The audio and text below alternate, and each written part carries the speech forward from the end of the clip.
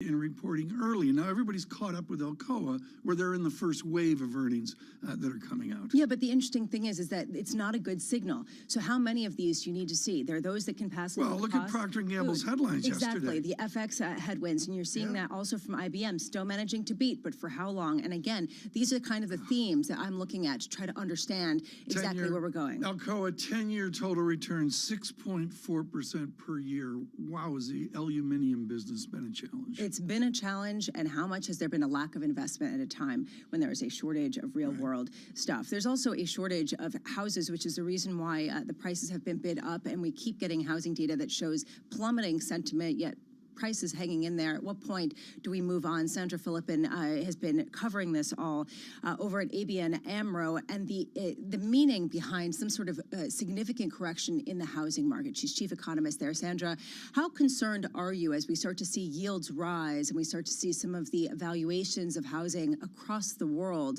plummet? How concerned are you about this being a node of instability going forward?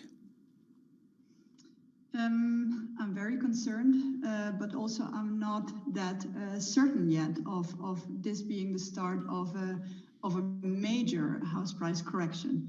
So I think what you should realize, what we're seeing here is a kind of a steep correction after a very steep rise of house prices. And that could also be kind of the air out of the market, where basically, I mean, depending on which region you're looking at, because this is all very institutionally determined.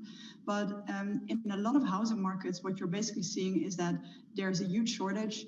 Price rises have been massive. That has been basically eroding affordability already before the war. Then the interest rate rises translated into mortgage rate rises, and that could be, let's say, a trigger event. However, the shortages are still there. So if there's a fast price correction of some percentages, that could also mean that affordability comes back, and that would mean that transactions would come back, and that would be a support for the housing market. Right. The reason that said, yeah, but and then this but there could be a big concern, right? There could be something significant that happens, and this is sort of the imbalance that people are looking at on a broader sense, looking out when you see yields rise to this degree. Do you feel that it is sustainable on a global basis, or do you feel like we're seeing the beginnings of certain triggers that really cause some sort of violent end? Yes, well, there are numerous risks currently out there that could lead to a violent end. So if you saw the mortgage demand in the US decline with 86%, that is quite shocking. So I just mentioned our base case, which is still for kind of a moderate correction, but you could indeed imagine something much more severe. And the way to think of that is if you just take the mortgage rate rises in most countries between kind of new mortgages now and let's say 6 months ago is about a 4% difference. If you would assume that people cannot afford higher monthly payments, especially not in these inflationary times, that would mean that their lending capacity is decreasing 20 to even 35%. And if that were the house price correction, then we would be looking at a disaster. Sandra, you've got a beautiful distinction between the rates of change of the game in Europe and across the Atlantic to America. You talk about an America landing softly and a real rapid deterioration within Europe. How does Lagarde and ECB adjust to that reality? Well, I mean, Lagarde and the ECB are mainly focused, of course, on what's happening in Europe, and the nature of the problem are really quite more severe in Europe. But it's still, I think that Lagarde is mainly worried about inflation expectations at this point in time. And of course, how all these shortages, even though gas prices are declining significantly, the real worry is now really kind of people are getting more and more aware that the real worry is not only about this winter shortages, but also next winter shortages. and long-run adaptation potential. Sandra, unfair to you, but I'm going to rip up the script right now. We've got to do that. Sandra Philippin of ABN AMRO here. The Telegraph reporting on a speech that Sir Keir Starmer is giving in Brighton, where he says we need a general election now. Sandra, how would a general election now in the United Kingdom change the financial markets in the city? Well, I think that could be, in the first moments, give more uncertainty, but in the middle to long run, it would definitely provide more certainty, because I do think that the situation now is basically not reassuring at all. I mean, of course, now it's not reassuring at all, but the problem, I think, that markets are really digesting this still, is that what we've seen in the last few weeks with Truss is basically a situation where where politics and financial markets and the Bank of England are really not moving in the same direction, also eroding each other's credibility, and this confidence crisis is basically not solvable. And I think markets are starting to price in the idea that whatever U-turn is going to happen, nobody is guaranteed that there will be a new turn around the corner a week from now. Sandra, thank you so much. Sandra Philippin with us with ABN AMRO, and we do see a weakening of sterling. I would suggest off this idea of a general election, Lisa. Where's Farrow? I mean, you know, you and I don't know what we're talking about. Let's just be, you know, it's like, what? And that's where we are. But the answer is the Telegraph reporting that this is Starmer in a public speech saying, let's go, let's get a general election out there. I agree with Ms. Philippin that would clear uncertainty. Well, certainly there needs to be some sort of changing of a guard, and that's what we hear. And it's not good for any party or any political regime to have so much dissent publicly with people calling for someone to step down. Looking at this backdrop, though, there is a larger takeaway over the past few weeks, which is that governments are constrained by what the market lets them do.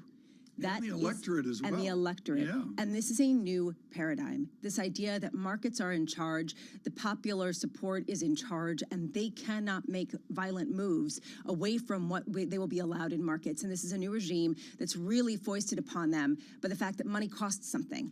And that has been the lesson from the United Kingdom, and they are not alone in that. That's very much a lesson for Europe, and it's very much a lesson for the U.S. Let us stop here, moving into the end of October, and Max Kettner, HSBC, was talking about his year-ahead piece, which people are starting to talk about. And you nail it, Lisa, where you say what's different now is money costs something.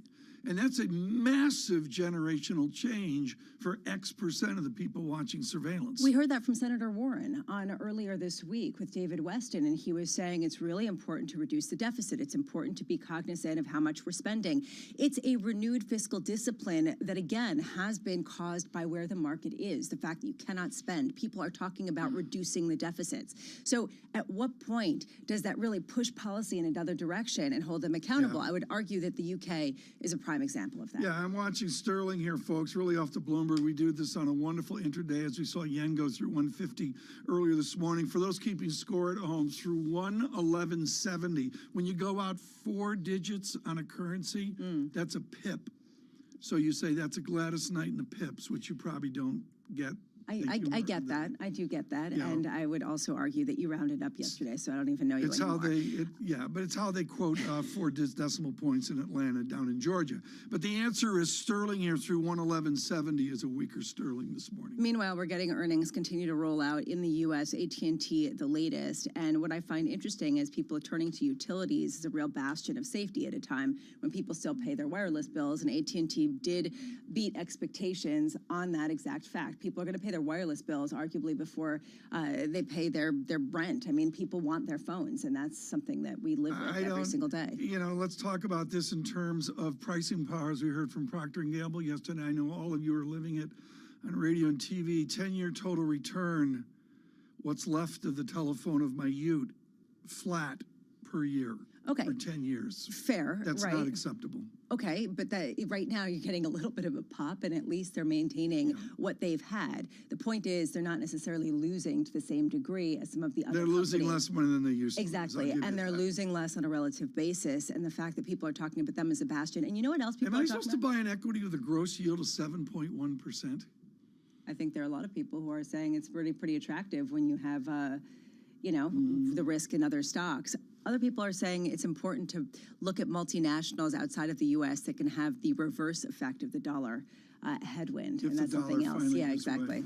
Well, that's something people are kind of thinking An about. eventful day of earnings. Julian Emanuel mentioning 20% of market cap was already reported, and we'll give you coverage of this on surveillance through the coming weeks, including that tech overload. Is it next week we get massive Thursday. tech overload? We'll have to see on that. Red and green on the screen. We're watching London. Lizzie Burden is at 10 Downing Street, and Sterling on 111.97. Stay with us.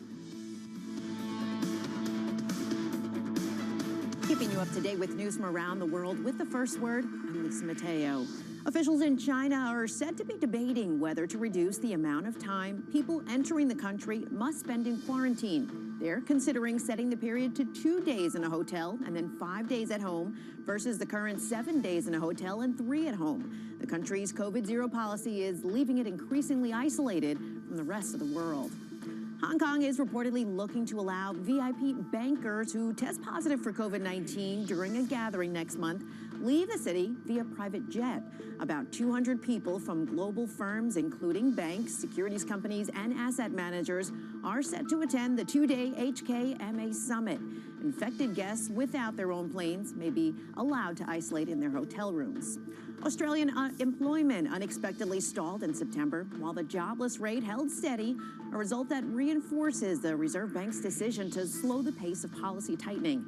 Employment advanced by just 900 people from August, well shy of the 25,000 gain forecast by economists. Unemployment held at 3.5%. Hermes sales have surged as luxury shoppers in China return to stores after pandemic restrictions eased, snapping up Birkin and Kelly handbags. Third quarter revenue rose 24%, excluding currency swings, topping analyst estimates. The results are more evidence that producers of luxury goods remain largely immune to the wider squeeze of spending. Global news 24 hours a day on air and on Bloomberg Quick Take, powered by more than 2,700 journalists and analysts in more than 120 countries. I'm Lisa Mateo. This is Bloomberg.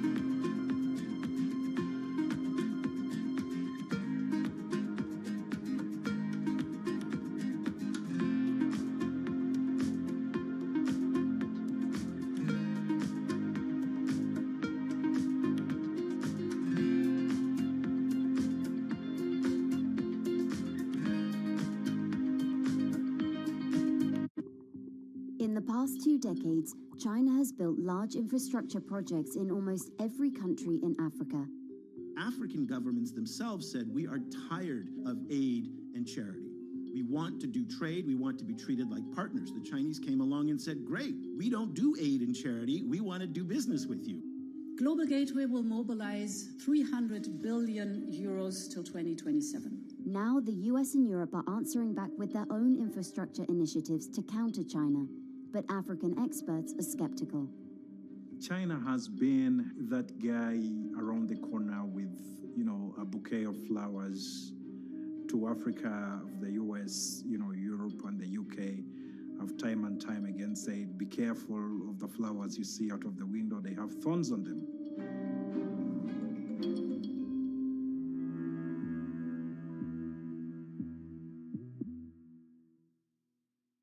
Lots happening on Wall Street. I think Jay Powell said things that were indefensible.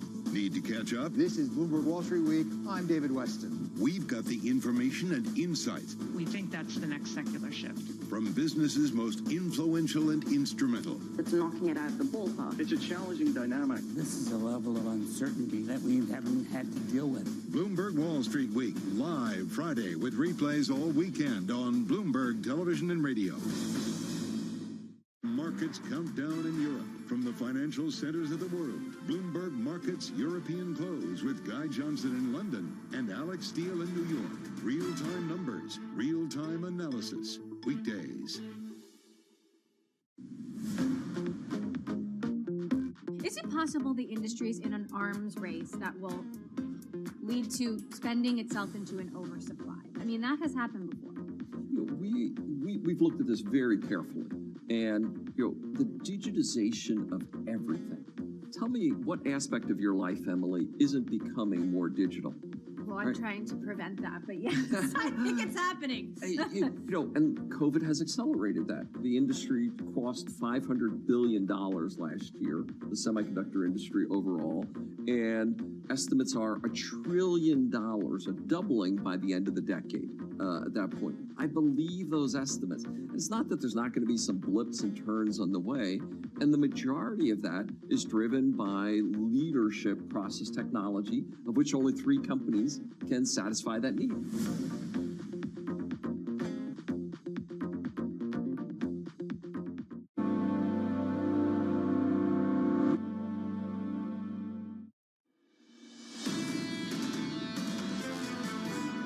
My message to the American energy companies is this: you should not be using your profits to buy back stock or for dividends. Not now, not while a war is raging. You should be using these record-breaking profits to increase production and refining. The president speaking there on hydrocarbons yesterday, of course, X number of days before a critical, always critical midterm election. Couple market notes as we do housekeeping to keep you advised through the morning. Yen 150 print 2 hours ago, 149.78 is a weaker yen. That's demonstrable. Oil, not a story. We'll get to that in a moment. Well, a little if no oil. I stand corrected. Up $1. Futures red and green don't give us any love at all. And Chris from Tahiti emails, and thank you for watching in Micronesia. Gilts, British gilts extend their gain. This is price up, yield down. And Lisa from a 5%-ish level down to 3.87% on the 30-year British gilt. I'm sorry, I'm busy watching the live stream of a head of lettuce and seeing whether it Explain this outlasts to our Liz American Truss. audience, because folks, this is Greek to me too. Tabloids in the UK have a live stream of a head of lettuce from Tesco, and they want to see if that will outlast Liz Truss's prime ministership. And there's an entire betting system around this, with people betting on the lettuce. Well, it's a movable story. Let us go to some of the breaking news there. Lizzie Burden outside 10 Downing Street as well. Lisa, why don't you bring in Kevin Book? But Lisa, you and I saw something yesterday both of us have never seen, which is a White House is a Wall Street oil strategist. Okay, one of the most stunning things that I saw yesterday was the White House putting a floor under crude prices at $67 to $71, $72 a barrel as an attempt to shore up confidence by oil companies so that they would invest. What does this say to the rest of the market in terms of how closely they will be intervening at a time where it's unclear what they can do on the key products of refined goods? Kevin Book is joining us, head of research at Clearview Energy Partners. What did you make yesterday, Kevin, of all of the rhetoric out of the White House? Good morning, Lisa and Tom. Look, let me back up just a little bit and ask a question about where we are in market democracy. Markets essentially allocate by pricing scarcity. Democracies allocate power through popularity, and scarcity isn't popular. So something's got to give.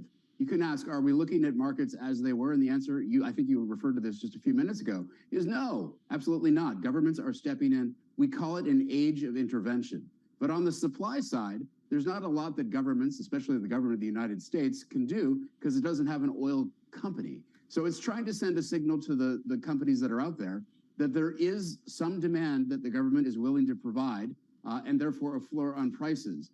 Not obviously going to convince when the price is skewed $20 to the upside with that floor, but it could have some potential to persuade if that free hedge stays on the books long enough for companies to use it. Kevin, none of this really makes sense unless you view it through a political lens, because gasoline prices have come down dramatically and the real problem remains in diesel.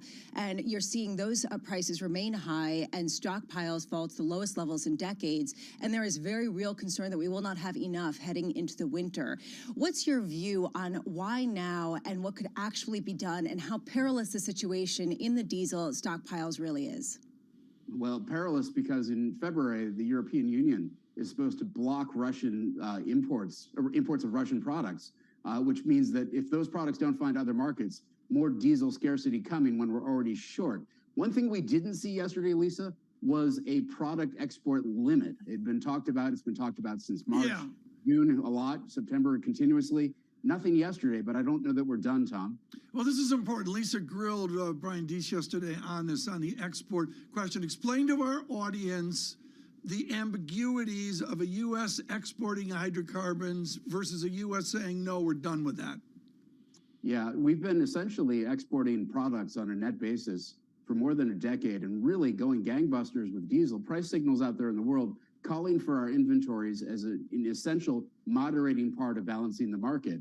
And so inventories are extremely low in the Northeast, 60%, more than 60% below the 5-year average for distillate fuel. That's a real concern for policymakers going into the risks of shortage. I look, Kevin, at the price of oil, and one thing we can say, and I'm beginning to see little tea leaves of China capitulating on quarantine of travel. In your Clearview model, is there the idea demand comes back in Asia, and what does that do to Brent at 93? Well, if we've been looking at the Chinese effect on demand depressing crude prices relative to where they might go, again, let's just back up. Russian fossil fuel exports 5.5% of global consumption for decades. We're now missing 1.3 percentage points with more to fall away. If you come on the demand side strong from China, then you're going to tighten markets a lot. Now, you might argue inventories are still below the 5-year average for global petroleum OECD stocks. That means that there's still room, but of course, OPEC just cut. Well, Kevin, go ahead. Just real quick. No, I want to link this into what we're seeing over in Europe, because you were talking about the potential export control. Where could we see the price of diesel? How much could we see it increase? How could we see the price of natural gas increase if there is some sort of export ban, or even not, but just based on where inventories are right now? Well, we don't think that we're likely to see a natural gas export limit. Lisa, here in the United States, the White House, I think, has been pretty clear about trying to support allies by providing supply. But in terms of permitting new plants, in terms of getting through the regulatory process, high prices here at home may be already starting to put the brakes on that. In terms of diesel exports, about 10% of distillate in the U.S. is exported to Europe. So significant but not dominant from our export portfolio. We export zero gasoline, right? The gasoline price is really the political meter that so many people watch. But more than half of our gasoline goes to Mexico. So if there's export limits on hydrocarbons writ large, particularly on liquid fuels, then there's other parts of the world that could be short a lot sooner. Kevin, terrific brief. Thank you so much. Kevin Book, Clearview Energy here. And with oil up a stick, $86.98, make it $87. American oil, $94. Brent crude, and I mean, it's not that far from 100. We have, as we mentioned, many pivots today, and one of them is the continuing news flow out of the United Kingdom.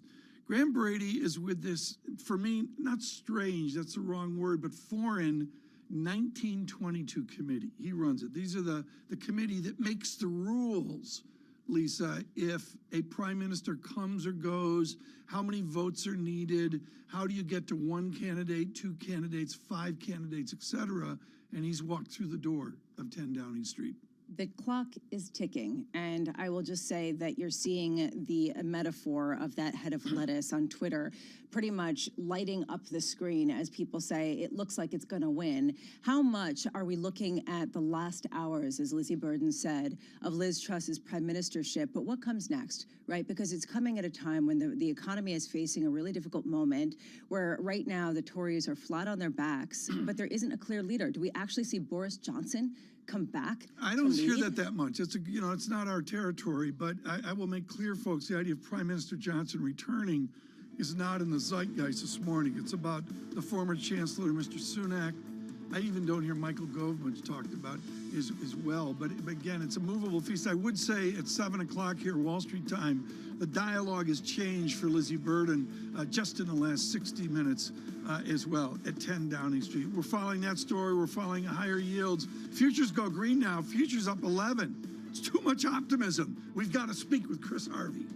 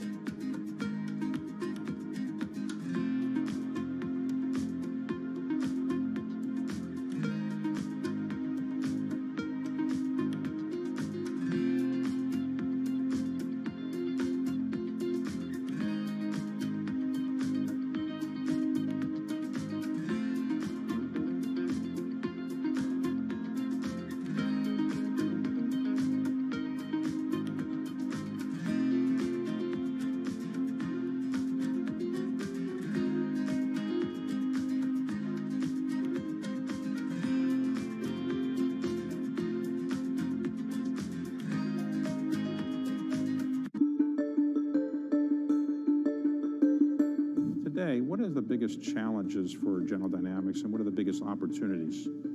So I think in any business, the challenges are solving complex problems that come to you. You know, the problems that come to me and my senior leadership team for resolving tend to be highly complex and nettlesome. So your ability to solve those complex problems are an important element, I think, of the value that we add to the company.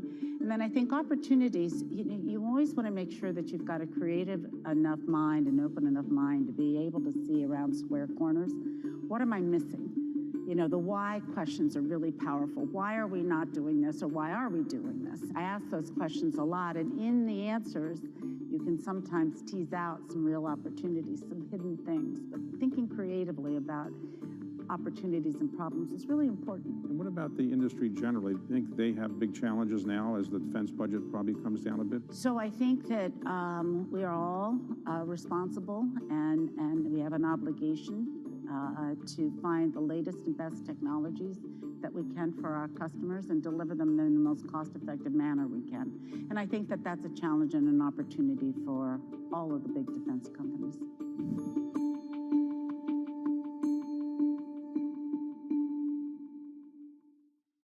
Today's CFOs are reshaping the C-suite, positioning companies to meet the next generation of challenges, breaking out of traditional roles. One of the most important things is looking around the corner. Look for Chief Future Officer on Bloomberg. No one covers the world like Bloomberg. Because Trustonomics is being dismantled, MPs behind the scenes are asking, what's the point of having her at the top? Can the strong dollar amplify the world's risks of instability? Xi Jinping said complete reunification must be realized. With unmatched reach and resources from more than 120 countries, the moment news breaks, 24 hours a day. Bloomberg, your global business authority. On the David Rubenstein Show, peer-to-peer conversations, I uncover the untold stories of the world's most successful leaders. Watch Wednesdays on Bloomberg Television.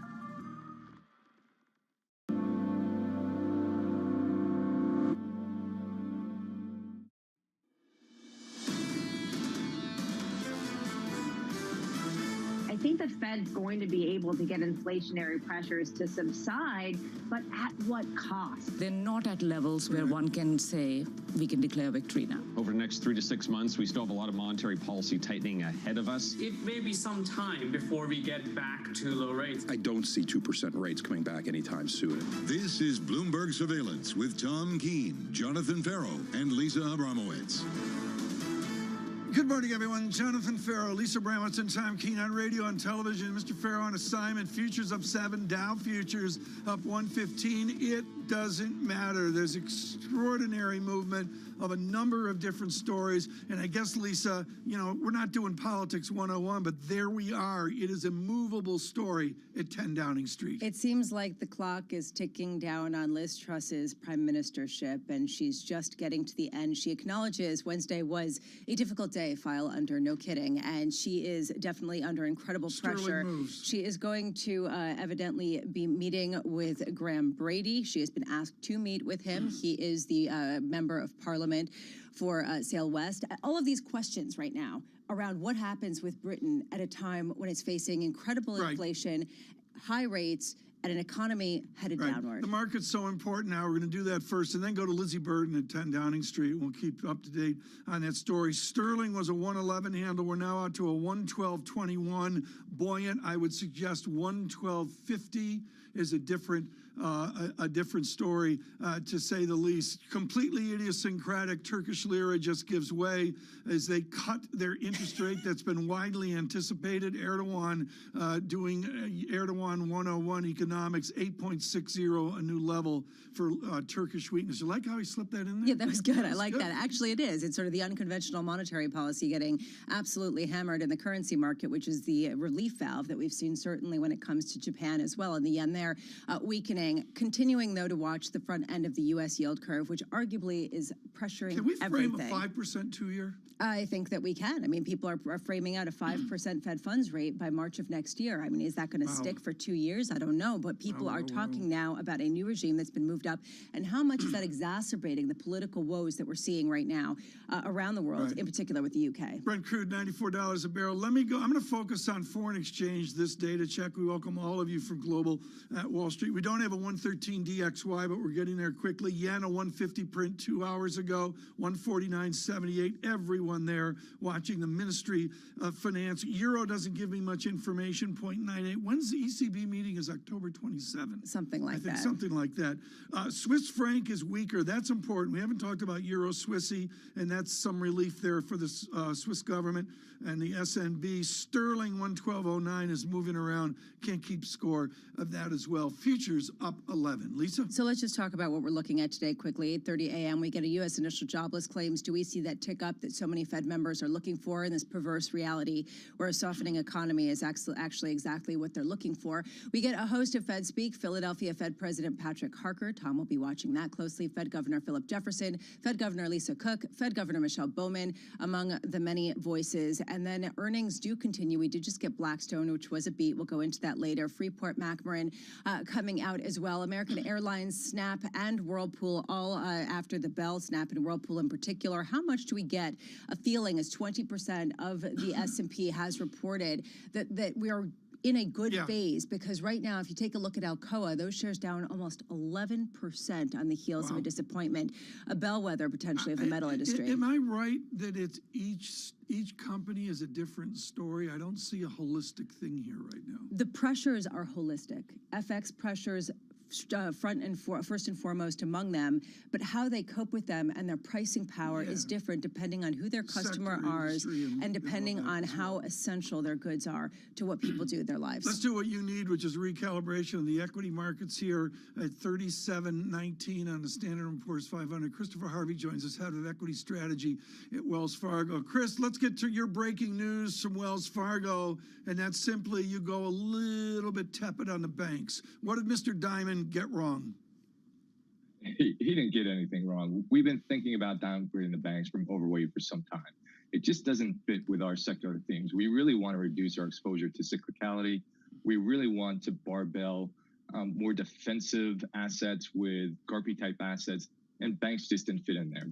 It's more of a macro issue than anything else. And if you look at how banks report and look at the numbers, they popped. They're performing in line with the market. And we thought this was a good time just to step off this trade. Nothing that we really don't like about the banks, but we do think it's just more of a market reform. As we think about things too, sentiment or the macro sentiment's going to be an overhang, and we just don't want to fight that. We think there are better opportunities out there for us. Chris, does this earnings season matter? Is it giving us any forward look at what's going to happen, or is this basically going to create a revaluation that can make you double down more effectively on your theses? When you say does it matter, absolutely it matters. What are we looking for? We're looking for forward guidance. We're looking for how the consumer is holding up. We're looking for margins. And for the most part, what we're seeing is the consumer's okay, right? There's a lot of fear about the consumer, what we think the consumer is doing and what's happening with the consumer. They're being pulled further and further out on the ledge, but they're not there just yet. Margins have come under pressure. They continue to come under pressure, but they haven't cracked the way a lot of people have thought. And the issue with forward guidance at this juncture is you're not going to get a ton of really far-looking forward guidance. I think that comes at the beginning of next year. So when a lot of people talk about numbers coming down, I think they're a little bit too early. You're not going to see those numbers come down if and when we go into recession, because that's a 2023 thing.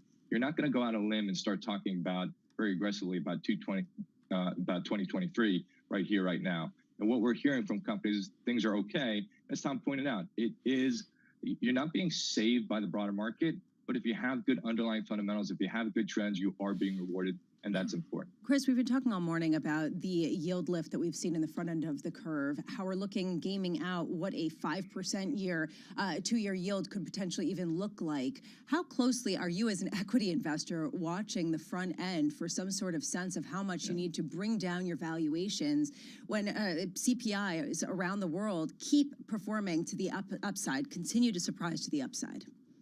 Right. So Lisa, when we look at the yield curve, we'll look at the front end for indications of where the Fed's going to go. Right. The front end has been a good indication of whether the Fed's going to get more hawkish. You see the front end pop up, Fed's going to be more hawkish. When we look at the middle part of the curve, the 10-year, that's really more about valuation. So if you continue to see the front end rise, that just means the Fed's not ready to stop, or the Fed won't stop because they're following what the front end is doing.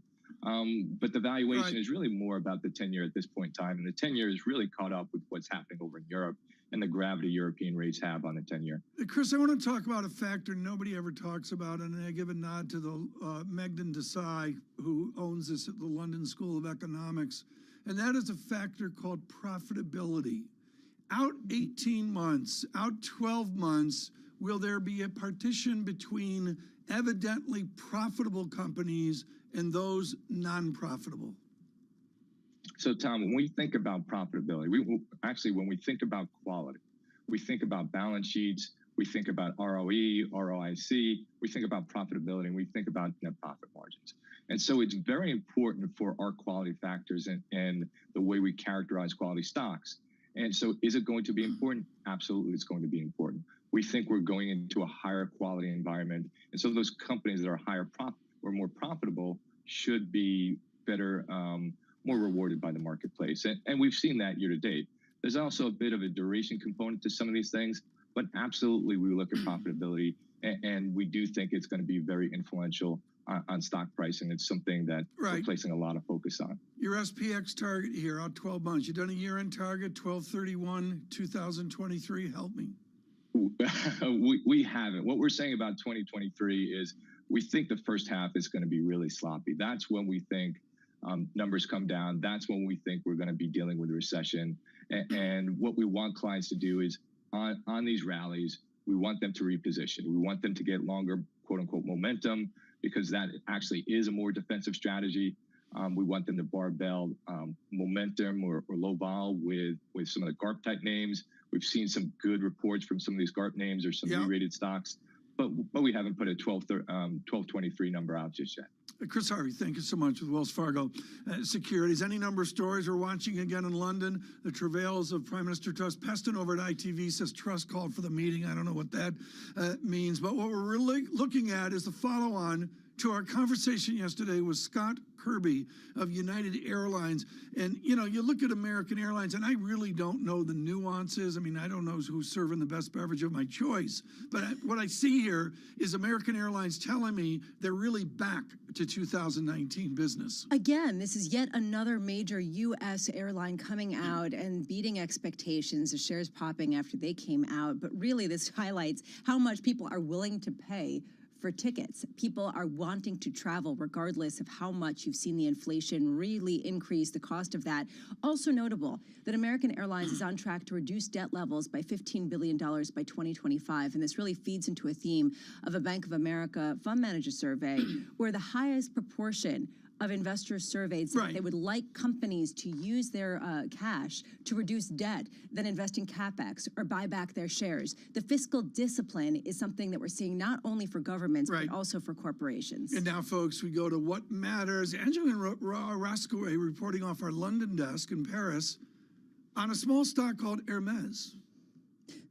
And they have, Lisa, the Birkin 25 bag in Togo leather, costing $7,242. In Hermes reporting, you can nudge that puppy up over $8,000 here with price increases. My favorite thing is that you look at me with a handbag, but it's you who's more interested in a Hermes handbag than me. And I will just say this, that with respect to all of these pricing, it goes back to luxury goods. You mentioned LVMH. Being able to continue to up their prices and sell just as much because you are seeing a real divergence, an even bigger divergence between the upper and the lower income households. You could see that with Hermes. Hermes opening on Madison Avenue in New York, and they announced today they will open a new store in Shanghai.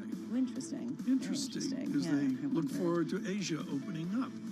So there's just too much optimism. Come back. This is Bloomberg.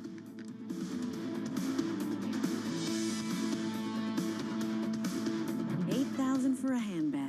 What are we coming to? Keeping you up to date with news from around the world. With the first word, I'm Lisa Mateo. Ukrainians are being warned of rolling blackouts because of damage to the country's power infrastructure from Russian missile attacks, with President Volodymyr Zelensky urging people to use as little electricity as possible. Zelensky has said about 30% of Ukrainian power stations have been destroyed since October 10th.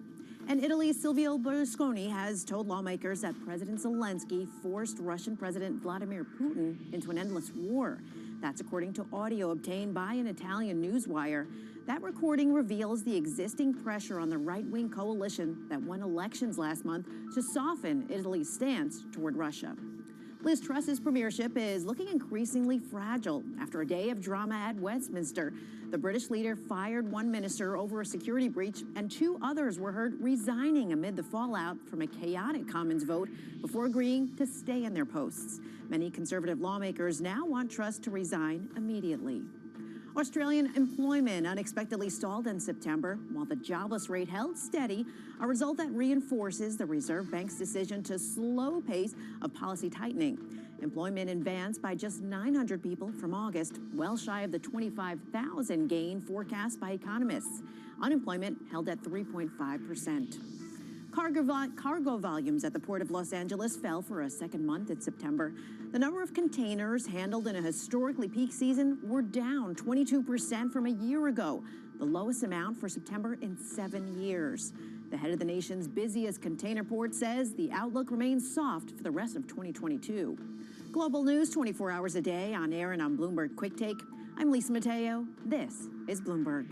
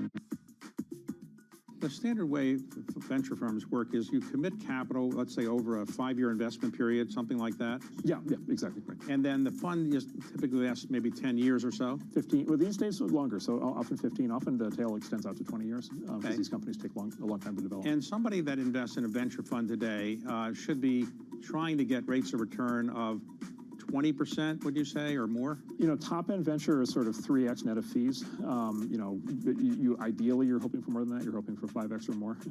You know, you're illiquid the entire time, right? So you'd hope to get paid for the liquidity. And today, so yeah, maybe 20 to 40% if things go well is sort of baseline. Let's take another subject. Let's suppose somebody says, I don't want to invest in Andreessen Horowitz. I want to be Mark Andreessen. How does somebody become a venture capitalist? What are the skill sets for good venture capitalists? There's a high degree of intelligence, hard work, a lot of luck, dress the right part, don't wear a tie. What are the things that make one a good venture capitalist? So the highly successful VCs historically are very idiosyncratic. You have people from very different backgrounds. Mike Morris is a former newspaper reporter. John Doerr is a former chip salesman. You've got people with very different, Jim Breyer has more of this kind of blue chip investment background. You have people with very different backgrounds and experiences. And so I think it's some set of skills and some set of knowledge, and then there seems to be a taste component to it that's really hard to measure and really hard to predict.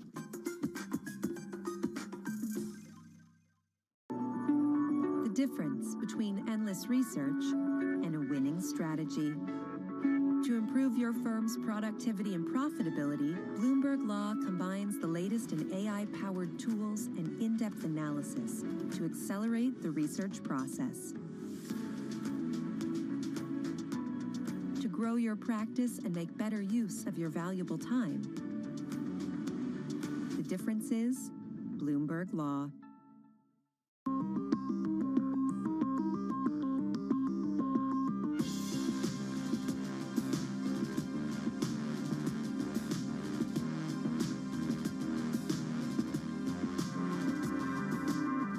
So you've got to explain this one to me. What does it mean when the White House says we're watching markets carefully? It means they have a Bloomberg. I've seen the Bloomberg. They have. I've been in and seen it. Lots of Bloombergs. Lots of Bloomberg. Lots of Bloomberg. Lots of Bloomberg. Lots of Bloomberg. Lots of Bloomberg. I've seen the Bloomberg. I've seen the Bloomberg. I've seen the Bloomberg. I've seen the Bloomberg. What does it mean? What does it mean? What does it mean? What does it mean? What does it mean? It means they have a Bloomberg. Markets countdown in Europe from the financial centers of the world. Bloomberg Markets European Close with Guy Johnson in London and Alex Steele in New York. Real-time numbers, real-time analysis. Weekdays. Earnings season is here. Stock is bracing for another big earnings season. Everyone is expecting it to be poor. We've had big markdowns on earnings. Bloomberg breaks the numbers first. The bar has already been set pretty low. The big question is, can it go lower? We're seeing some pretty bad earnings already from those who have reported. With exclusive expert analysis. Which aspects of the market are not sufficiently priced? Is this a macro huge headwind? There is some really bright light at the end of this tunnel. When is this floor going to come? When can I start buying? Bloomberg Television and Radio. The fastest numbers and analysis you trust.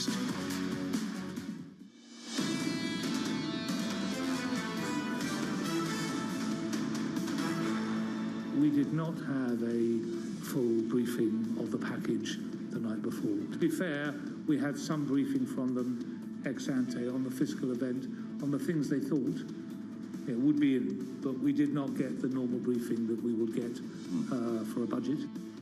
Quoting the Latin, the Bank of England Deputy Governor, John Conliffe's a really interesting guy teaching at the University of Western Ontario years ago, a hugely prestigious school in the Western Hemisphere, and of course doing duties for a Bank of England. We've got all sorts of different news flow this morning. Futures now go green, up 16, Dow futures up 184.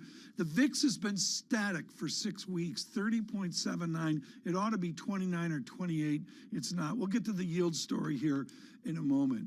For those of you waking up in America, it is different in the United Kingdom than it was yesterday, and certainly within the chaos of 10 days ago.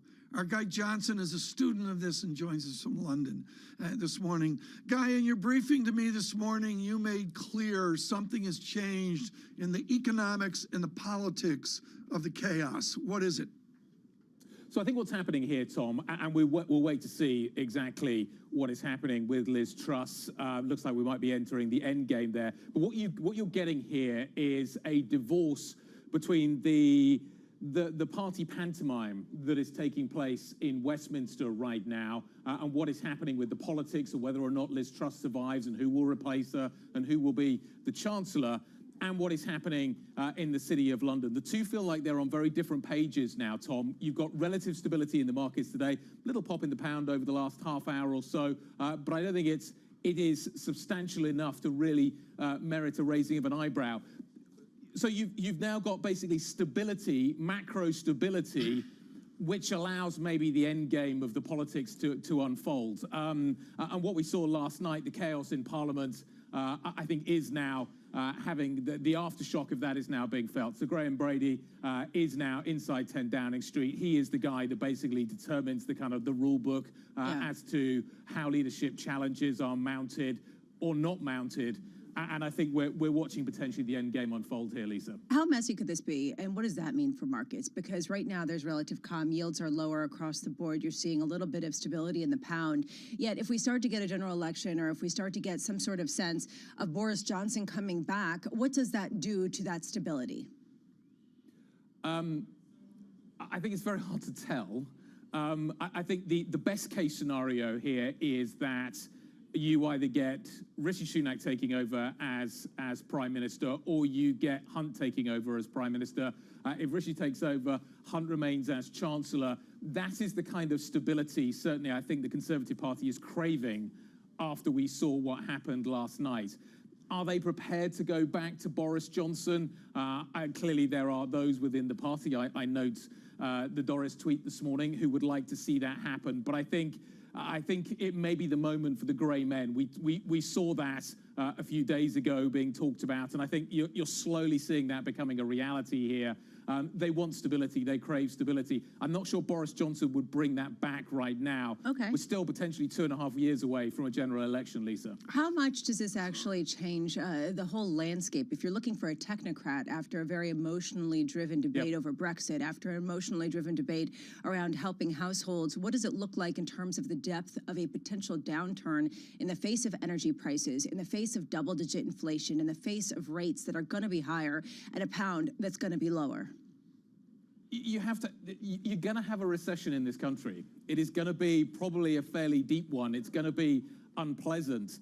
In some ways, maybe it is required as well that the UK now goes through this. I was joking with Marcus Ashworth upstairs a few minutes ago. We were talking about the moron tax that effectively the UK now is having to pay. You need to get through that. You need to calm the situation down. As you say, maybe a technocratic government is ultimately the way to achieve that. It's interesting that comparisons are being made with Italy right now. Well, comparisons are made with Italy, and Maria Taddeo sent me a note this morning on the interesting Italian politics, again, of Berlusconi being visible and coming back. What is Boris Johnson doing right now? I mean, Guy, my knowledge on this is The Crown and Anthony Eden, and I'm not that very good at it. What is Johnson part of the dialogue of Tories in the 1922 committee? I think, Tom, as I say, there are some that would maybe like to see him back. There would maybe some that would like to see his sort of cakeism return, that sort of boosterism, that positivity. But in some ways, it comes with instability, and that's the challenge at the moment. The Tory party has experienced much volatility, continues to experience much volatility. I suspect that they would want that volatility to stop. Right. I'm not sure that they would get that with Boris Johnson. I don't know where Boris Johnson is. I've seen tweets of him on a Caribbean beach. I can no longer guarantee that that's where he is. Eating lettuce. I don't know, Tom. I don't know where he is. I'm sure he's watching with great interest. Guy, but he has a bank balance to fill. Guy, help our American audience here at 7:23 a.m. New York time. What happens today? What's your best guess? To be honest, Tom, I think it is very unclear.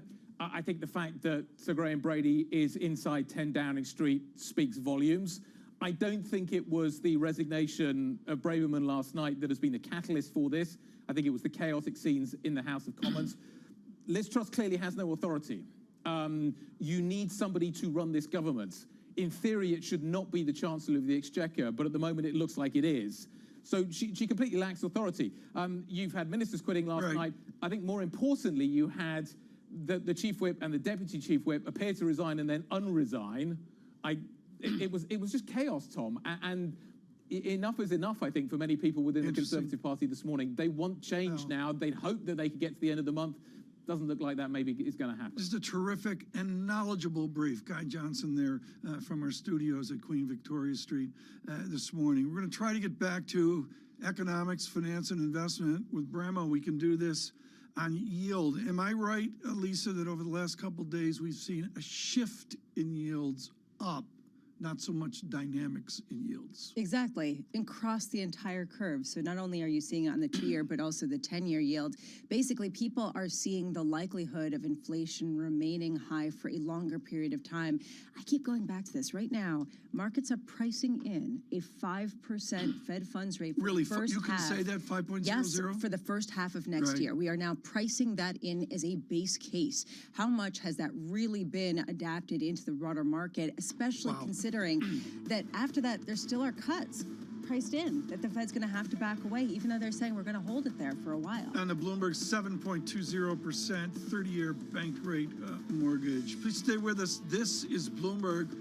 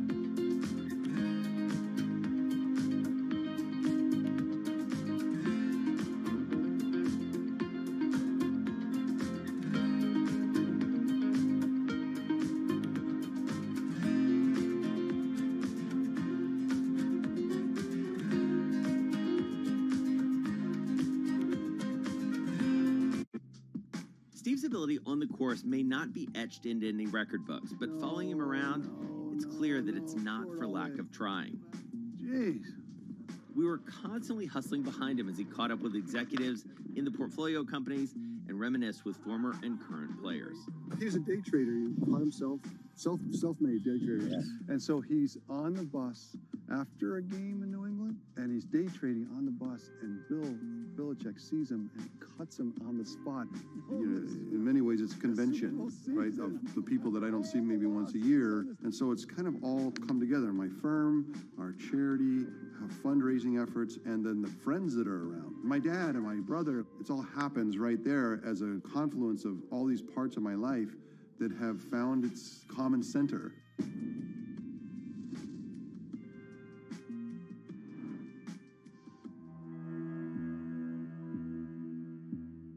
Markets are preparing to close, but the day is not over yet. Stock that is now up about 45%. A lot of volatility right now. You need the power of the Bloomberg terminal to get you market-moving data before anyone else. These numbers are much higher than expected. Upgraded today to overweight. You need top analysts to bring you exclusive global insight into cross-asset markets. The muni bond market. China is a really big focus. Bitcoin ain't playing along today. It's going to be short-term. Bloomberg Markets, The Close. Weekdays on Bloomberg. Today's CFOs are reshaping the C-suite, positioning companies to meet the next generation of challenges, breaking out of traditional roles. One of the most important things is looking around the corner. Look for Chief Future Officer on Bloomberg.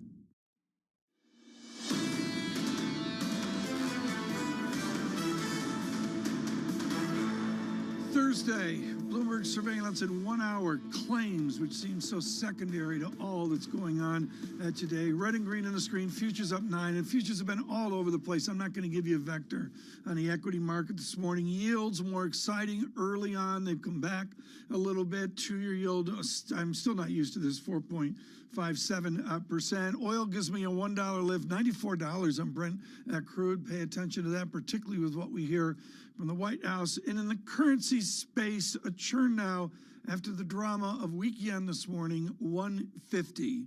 In the equity markets, it's about earnings. Lisa, what do we have? Well, yeah, about 20% of the S&P has reported. And what's catching my eye, first of all, Alcoa, and I mentioned this earlier, but this is the aluminum producer that signaled an actual loss in this quarter. They actually posted a loss, and they highlighted that higher costs are facing, are really crimping their margins and falling prices.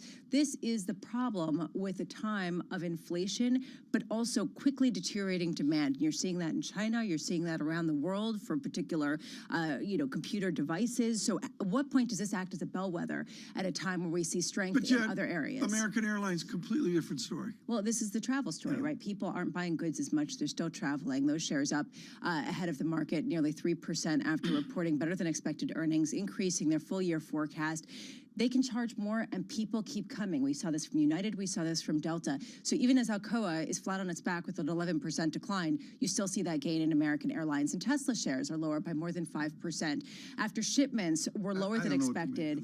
Well, Elon Musk talking about a recession in or some sort of downturn, economic downturn in China, talked about a lack of demand there. He talked about different supply chain kinks that were difficult for him. Yeah. He also talked about Twitter and how he knew he was overpaying for it, but he was going to do stock buybacks. He was all over the place. But right now, the takeaway is they missed and they're being punished. A mixed sell side. I read Ite McCauley's note at Citigroup very, very carefully on Tesla, talking about a little bit of margin erosion there. But I honestly don't know what to make of it, other than when I watch the baseball playoffs, everybody's selling EVs.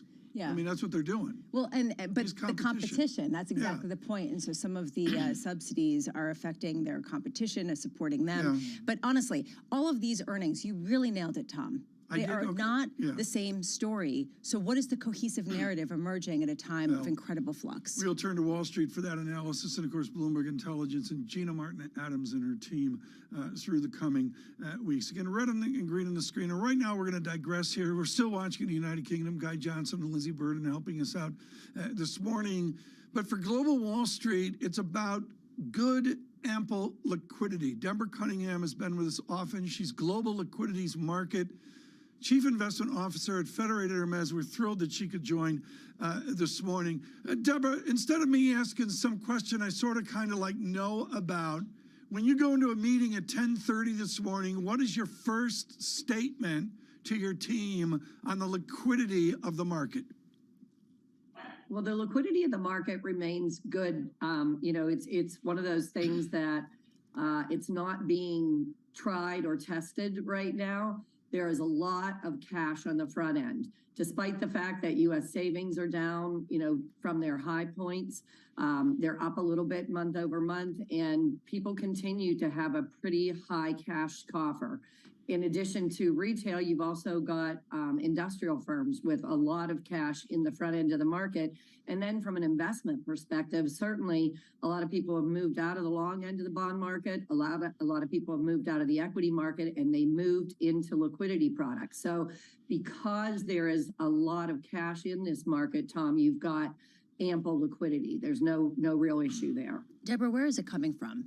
The flows into the United States, are they all domestic? How much is coming from overseas, taking advantage of both the dollar and rates? Well, we are being impacted to some degree from some of the slower markets in, the global economy. But a lot of our strength, if you will, and the liquidity in the marketplace is coming right here. It's homegrown. You know, some of the, I heard you talking about the UK issues and some of the things that are happening in Europe from a heating perspective. And although those are huge issues and problems causing a lot of volatility in the global markets, in the US, it hasn't come through as much. Earnings, despite the fact that Alcoa is down, you've got a lot of other companies, 2/3 of the earnings that have come in for the third quarter have come in beating estimates, not beating by very much, but beating estimates. So there's cash on a homegrown basis to be used and to keep the market very highly liquid at this point. We still ask every day, when is it time to extend? The yield curve is higher, it's steeper, and it's expected to remain that way for longer. But we still have to ask every single day, when is the time to extend? When is that, you know, trend that we've been in going to stop? Do you see any sign of it anytime soon? Not really, not really. I mean, it's obviously being driven by inflation, and, you know, with very sticky types of inflation, like wage inflation, like goods inflation, like supply chain disruption and parts inflation, we don't see that changing in a very short fashion. The Fed is, you know, on a path that's going to continue into 2023 and then probably doesn't start the downward turn until 2024. Should our listeners and viewers, Deborah, consider the path of the 2-year yield to be smooth, quiet, linear, or does it get lumpy and ugly and nonlinear as you migrate to 5%? You know, I think lumpy and choppy is a good way to describe it. Right now, you have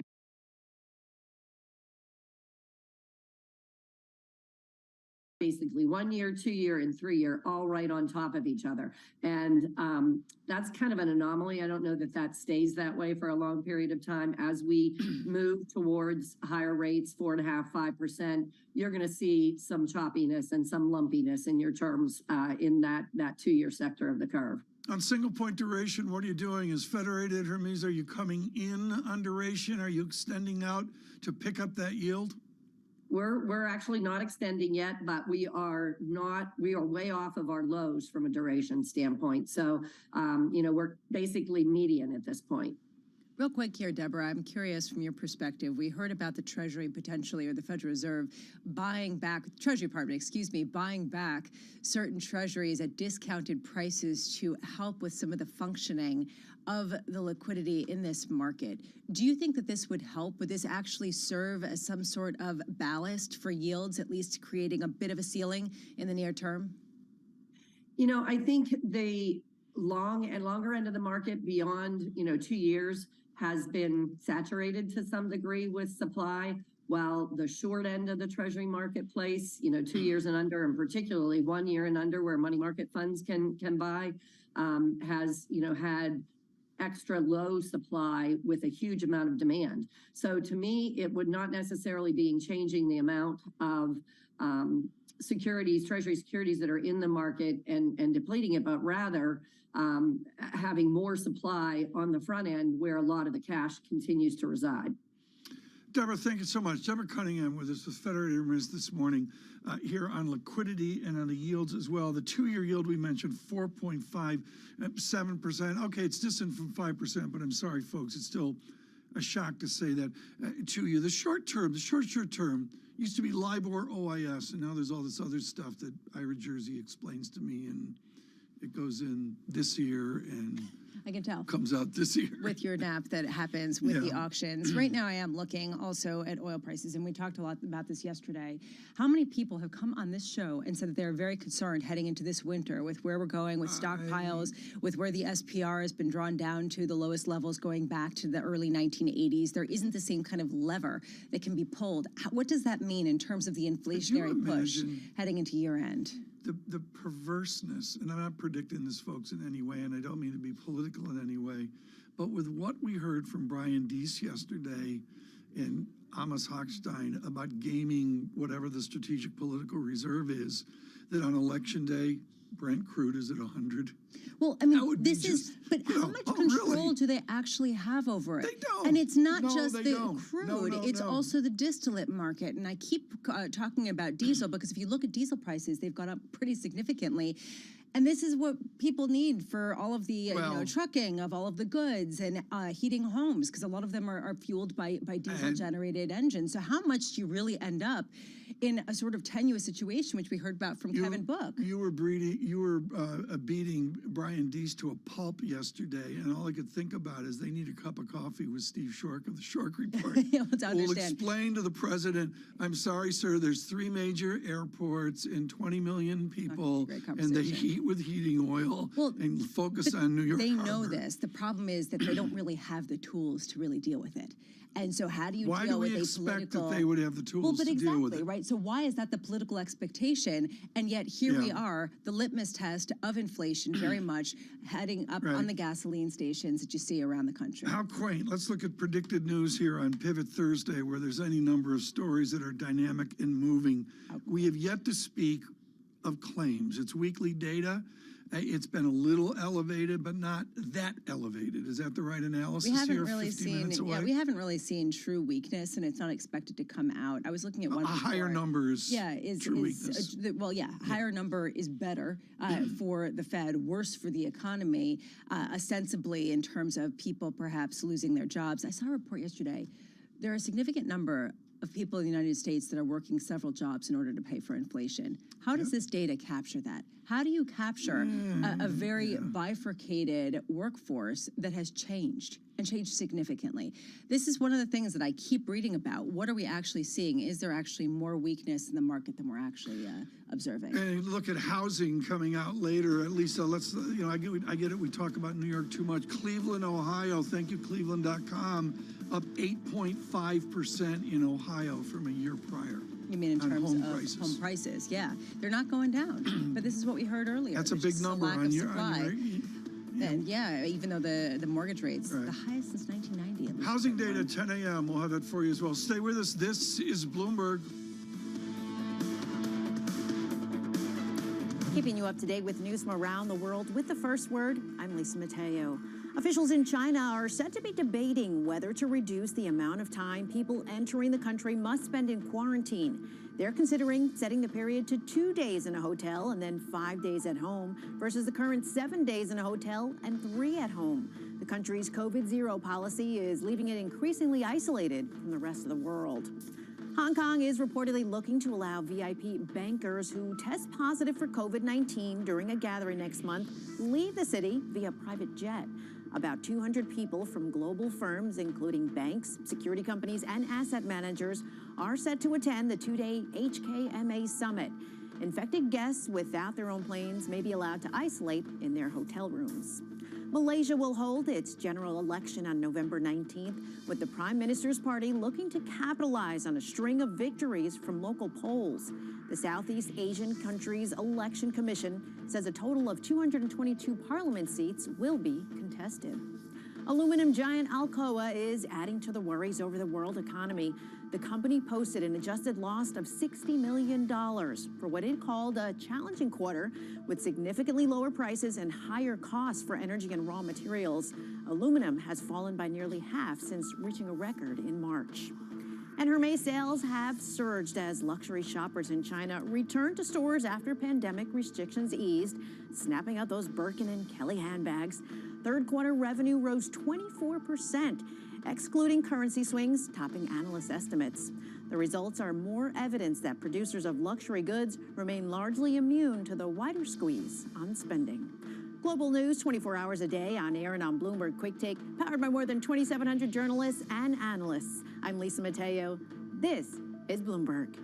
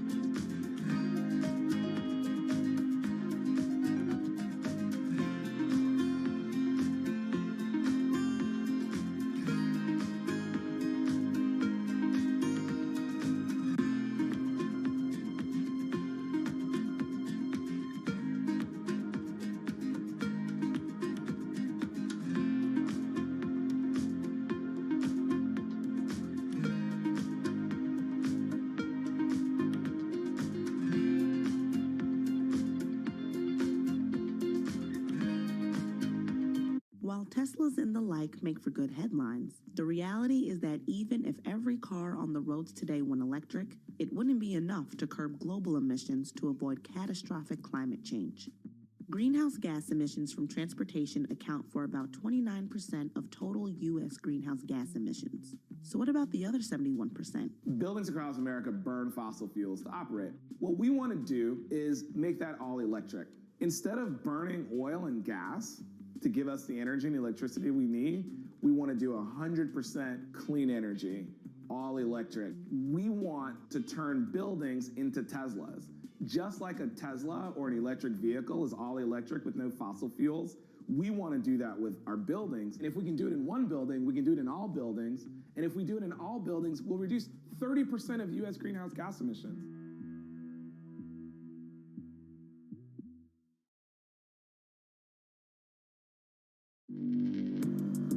Access the financial world on demand. Hear from leading economists, policymakers, and industry experts via live and on-demand webinars, only from Bloomberg. Start exploring to see what's moving the markets. Visit Bloomberg.com/webinars. On the David Rubenstein Show, Peer-to-Peer Conversations, I uncover the untold stories of the world's most successful leaders. Watch Wednesdays on Bloomberg Television. In the past 2 decades, China has built large infrastructure projects in almost every country in Africa. African governments themselves said, we are tired of aid and charity.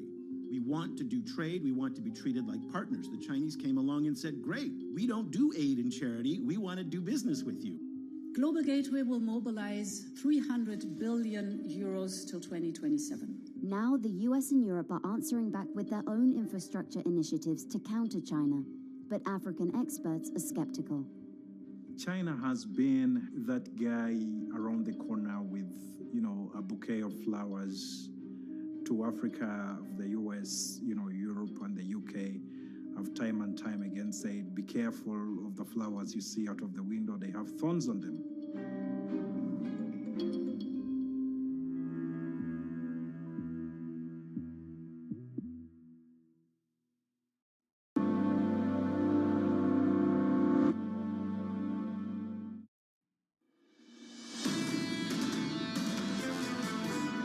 I think we're predicting, or at least the dot plot is predicting, that inflation will come down. It will be a disinflationary year in 2023. The median dots do call for further moves in 2023. So if you take that as the committee sentiment, there could be a decision to move that into 2022 at the December meetings. I will not mince words. The doctorate from Indiana University has led an informative debate on a new Federal Reserve over his career at the St. Louis Fed. Bullard has talked about front-loading. He's talked about regime change and the rest. And you look where rates have gone, and Lisa, you've got to look back and say, what did Bullard get wrong? And the answer's not much. Yeah, he has been on top of this, which is the reason why the front loading really is gaining some traction. I'm watching a clock right now. 18 days, 16 hours, 11 minutes, and 27 seconds. It's counting down. Election day in the U.S. And we haven't talked enough about this. We have not. But this is really, we're doing the London idiocy. Yeah, fewer than 100% 3 weeks left at a time when the polls are moving so quickly against the Democrats in the face of some of the inflation. There was a quick pop, and then it seems to be evaporating. And Greg Valliere has been tracking all of this, Chief U.S. Policy Strategist at AGF Investments. He joins us now. Greg, thank you for making me take a look at this clock. 18 days, 16 hours, 10 minutes, and 56 seconds. How quickly are these polls moving against the Democrats? It's really quite a story, Lisa. In the last couple of weeks, there's been a shift of Hispanic voters to Republicans. There's been a shift in the polls showing crime is a much bigger issue, and a surprising shift showing that abortion is in the middle of the pack. It's not a big issue. These are dramatic changes, and you have to conclude that a landslide is likely in the House. Greg, I have been dying to talk to you. I am suggesting that the gentlelady from Hawaii, Gabbard, exiting the Democratic Party is a huge deal. Forget about the libertarian angle. Are moderate Democrats going to exit the progressive Democratic Party here post-election? They have a huge identity crisis. You've got Bernie Sanders, who's 81, who's itching to run again. We'll see about Elizabeth Warren. She has to win her Senate seat in Massachusetts. But there's a place for moderates in the party, but there's going to be a brutal post-mortem. Why did we lose? What didn't we emphasize enough? And the biggest question of all, Tom, is what about Joe Biden? Does he announce? Okay. Maybe, but come on, Greg, give the Republicans some credit here. What did they get right in the last 4, 5, 6 weeks? Well, inflation, I mean, I don't know if they got that right, but they certainly emphasized it. And in the final analysis, that will be the big issue.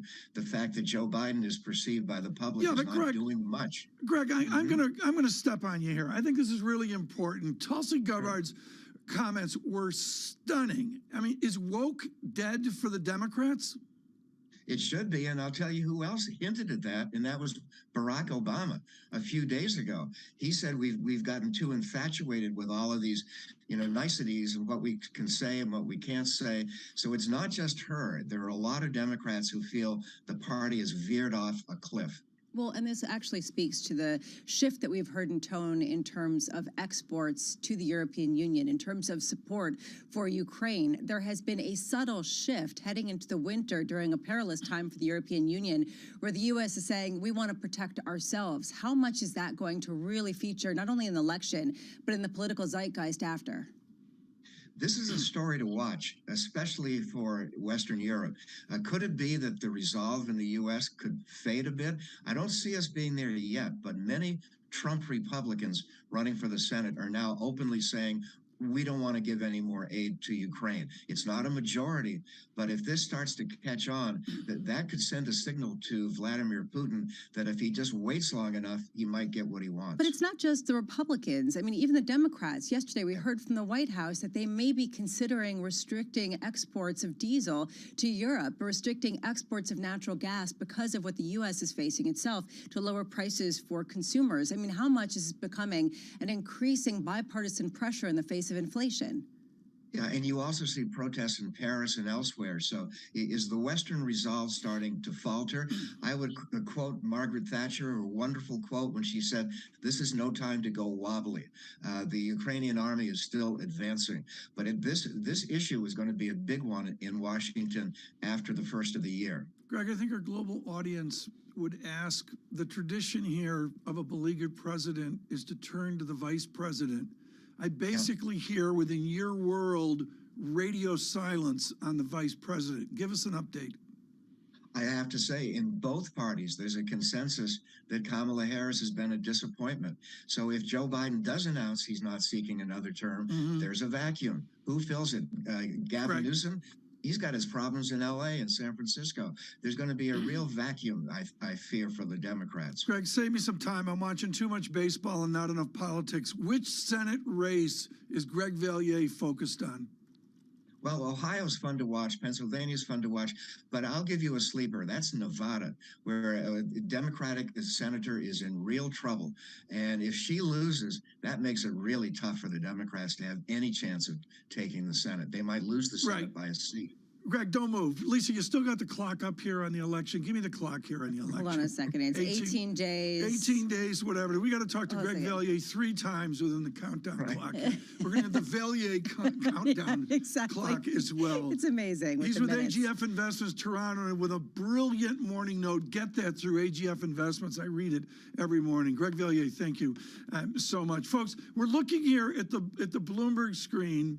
We've got 3 or 4 major stories this morning to get you through the Bloomberg morning. And Lisa, I'm going to go to where I've always gone, which is to see the 10-year real yield 1.70%. Wow, really? It was there for a cup of coffee. Valier was talking about Nevada. There it is. It's 1.70%. Wow, look at that. And the 10-year real yield, it's not up through new highs, but still, that dominates everything. And frankly, for Liz Truss as well. Hold on a second. That is the highest, if it stays, since 2009. So we keep creeping to new post-2009 highs at a time when people just a couple months ago were saying 1.5% on the real yield was enough to torpedo stocks. We have seen a somewhat of a rally, although it's really kind of tepid. How much does that become a game changer over the long term? When do you start to reset? What do you call it? Zombie roll-ups? Zombie roll-ups is my phrase for next year. If I was to write, you know, I think you're going to see with a risk-free rate coming back, and that folds into the 10-year real yield. Bramo is correcting me on air. You're right. On a daily basis, a 1.7012 is a new high for that real yield. But with this new math, which is the old math of my ute, that's where the zombies disappear. Well, and this is something that we have seen in certain pockets of the equity market. You haven't seen it in credit. You haven't seen it in the high yield space. Tell me about high yield right now. Right now, you are not seeing the same kind of spread widening that you're seeing in other places. Credit deterioration. Credit deterioration. There isn't the expectation for some sort of massive default cycle.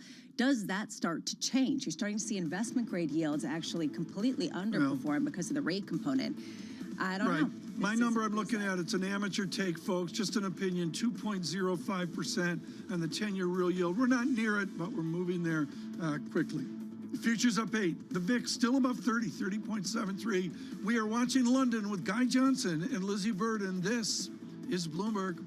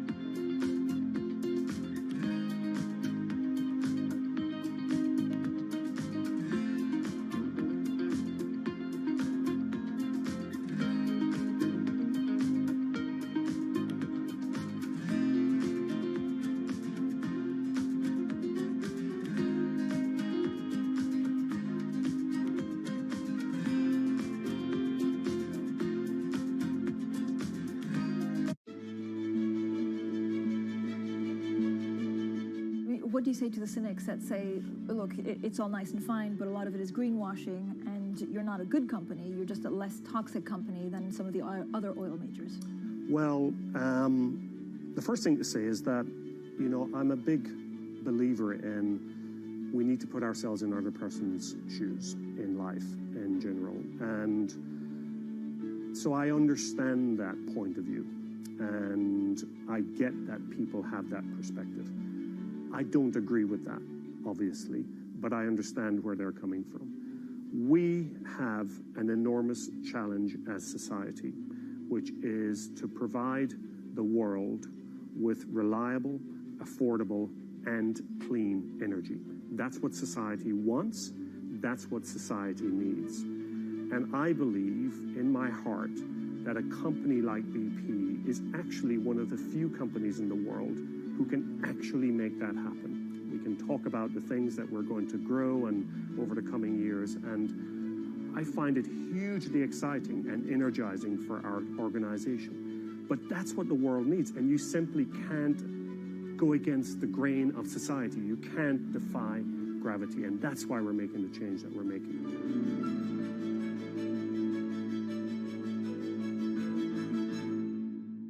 Lots happening on Wall Street. I think Jay Powell said things that were indefensible. Need to catch up? This is Bloomberg Wall Street Week. I'm David Weston. We've got the information and insights We think that's the next secular shift. from businesses most influential and instrumental. It's knocking it out of the ballpark. It's a challenging dynamic. This is a level of uncertainty that we haven't had to deal with. Bloomberg Wall Street Week, live Friday with replays all weekend on Bloomberg Television and Radio.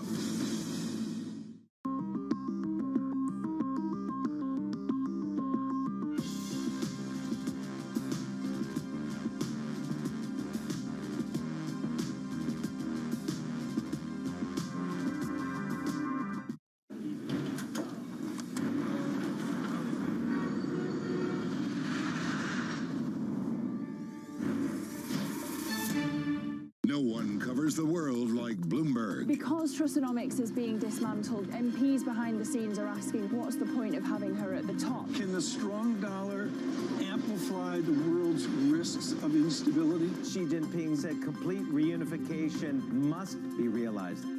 With unmatched reach and resources from more than 120 countries, the moment news breaks, 24 hours a day. Bloomberg, your global business authority.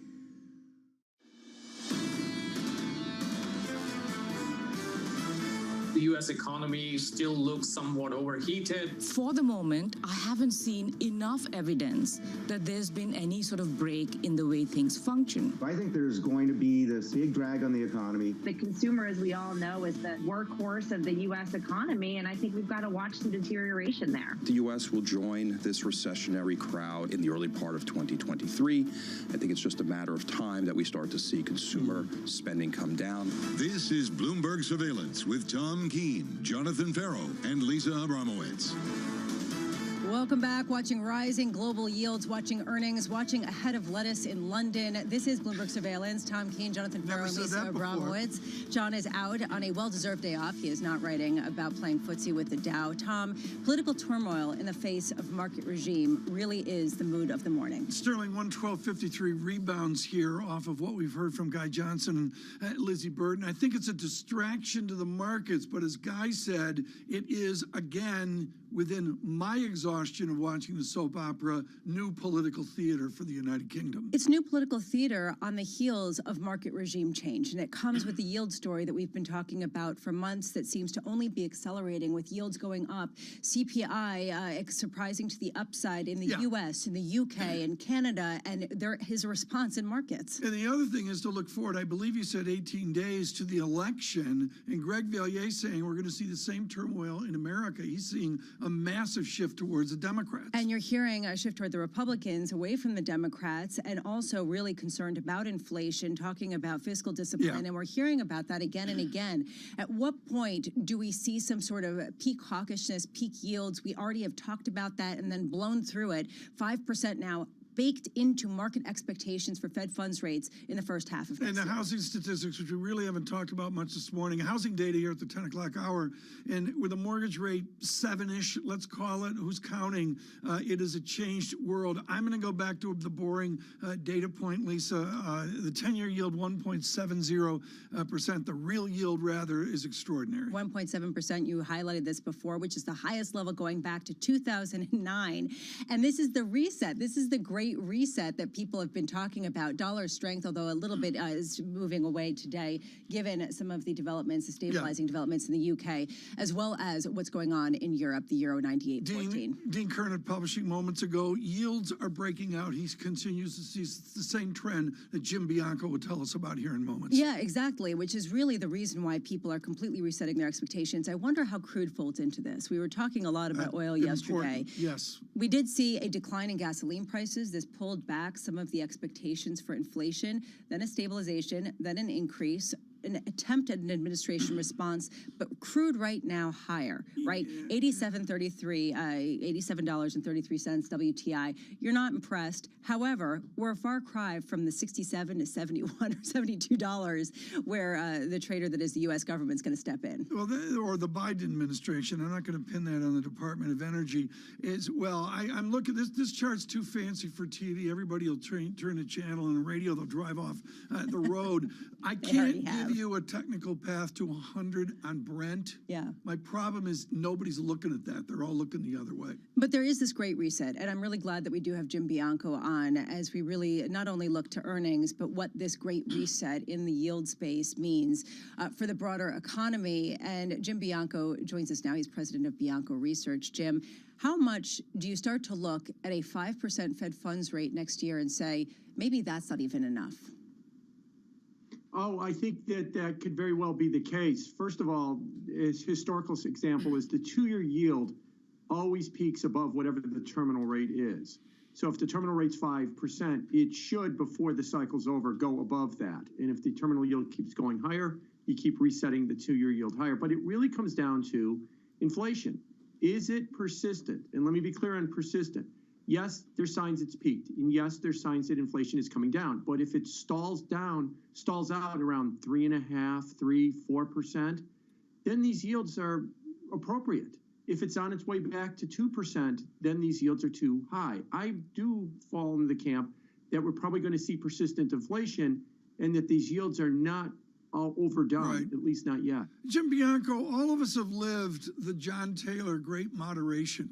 It's been decades. You and I remember 14% annuities, 10% double-digit yields, on and on and on.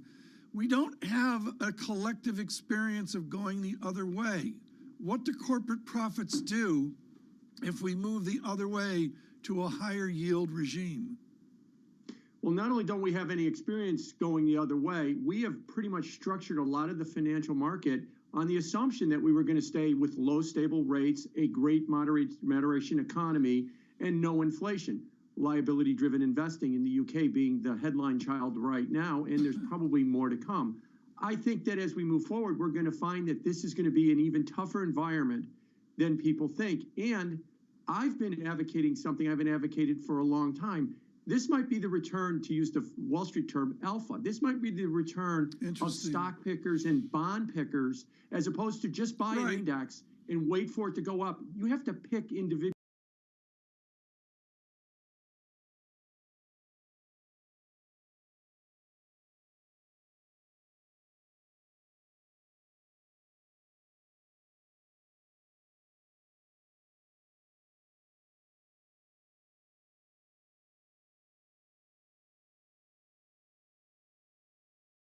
Years ago, to say the least, but the bottom line here is the overlay on that is transactions and combinations. I would suggest merger 2023 may be the headline.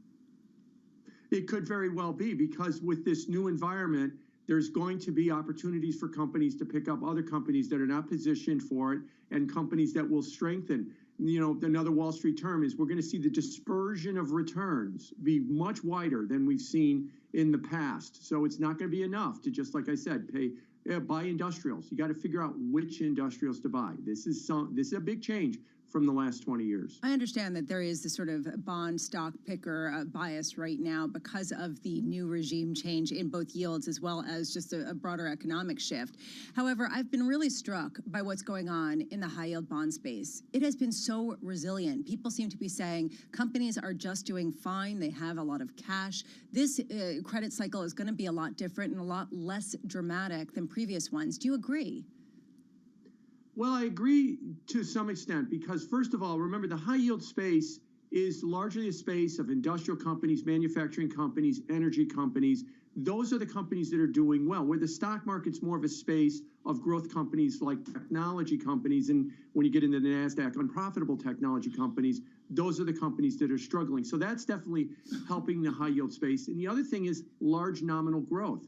When you have high inflation, these companies will see their bottom lines go up. Whether they can beat the inflation rates, another question, but at least their growth rates will continue higher. Nice analysis, Jim, but what does that mean for bonds? If I'm a bond person clipping coupons, folks, for those of you younger, scissors, Bianco sitting there with, you know, the electric company of Chicago clipping a coupon, bond people don't have that advantage of the bright lights of nominal growth that corporations have. Well, that's right. For a bond investor, it's all going to be about rates, and it's all going to be about moving yields higher. Or, you know, this is something new. We've got yields that we've not seen before, and I think we're going to continue to see it. And that should be the focus. And I think that's where the focus is on higher rates. Yes? Well, no, but Jim, before we let you go, I'm curious about whether we see a lost decade in this kind of regime. I understand what you're talking about with respect to specific bonds or stocks doing well, but on an index level, are we going to see meandering returns for equities because of this fiscal discipline and higher rates that completely change the value proposition? Yes, that's my fear, is that it's a post-pandemic economy that needs to change for the new world. You know, it's a work-from-home world. The supply chain still needs to have some work. We still need to figure out what we're going to do with China. And for the next several years, it's going to be a complete restructuring of what we've seen. That means indexes sideways. That means yields higher. That means great opportunity within stocks and within bonds. That, like I'm going to emphasize, that's not what it was in 2010 to 2019. So yes, indexes sideways, but there will be opportunities within it. Jim Bianco of Bianco Research, thank you so much. And I kind of want you to stay here for what's coming because I can just feel Tom Keen's energy and the vortex of my gloom is getting him to throw his tang at me. I mean, honestly. You got to be kidding me, Lisa. This is the greatest, you know, to the bulls out there when they hear people talk about the coming lost decade.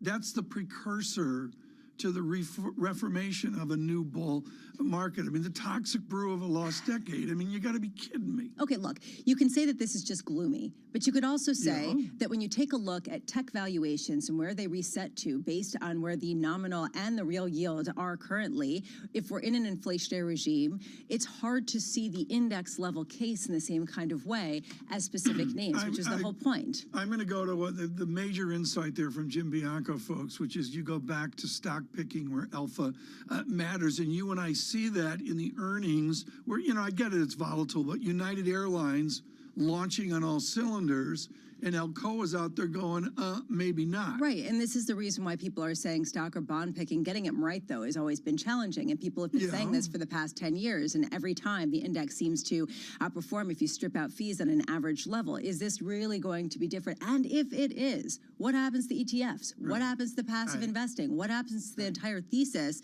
that's transformed the investment management model? Into claims in 19 minutes. We're going to come back and look at the toxic brew of a lost decade. Okay, you know, am I going to be dealing with this all morning? Toxic brew of claims. I'm watching lettuce. Claims, I don't know which way they go. They may show you tilting towards a toxic brew of a lost decade. If you keep this up, then I'm going to start talking about bad news being good news. I'm going to give my paper, the dissertation. I'm going to be here doing a monologue. People will drive off the road on Bloomberg Radio. Dissertation on toxic Futures up 6, Dow futures up 114. The VIX a rock solid above 30. Stay with us from New York. And Lizzie Burden in London, this is Bloomberg. Keeping you up to date with news from around the world with the first word, I'm Lisa Mateo. Liz Truss invited key Conservative Party lawmaker Graham Brady for talks at 10 Downing Street, fueling the sense that her premiership is near collapse.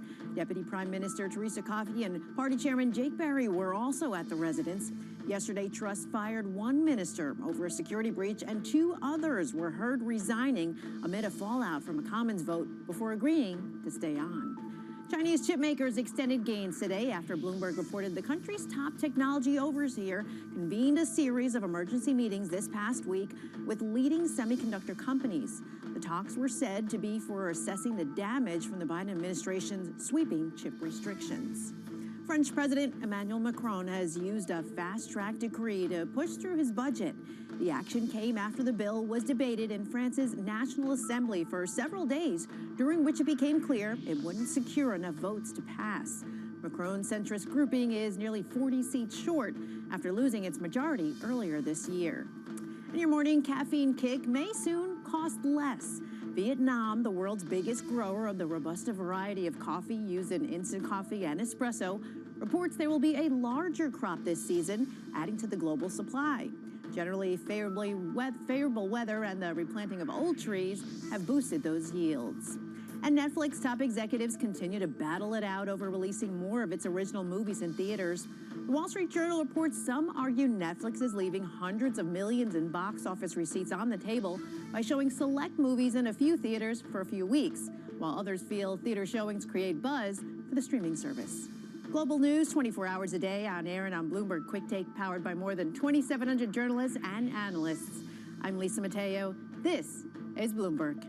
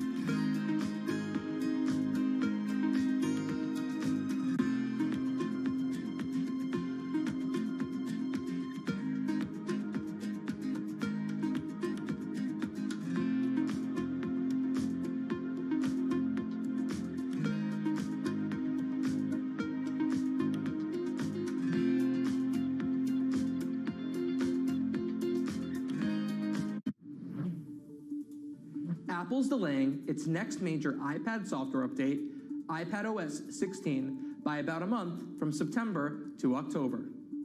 Apple made the decision for a number of reasons, including a still buggy Stage Manager multitasking interface and in order to link the launch closer to the more similar macOS Ventura. Still, it's an unusual move. Since shifting the launches to the fall in 2011, Apple has released its new iPhone and iPad software updates simultaneously each year around September. By staggering the releases, users may find some issues around compatibility with cross-device features like retracting and editing messages in iMessage, the new shared iCloud photo library, and the new feature for transferring FaceTime calls between iPhones and iPads. It will also make it a bit harder for developers to launch apps that run on both the iPad and iPhone that require new APIs and features found across iPadOS 16 and iOS 16. Regardless, it was still, of course, the right move. Stage Manager on iPadOS 16 is still quite buggy. I don't find it particularly intuitive, and it's not compatible with most iPads and many third-party apps on the App Store.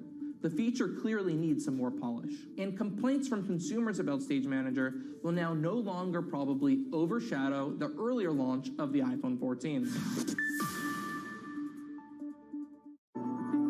The difference between endless research and a winning strategy.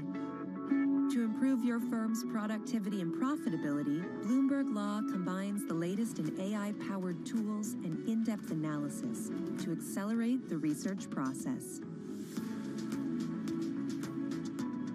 To grow your practice and make better use of your valuable time.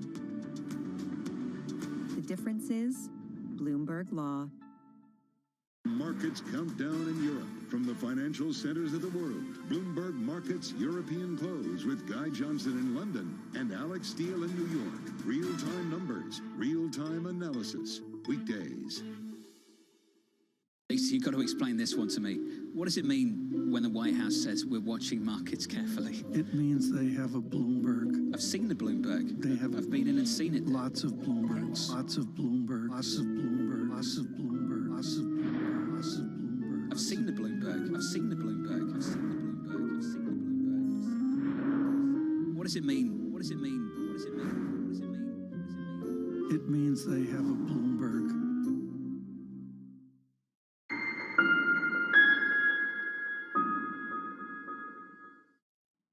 Season is here. Markets bracing for another big earnings season. Everyone is expecting it to be poor. We've had big markdowns on earnings. Bloomberg breaks the numbers first. The bar has already been set pretty low. The big question is, can it go lower? We're seeing some pretty bad earnings already from those who have reported. With exclusive expert analysis. Which aspects of the market are not sufficiently priced? Is this a macro huge headwind? There is some really bright light at the end of this tunnel. When is this floor going to come? When can I start buying? Bloomberg Television and Radio. The fastest numbers and analysis you trust.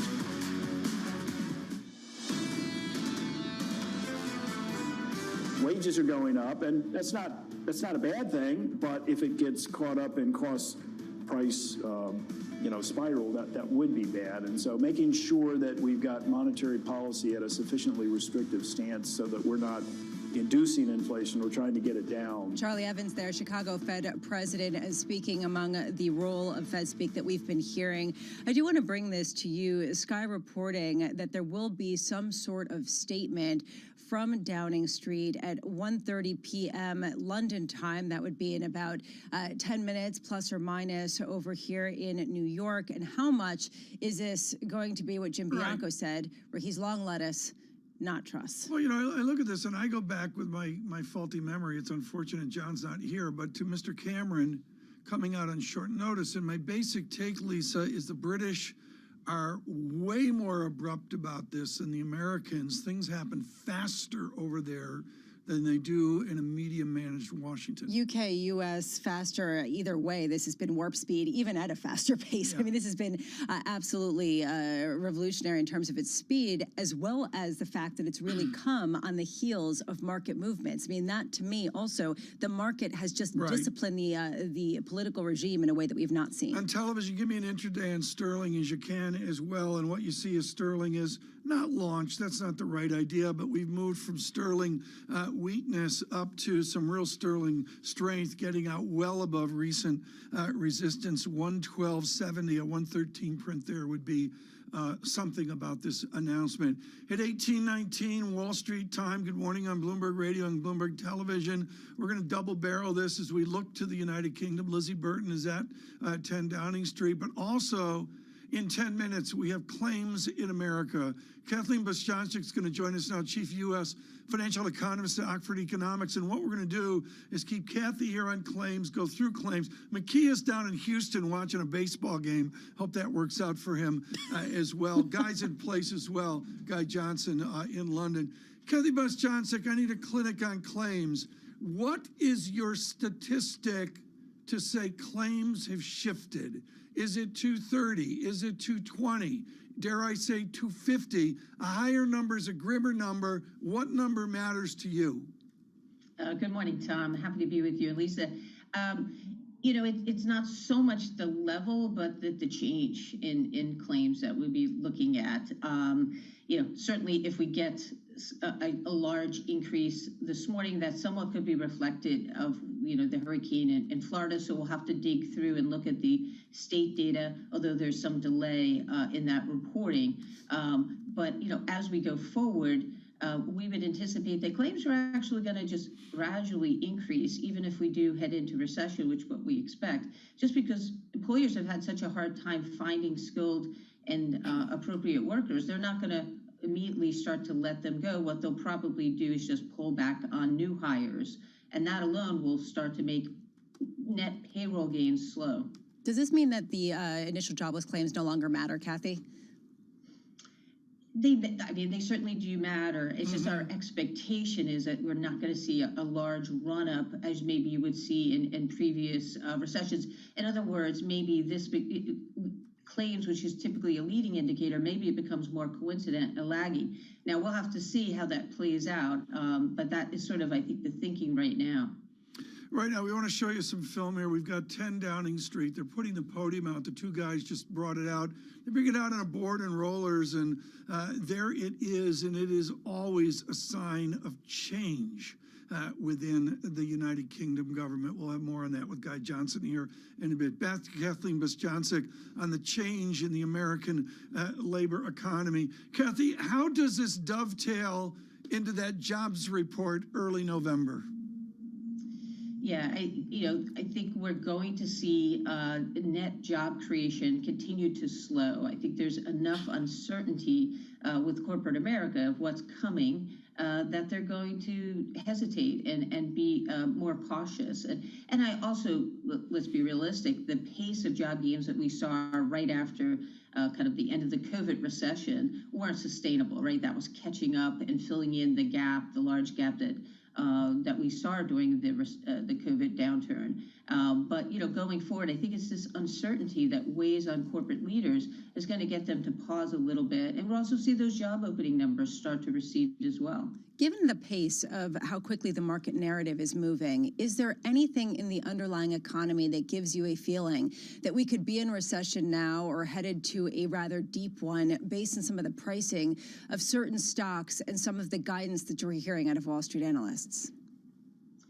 Well, certainly the equity market is also a leading indicator, and we do need to respect that along with the yield curve. With that inverting, traditionally that has been a sign of recession. It doesn't tell you much about the depth, though. So that's even if the yield curve inverts further, it doesn't tell you that we're going to maybe contract 2% instead of 1%. Our own view is that we have somewhat of a mild, moderate downturn, peak to trough about 1%. If you exclude the great financial crisis and the COVID downturn, the average post-World War II downturn was 2%. Right. So it's about half of that. Kathy Bostanchik of Oxford Economics, you're going to be sticking with us through the jobs claims. We do want to get a sense of what's going on over at London right now, where they are setting up the stand and the microphones, the podium, as you pointed out, preparing for that statement. Yeah, they are. They're setting it up with the usual thing. This is not Liz Truss, if we can go to that right now, but we make jokes about it, but this is really serious for this nation, and of course we have seen this. I'm going to go back past Theresa May to David Cameron. I'm sure John Farrow could go back much longer, but I'm exhausted by this. Can you imagine the cross-section of people of the United Kingdom just exhausted? It's like Nixon for 4 years is sort of, been consolidated into 3 days. Yeah. I mean, this whole idea of how quickly she proposed a plan, she got a slap down by the markets, she got a slap down by her fellow Tory members, and now a lot of people are expecting her to resign. What comes next? This isn't the end of the turmoil. What comes next, and what kind of fiscal leeway do they have, given where we are with respect to borrowing costs and where we are with respect to inflation? Guy Johnson has given us a sense of that, and his theme is that we have separated much of the economic battle from the political battle, and I see it with Sterling 112.79. We're not going to give you, we're going to move the podium here.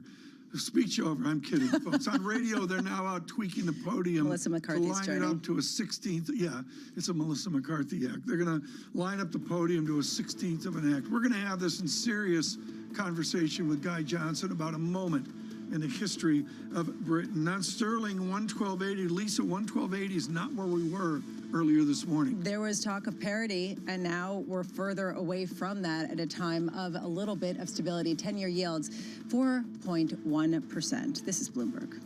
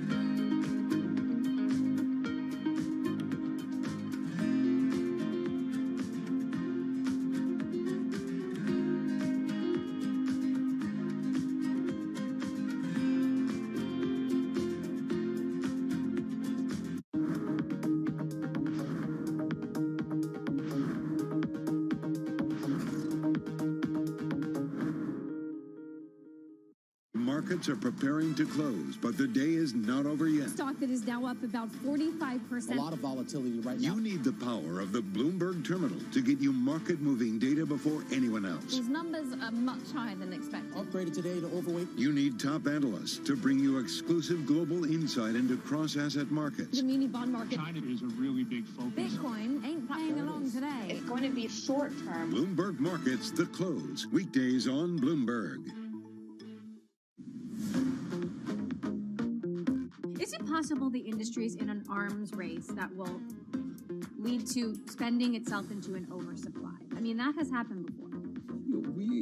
We've looked at this very carefully, and the digitization of everything. Tell me what aspect of your life, Emily, isn't becoming more digital?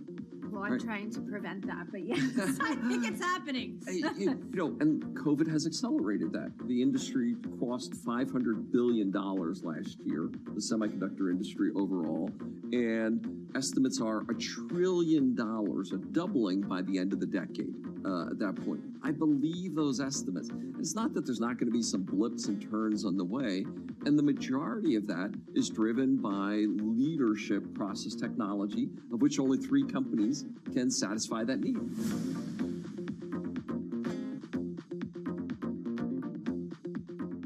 Today's CFOs are reshaping the C-suite, positioning companies to meet the next generation of challenges, breaking out of traditional roles. One of the most important things is looking around the corner. Look for Chief Future Officer on Bloomberg. Access the financial world on demand. Hear from leading economists, policymakers, and industry experts via live and on-demand webinars, only from Bloomberg. Start exploring to see what's moving the markets. Visit Bloomberg.com/webinars. Why do the biggest names in business choose Bloomberg? That is a great question. It's a great question. Great question. Great question. Best question I get all night. Bloomberg, top experts, great questions.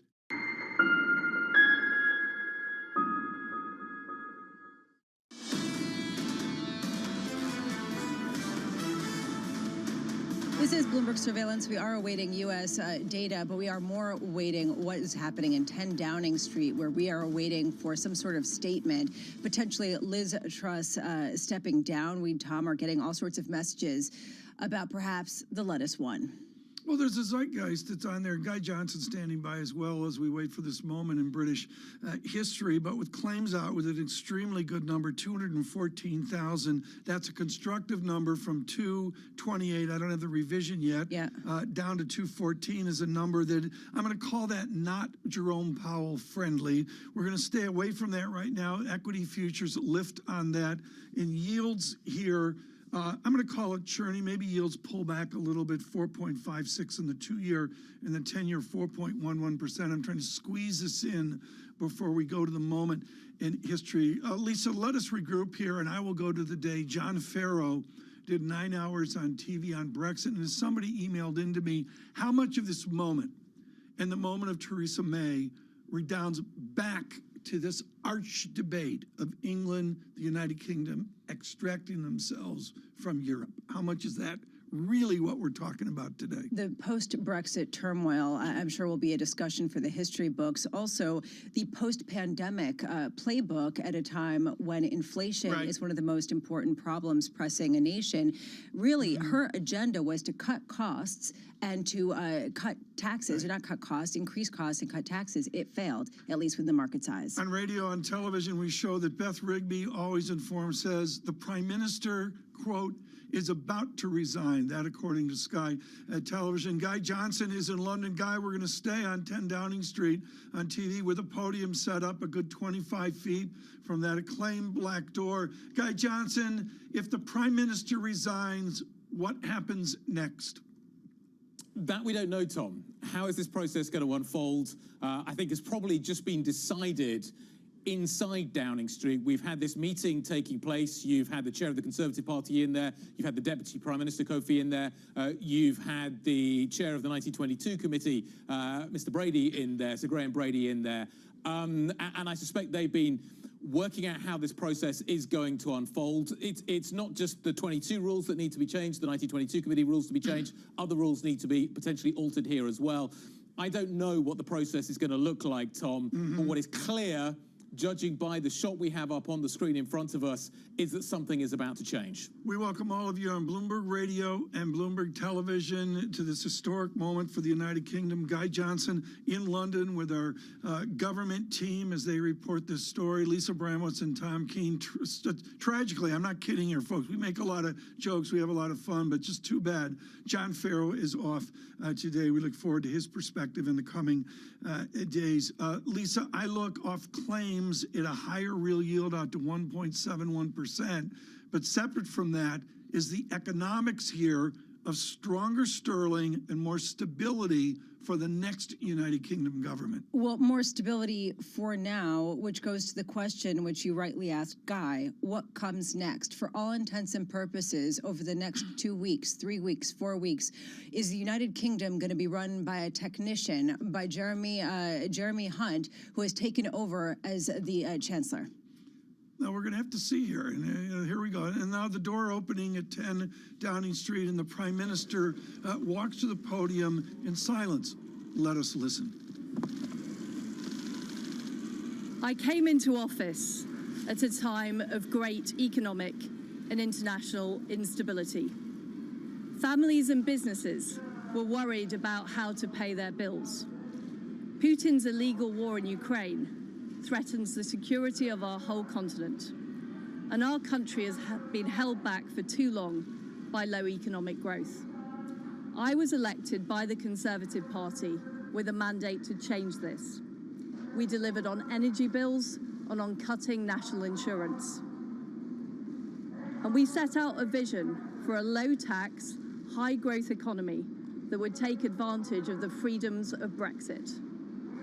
I recognise, though, given the situation, I cannot deliver the mandate on which I was elected by the Conservative Party. I have therefore spoken to His Majesty the King to notify him that I am resigning as leader of the Conservative Party. This morning I met the chairman of the 1922 committee, Sir Graham Brady. We've agreed that there will be a leadership election to be completed within the next week. This will ensure that we remain on a path to deliver our fiscal plans and maintain our country's economic stability and national security. I will remain as Prime Minister until a successor has been chosen. Thank you. Liz Truss turning to 10 Downing Street in the door and returning in to piece together a fractured government. Our Guy Johnson in London. We're waiting for John Micklethwaite to join us as well, our editor-in-chief, with all of his experience of the politics of London. Lisa, your thoughts of this moment? Well, Liz Truss is about to become the shortest ever serving prime minister. She is stepping down. We were talking about this earlier at a time of incredible turmoil. She accepted the prime ministership from the Queen and handed in her resignation to the King. We welcome all of you worldwide. An extended edition of Bloomberg Surveillance. We're going to move through the morning here with a tumult of the British government. And of course, on the Bloomberg, what we do is look at sterling 112.72 after the announcement, I believe with a move up to 113. Guy Johnson is here, and Guy, for Americans, it is so much formed by the movies and not The Crown and the rest of it. But I'm going to go back to every movie Judi Dench has ever been in, which goes back to Disraeli and Gladstone. And we really, Guy, almost have to go back to the 1820s and 1830s for a moment. Is that the historical perspective Britain has? Or are Tories and Labour saying, enough, let's move on now in the present? I think the Tory party would desperately like to move on. I think that is certainly true. I think Theresa May has just set a record that was set by Prime Minister Canning previously. So there's some historical perspective here, Tom, as you take us back that far. I don't know what the rules are going to be governing this process. It's not just the 22 committee rules that need to be changed here. There's a bunch of other rules that need to be changed here as well. What process is going to unfold here, I think, is critical.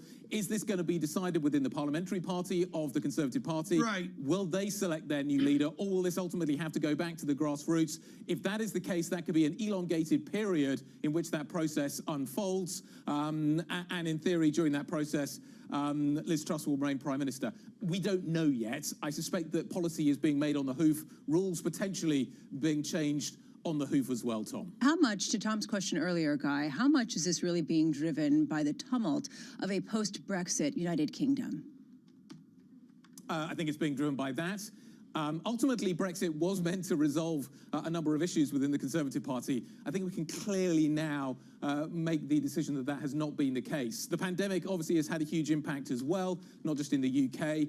It has taken the UK to a fiscal position that was very different to the one we enjoyed in 2018 and 2019.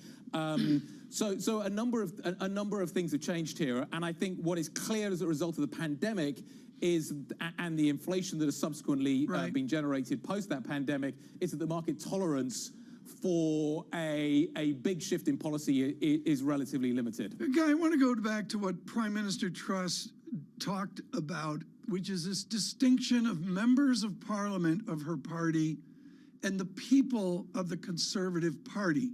How far apart are they? In America, we have liberals and conservatives far apart from their elected officials.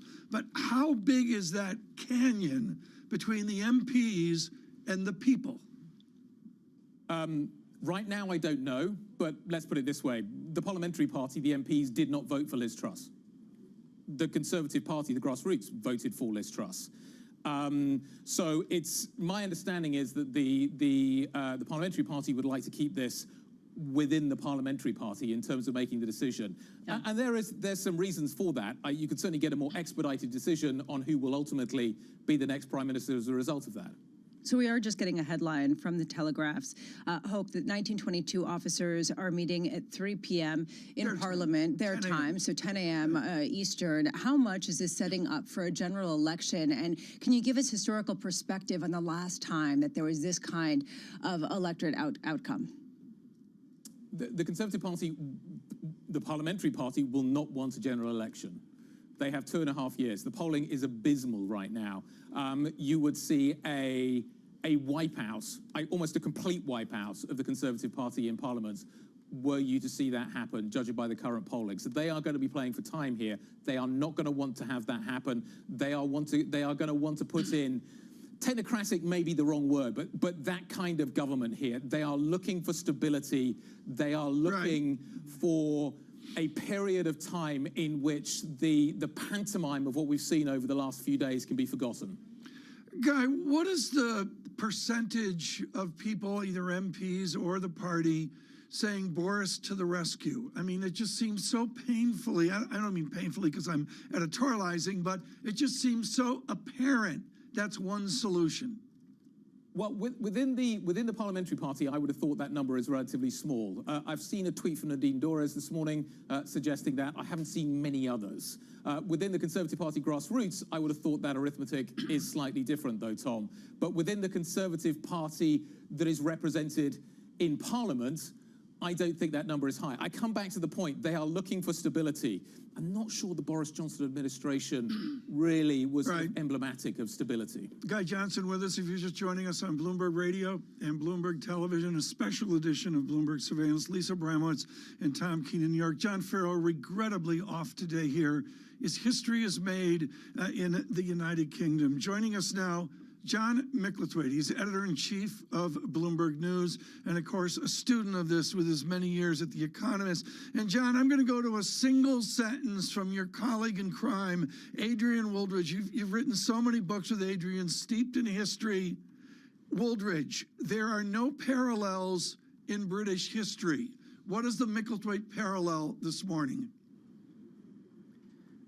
Well, unusual for me to agree with Adrian, but yes, I think he's completely right. There are no parallels, and indeed, you begin to have to look to places like Italy and the fast turnover of prime ministers there. And it's one of those moments where basically it's possible to feel quite sorry for Liz Truss, but slightly, as Guy pointed out, that everyone else has probably lost even more. The Conservative Party had lost a great deal. British people have lost a great deal in terms of much higher mortgage rates. You could even argue that the Labour Party, their inheritance, if they are eventually going to take over, has got immensely more difficult because there is just less room for things. Britain is now, we went over the edge. And when you go over the edge with the markets, it takes a long, long time for the markets to forgive you, and you can already see the Tories have rowed back on quite a lot of the more extravagant promises they made, but the markets still don't trust them that much, as we can see in the yields. So I think in general, yes, it is, technically I think she's the shortest since Canning, but by any measure, you're not really looking at modern British political history. You're looking at places which, rightly or wrongly, have sometimes been perceived with more rapid turnover of leaders. You're saying the UK has gone over the edge with markets, which is a pretty dire tone, and understandably so because of what we're seeing in markets. Is a general election enough to begin to restore some of the credibility, some of the stability? Is Jeremy Hunt, a technocrat, the person to do it, or is this something that cannot be righted for months and potentially years to come? Several things in that. Number one, Guy Johnson's completely correct. Nobody in the Conservative Party wants an election because it's like a football match that you're losing 5-0 at half-time. You're generally going to want to play the second half, if only to see if you can recover a bit. At the moment, they would get trounced, and so it would be like turkeys voting for Christmas. So that's really being parked in one area.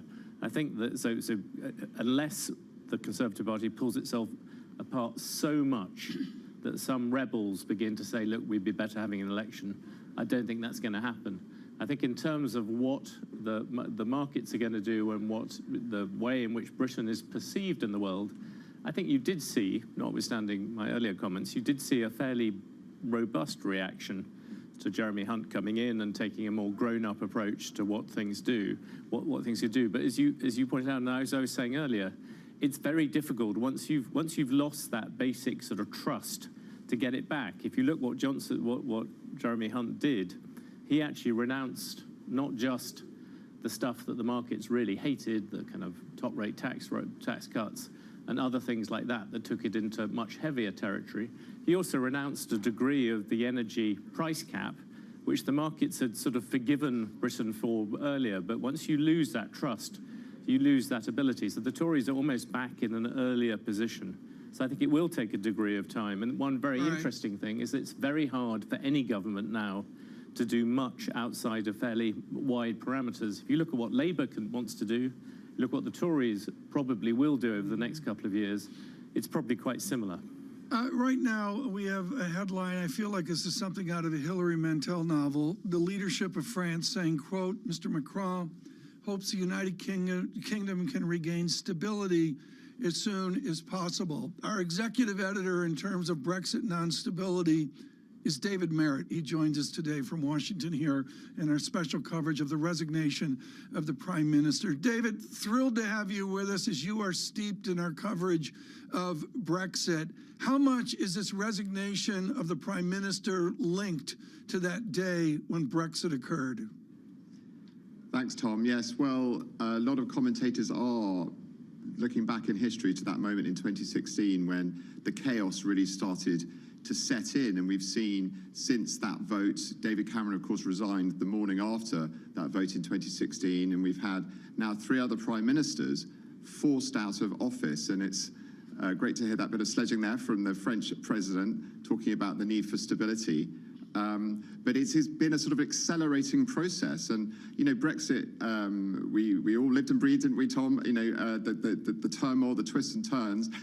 Boris Johnson claimed that he'd got Brexit done, but obviously the after effects are still being felt. Many commentators talked about the extremities of the moves in UK markets of recent weeks being also linked to the fact that Britain was untethered, as it were, from the European Union, made it more exposed to some of these effects around inflation and the like that are going around the world. That is one lens on it, of course. The Remainer voters still have a large voice in Britain. Yeah. It will be fascinating to see, though, now who emerges from this leadership contest. Are we going to see somebody who wants to start to reforge some connections back with the European Union, if they can actually try to kind of end the infighting in the Conservative Party? Brexit has not gone away. Boris Johnson did not get it done. It remains an open argument in Britain, and you're seeing the effects of that still. David, to that exact point, you're asking about who the leadership will be. Well, one just removed his name from the running. UK Chancellor Jeremy Hunt will not stand for Tory leader. That, according to the spokesman from his office. How much are we looking at something that is a UK story, David, and how much Is this, as we were just hearing from John Micklethwaite, does this represent a sea change where governments cannot get away with certain policies that they could in the past because of the interest rate regime, because of the bond vigilantes coming back?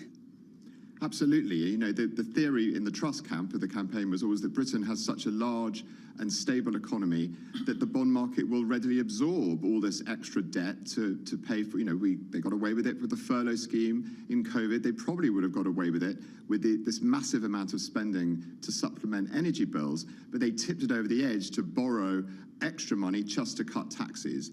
And that argument seems to have now been settled, I think, probably for many decades to come. If anyone thinks in any G7 country, perhaps excluding the United States, that they can borrow to that level and the market will take it, I think Britain is now going to be the example why they can't. On radio and television, our extended coverage of the resignation of the Prime Minister, Liz Truss. We welcome all of you worldwide. We'll continue to give you market data with sterling now 112.63. I'm going to call that a volatility and a little bit weaker here in the last number of minutes. Guy Johnson is with us. David Merritt is well with their wonderful experience on the British system. And of course, John Micklethwaite with us, our editor-in-chief today. John, I want to speak to the middle ground. This ugly American says that means the Liberal Democrats. Is there a middle ground in British politics? I think the middle ground is currently occupied by a mixture out of Jeremy Hunt and Keir Starmer. And what's quite very interesting is the idea that Hunt, who in many ways seemed to be the most likely compromise candidate. I went down to the House of Parliament last night. You talked to people. He seemed to be the person who, rather weirdly, the right of the Tory party had forgiven for opposing Boris Johnson in his leadership election, but he hadn't been obviously disloyal, and they seem more angry with Rishi Sunak.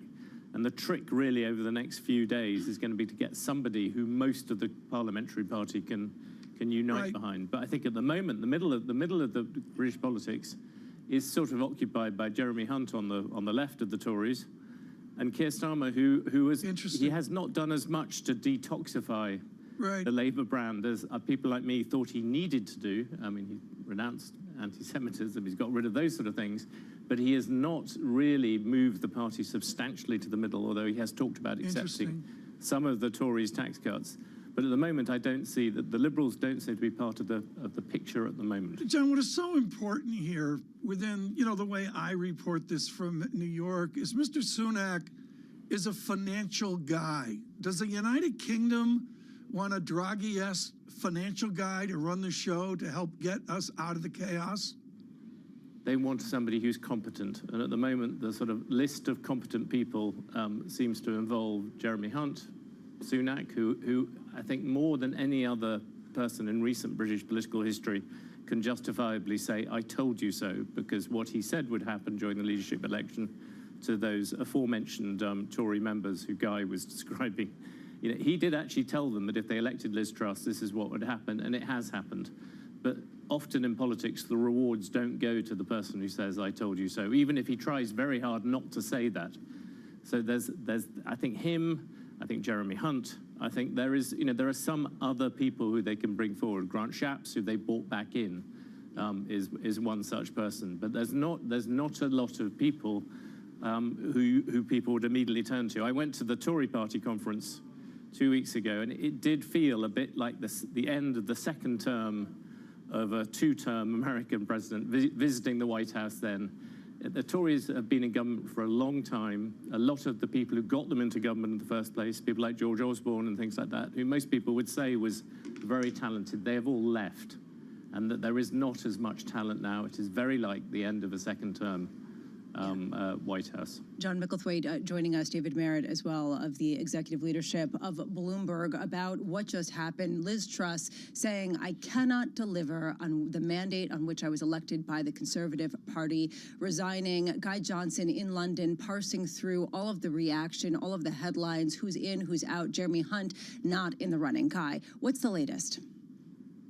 You do wonder whether Hunt could be persuaded. He has ruled himself out, but you do wonder whether, were the situation to develop, he may still be persuaded to occupy that role. I think that would be an interesting development here. I couldn't possibly stand. I'm not going to stand. Well, we'll see ultimately what happens here. As John says, the bench is not particularly deep at this point. They don't have in the Conservative Party the talent that some would argue they once enjoyed. But whoever it is, Lisa, they enjoy, I think, very limited room for manoeuvre. As John said, you are now, from an economic point of view, tinkering. You can't make big, bold moves. You can't make the kinds of changes that Liz Truss tried to do because you have been clearly warned off such moves by the markets. So whoever comes in, be it the next incarnation from the Tory party or the Labour Party, their room for manoeuvre is incredibly limited unless they start thinking about pulling bigger levers. Immigration, how would that change the UK economy? Rejoining the single market, how would that change the UK economy? Those are the only levers that are left, right. But recent history would dictate that those are very difficult and dangerous levers to pull. David Merritt, a guy, he was mayor for 8 years, and then he was Secretary of State for Foreign and Commonwealth Affairs, leader of the Conservative Party, and then Prime Minister with, I believe, a ginormous electoral victory. I am thunderstruck we haven't heard from Boris Johnson, even if it's a fatherly word in time of crisis. Where is he, and can you get him on the phone, David Merritt? That is a very good question, Tom. And rest assured, our reporters are definitely trying to track him down. There was some word that he might be in the Caribbean, I think, actually. Probably. I'll get on that right away, David. Don't tell Mick. A pina colada in hand, watching all this unfold. But look, he's made no secret, or his associates have made no secret of the fact he'd love to make a comeback, right? And the implosion of the Truss project so soon, we've had some of his former ministers coming out and saying, look, there's only one person in the Tory party who has a mandate from the British public, and that person is Boris Johnson. He won that stonking majority just in 2019. He should be brought back to steady the ship. Stranger things. Well, hold on a second. So we'll have to see what he says. David, is there really that much support for that? I mean, he says he'd be happy to step in and come back. I mean, are people really doing this at a time when people are seeking stability? I did point out the poetry of Liz Truss accepting the prime ministership from the Queen and then putting her resignation in to the King just days later. How much are people seeking stability, even if it comes in the form of Boris Johnson? I mean, I think definitely people are seeking stability, no doubt about it. You know, and the death of the Queen was a huge watershed moment for Britain as well. So, yes, some people are clinging to this idea that maybe Boris Johnson could provide that. Remember, he was the person who persuaded people across Britain to vote Conservative for the very first time. And yes, you know, through to a series of missteps, he was forced out of office. But he still does command huge loyalty from a big faction of the party. That's one of the reasons why Rishi Sunak is struggling so much. Now, I don't think it's yet broad enough, probably, to bring him back. But, you know, people are grasping around here at the moment for an answer to this problem of how do you govern an ungovernable Conservative Party at the moment. John Micklethwaite, let's look at the wake-up call here for the Conservative Party, playing off your wonderful, highly readable monograph of a number of months ago. You know, I look, John, at the wake-up call that is ensuing right now. Lessons learned from Cameron, lessons learned from Theresa May, maybe from Prime Minister Johnson, certainly lessons learned from Truss. Is this the wake-up call for the Conservative Party? It really goes back to what David Merritt was saying. What you said is completely correct. You know, Johnson is a big beast in this. The one thing nobody has ever associated Johnson with his entire life, in this case I'm talking about Boris Johnson, not Guy Johnson, is stability. It's not what he does. But he did do one thing uniquely well, is he managed to knit together both a kind of working class, somewhat socially conservative vote, you might describe it, pro-Brexit, with the more traditional kind of free market southern votes of the Tory vote. So he did have that ability to do it. But the fact is those two are largely in conflict quite a lot of the time. And so the Conservative Party, you're right, I think they are reaching a period where they need to refresh. There is a reason why the Conservative Party is, I think, still the most electorally successful party in the Western world, depending on how you measure the Japanese achievement. They are very, very good at rebranding themselves. They were the kind of party of rather posh conservatism under Harold Macmillan. Under Margaret Thatcher, they became radical free marketeers, then Cameron was a turn back to managerial conservatism, and he did pretty well until he didn't do well on Brexit. And then since then, they've been trying to mend these breaches. There has been this war within them over Brexit, and that could come out again in this. And I agree very much with Guy Johnson, is that actually if Jeremy Hunt does want to be leader, the solution of coming out saying he doesn't want to be it could be the cleverest thing that he's done so far. As we try to understand where the trust lies or how to regain the trust, there's the divergence between what's happening on 10 Downing Street and how to regain trust in the city. David, I'd love your thoughts on how what the tumult is like among the financial players, among such concern about the pound, among such concern about borrowing costs, and whether there is a feeling that they can be a retention of some of these financial firms that were threatening to leave post-Brexit.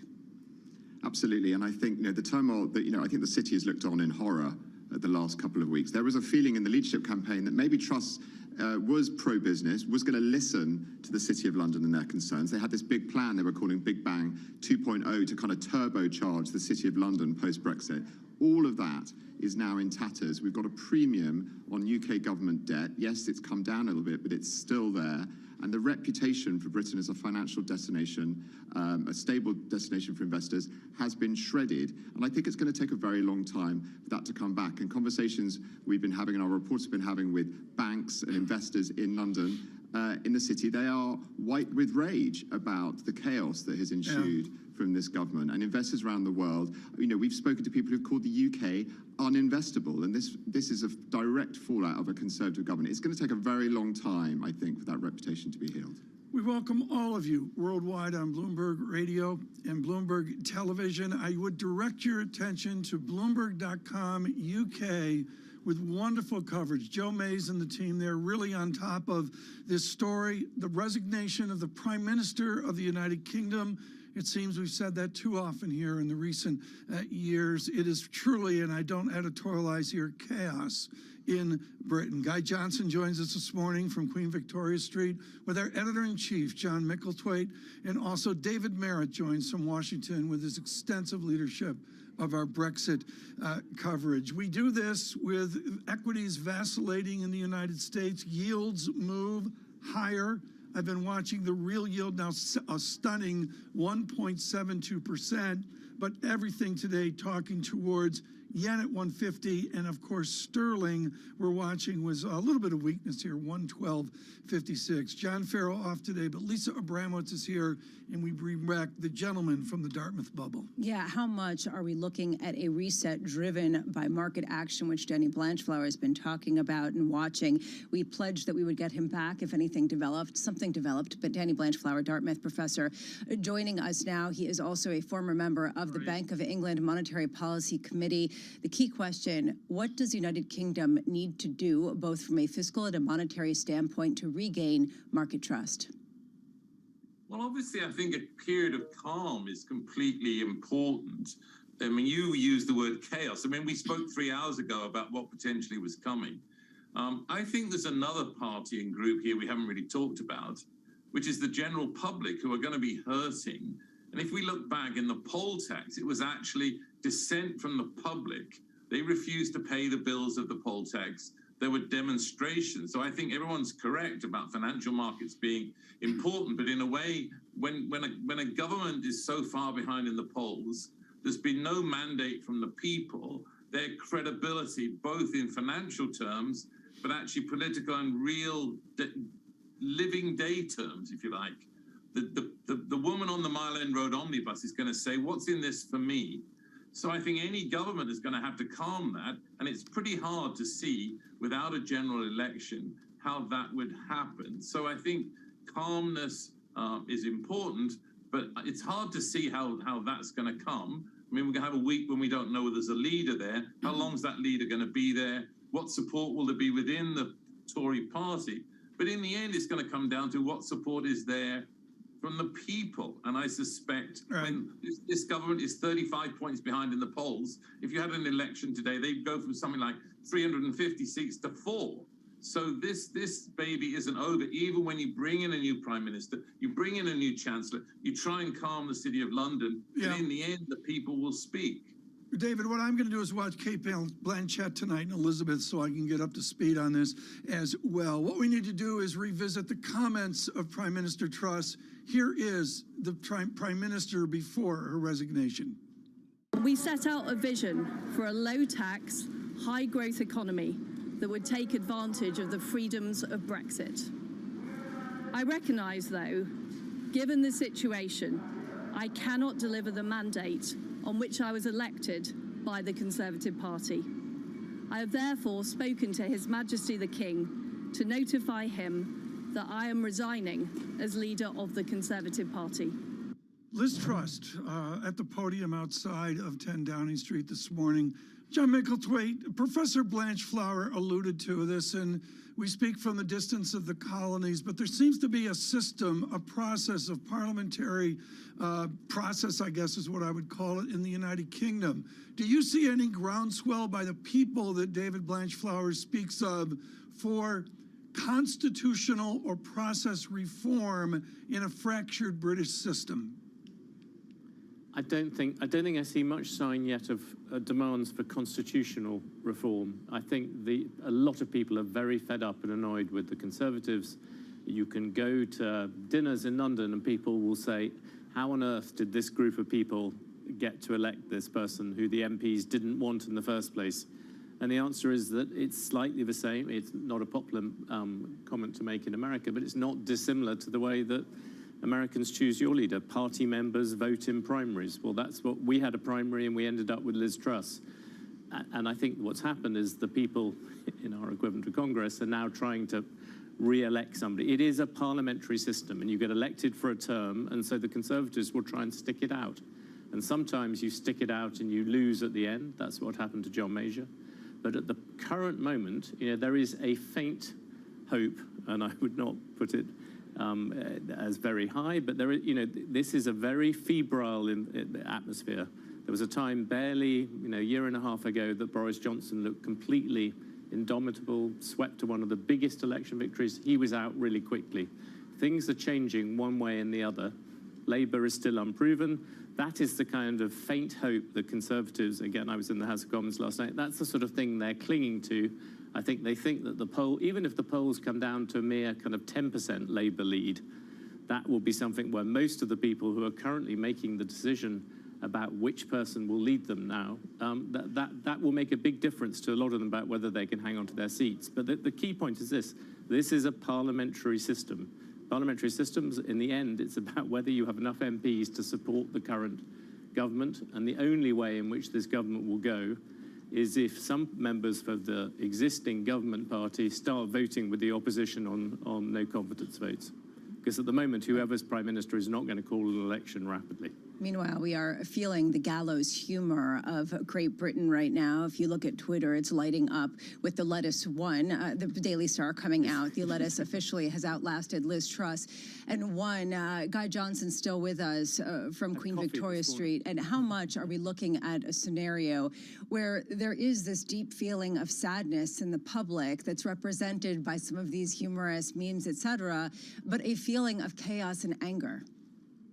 Frustration, I think, is probably the word that I would use, Lisa. The British public is clearly frustrated with what they've seen over the last few days because it impacts their lives. Mortgage rates have gone up and gone up sharply as a result of this.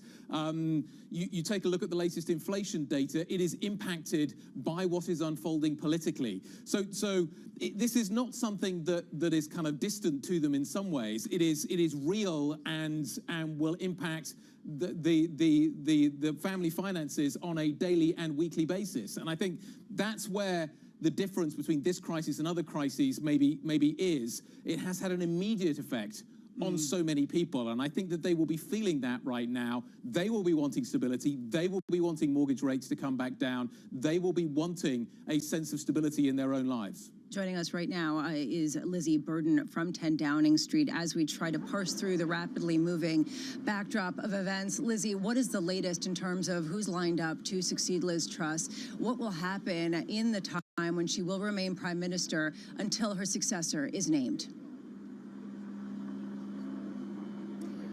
Well, Lisa, we know that Liz Truss invited Graham Brady to Downing Street today. It's not clear whether he told her that it was time to go, or whether she felt like the stack of letters of no confidence was going to get so high it would be a humiliation and she's gone. But what we do know is that it's going to be a week-long leadership election, by the end of which we'll have a new Prime Minister. And the names, well, the favourite right now is Rishi Sunak, the former Chancellor, who of course ran against Liz Truss over the summer and was the MP's favourite. But there is, well, of course they are. Boris Johnson's allies are arguing that he's got the biggest mandate because he was actually chosen by the general public in 2019, but whether the public's forgiven him for all the scandals when he was in number 10 is another question. And I would just add, where Guy is saying that, you know, real people they care about their mortgages, they've not just had the chaos of the Truss government, they've also had the chaos of the Johnson government throughout the pandemic and in the months leading up to his downfall. Other names on the list, Penny Mordaunt, she's been pretty much auditioning in the Commons, but Jeremy Hunt, who seems to be in charge here, has ruled himself out. Lizzie Burden, thank you so much. Again, we welcome all of you on Bloomberg Radio and Bloomberg Television. We're going to say goodbye to our editor-in-chief, John Micklethwaite, for his perspective. John, thank you for joining us here out of your meetings this morning in London. And we continue with Guy Johnson, Professor Blanchflower at Dartmouth College. We'll get to here in a moment. And I do want to continue to David Merritt right now. David, you live this. You led all of our coverage here forward out of Brexit. And I want to link in here, David, that I will attend at the Metropolitan Museum of Art today their magnificent new show, The Tudors, Art and Majesty in Renaissance England. A newly minted King Charles is very much aware of that. In his first order of business, David Merritt, was to visit repeatedly Scotland, Wales, and indeed Northern Ireland. How will the boroughs of England take to this resignation? What does it mean, for example, for David Blanchflower's Wales? Well, yes, you know, the question of the unity of the United Kingdom has been under much debate in recent years, ever since, and aggravated since Brexit, of course. We had Mark Drakeford, the Labour leader of Wales, losing his temper in the Welsh Assembly this week over the behaviour of the politicians in Westminster. We've had Nicola Sturgeon saying, look, this is just another example of why the UK government is dysfunctional and Scotland needs a chance to go independent. So, of course, chaos in Westminster fueling Mark Drakeford in Wales, to be clear, is not calling for separation for the United Kingdom, but really fueling the chances of those national parties in the other parts of the United Kingdom. There is a case at the moment before the Supreme Court over whether Nicola Sturgeon, the Scottish leader, can hold a new independence referendum next year without the permission of the British government. That is not widely expected to succeed, but she's now saying the next general election will be a de facto referendum on Scottish independence, i.e. if the SNP win a majority in Scotland, she will be able to declare that Scotland is an independent nation. I mean, the chaos that would ensue from such a kind of unilateral move obviously would be immense. We've seen examples of this in recent years in Europe, in Spain, of course. So, you know, stability in Westminster really being craved for those who want to preserve the union as well as bring some sort of stability back to the economy. David Merritt, thank you so much. And we know you are incredibly busy, so we'll let you get on with your day. David Merritt, thank you so much for your perspective, Senior Executive Editor for Bloomberg. Sticking with Wales, Danny Blanchflower, Dartmouth professor and former member of the Bank of England Monetary Policy Committee, still with us. Is this a concern for you, Danny, that there will be the beginning of, or an acceleration in the fraying of the union in the United Kingdom? Well, it certainly seems so. Obviously, the Scots did not vote to leave.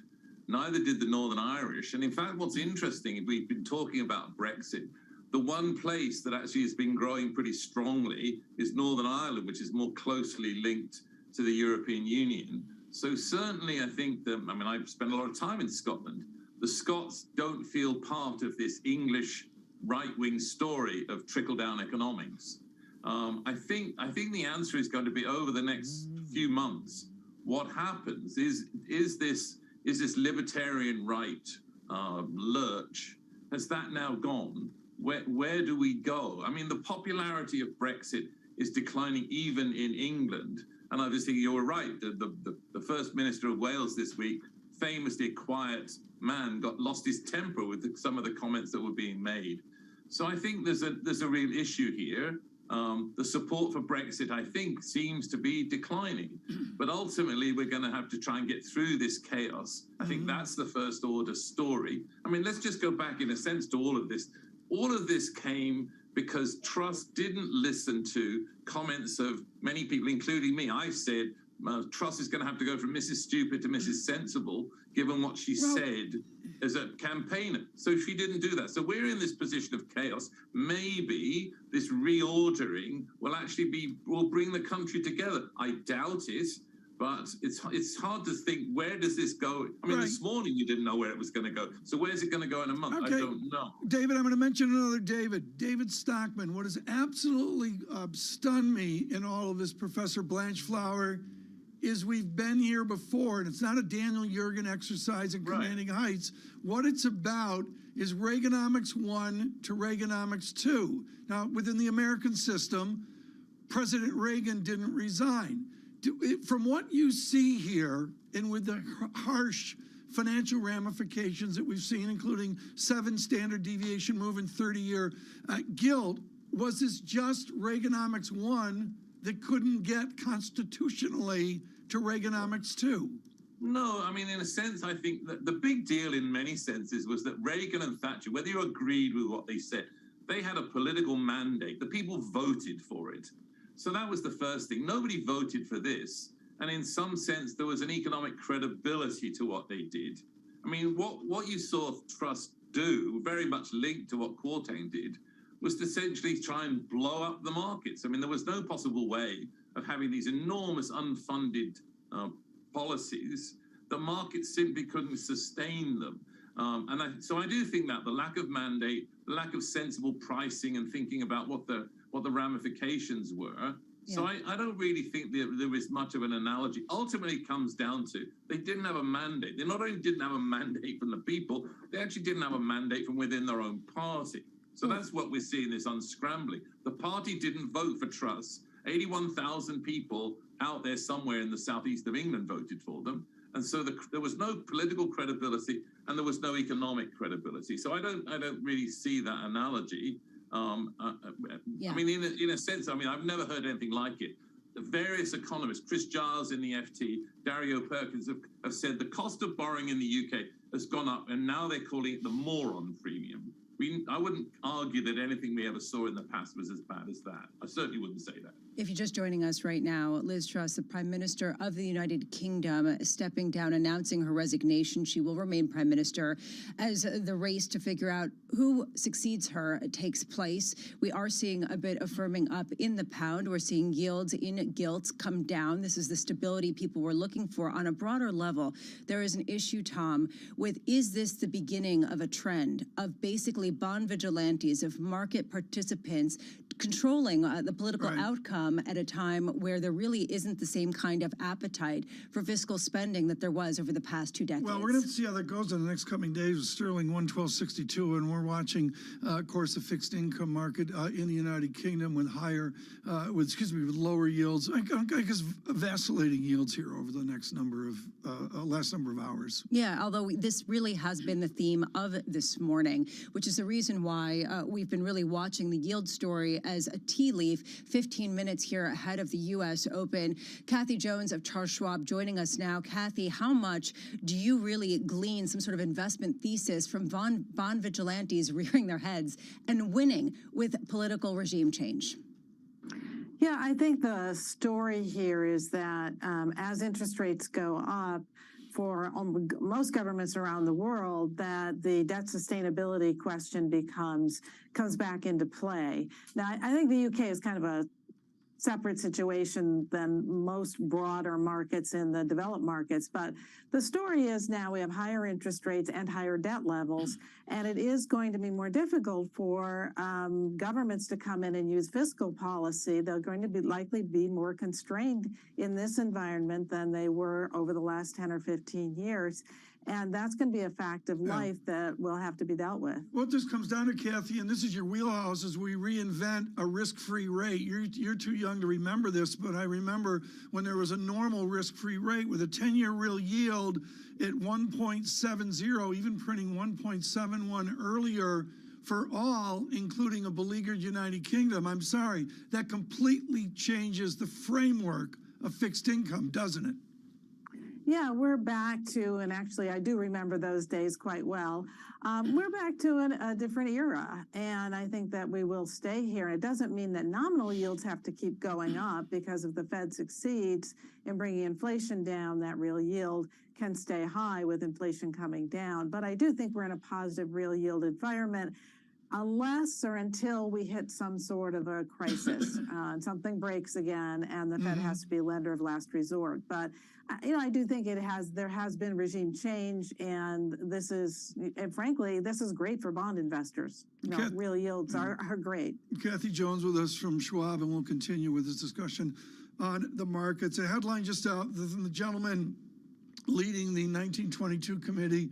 Mr. Brady says there will be a new United Kingdom leader in place by a week and 1 day out to next Friday, October 28th, which is, of course, very different than what we saw with the transition from Johnson to Truss. We are hugely advantaged at Bloomberg and in London with, on Bloomberg Radio, Stephen Carroll keeps us moving forward.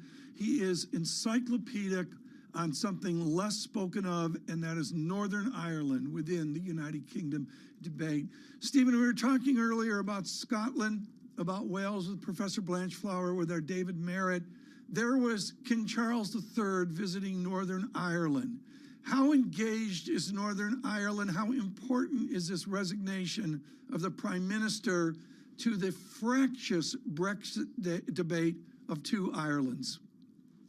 Well, what's been considered or continued under Liz Truss as Prime Minister has been essentially the status quo in Northern Ireland. They still don't have an executive there. There have been high hopes from the unionist community that Liz Truss, as someone who had put a bill to Parliament which would have allowed the British government to override parts of their Brexit deal with the European Union, that they would find a deal that would allow the restoration of government in Northern Ireland. That hasn't happened, despite the meetings that have taken place, quite cordial ones, in fact, under the Northern Ireland Secretary, Chris Heaton-Harris, who met Ireland's Finance Minister only a couple of days ago. Ireland's Deputy Prime Minister was in London yesterday meeting with his counterpart, Therese Coffey. This is a series of relationship building which has now essentially gone out the window, because the efforts that had been made towards progress are now essentially stalled again as the UK goes back into another set of political turmoil. And there's a deadline in Northern Ireland. They must have a deal to restore power sharing by the end of next week, or another election has to be called for the Northern Irish Assembly. So people are watching this very closely, because it has a real impact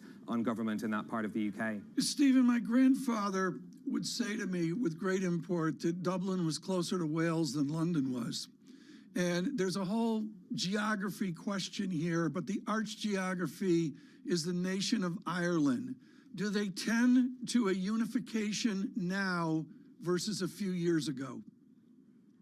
Yes, much closer now than before the Brexit vote. That has been a massive change in Anglo-Irish relations, which had been largely improved after very fractious, as we all know, for many decades previously, since Ireland's independence in the past 100 years. But since 2016, things have taken a turn downwards. And now it's a question of whether or not the new Prime Minister can set things on a path which allow for good Anglo-Irish relations. We already had the Irish Finance Minister saying that they're looking for stability out of the Anglo-Irish relationship, because, of course, they want to resolve these problems. They want there to be good relations because of that open border on the island of Ireland between Ireland and Northern Ireland. We had that all-important demographic survey telling us that for the first time, Catholics in Northern Ireland, who traditionally identify as Irish, were in the majority for the first time since the creation of Northern Ireland. That was only a couple of weeks ago. We're probably many years away from the vote that is legally possible under the Northern Ireland peace deal, the Belfast Good Friday Agreement.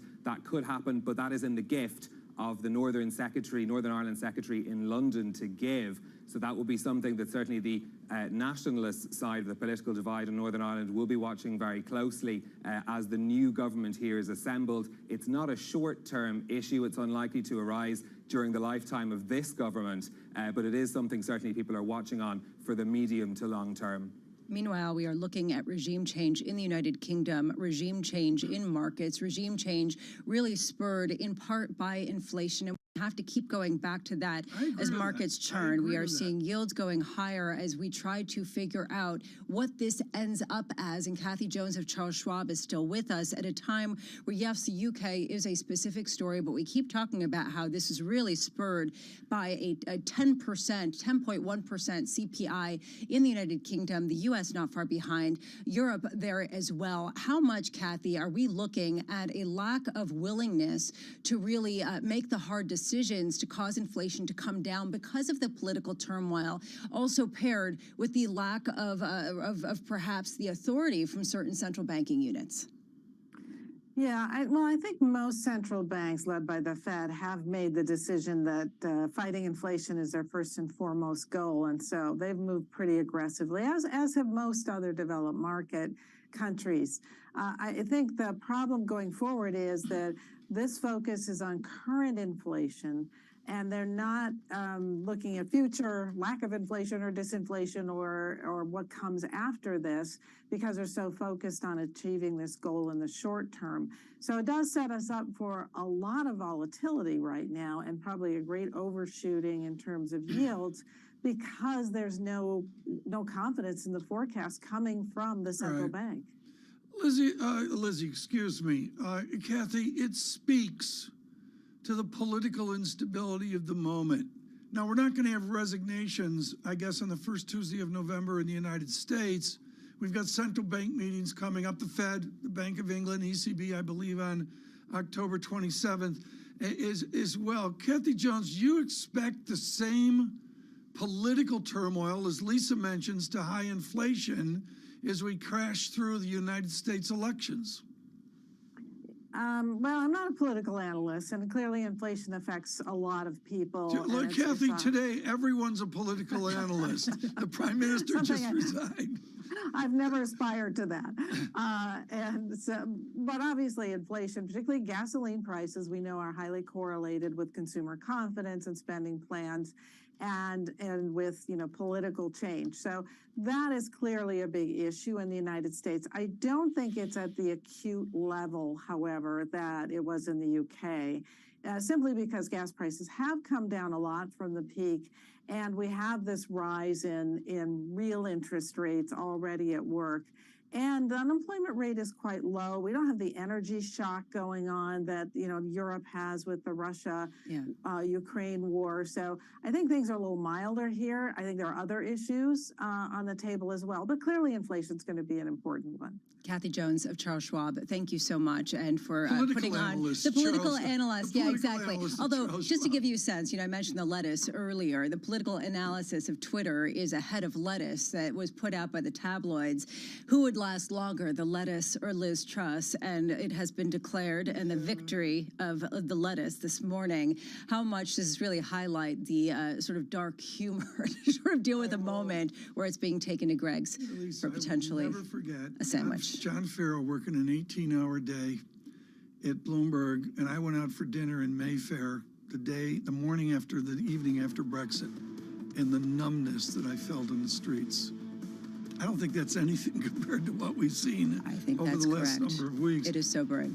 We will continue our coverage. We welcome all of you on radio and television, a special edition of Bloomberg Surveillance. Coming up, more, the resignation of the Prime Minister of the United Kingdom.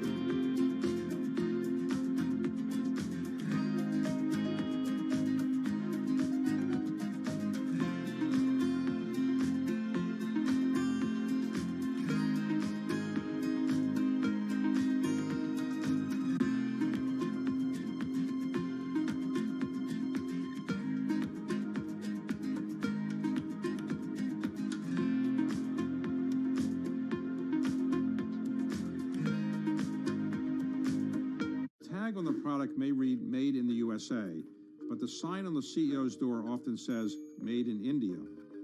Alphabet's Sundar Pichai, Microsoft's Satya Nadella, IBM's Arvind Krishna, Micron Technology's Sanjay Mehrotra, and that's just the start. Add in the chief executives of Adobe, Deloitte, Gap, VMware, and that doesn't count Indians running companies all over the world. Why have so many Indians risen to the top? Vinod Khosla points to India's incredibly competitive education system. If you can survive the pressure it takes to get into one of the Indian institutes of technology, it gives you confidence to handle American universities and later the business world. Meanwhile, the belief in India's ability to produce so many tech wizards is reinforced every year. Indians make up about 3/4 of the immigrants receiving coveted H-1B visas for the U.S., and it's a safe bet that some of them will eventually find their way to the C-suite.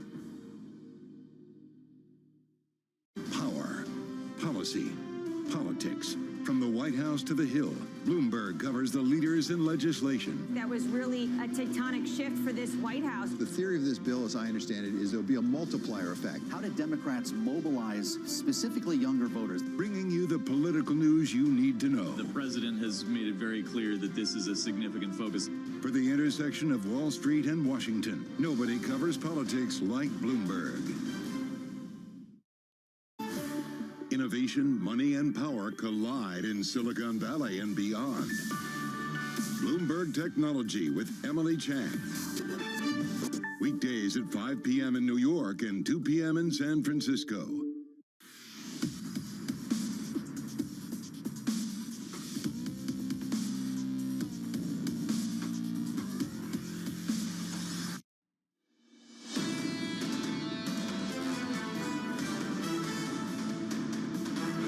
This is an extended version of Bloomberg Surveillance. Welcome on radio, on television. Tom Keene and Lisa Abramowitz. John Farrow is off today as we are seconds away from the opening bell. Lower, that is the direction of travel. Not much. This is an afterthought considering the political news of the morning, and that's, to me, really notable considering where yields are. We were talking about the shift upward. Lower, we can see right now the 10-year yield, 4.15%, almost 4.16%. And to go off script here, in our special coverage, we forgot claims. It was right when the Prime Minister came out of the door of 10 Downing Street. Have we seen with Mr. Cameron and Ms. May and with Boris Johnson? And claims gave Jerome Powell a 75 basis point statistic. Yeah, which is not exactly what he wants. And there is this conviction right now. A good number. Good news is terrible. Bad news. And that's what we're seeing on Wall Street, very much dominated right now by the United Kingdom. And Liz Truss stepping down, really highlighting, though,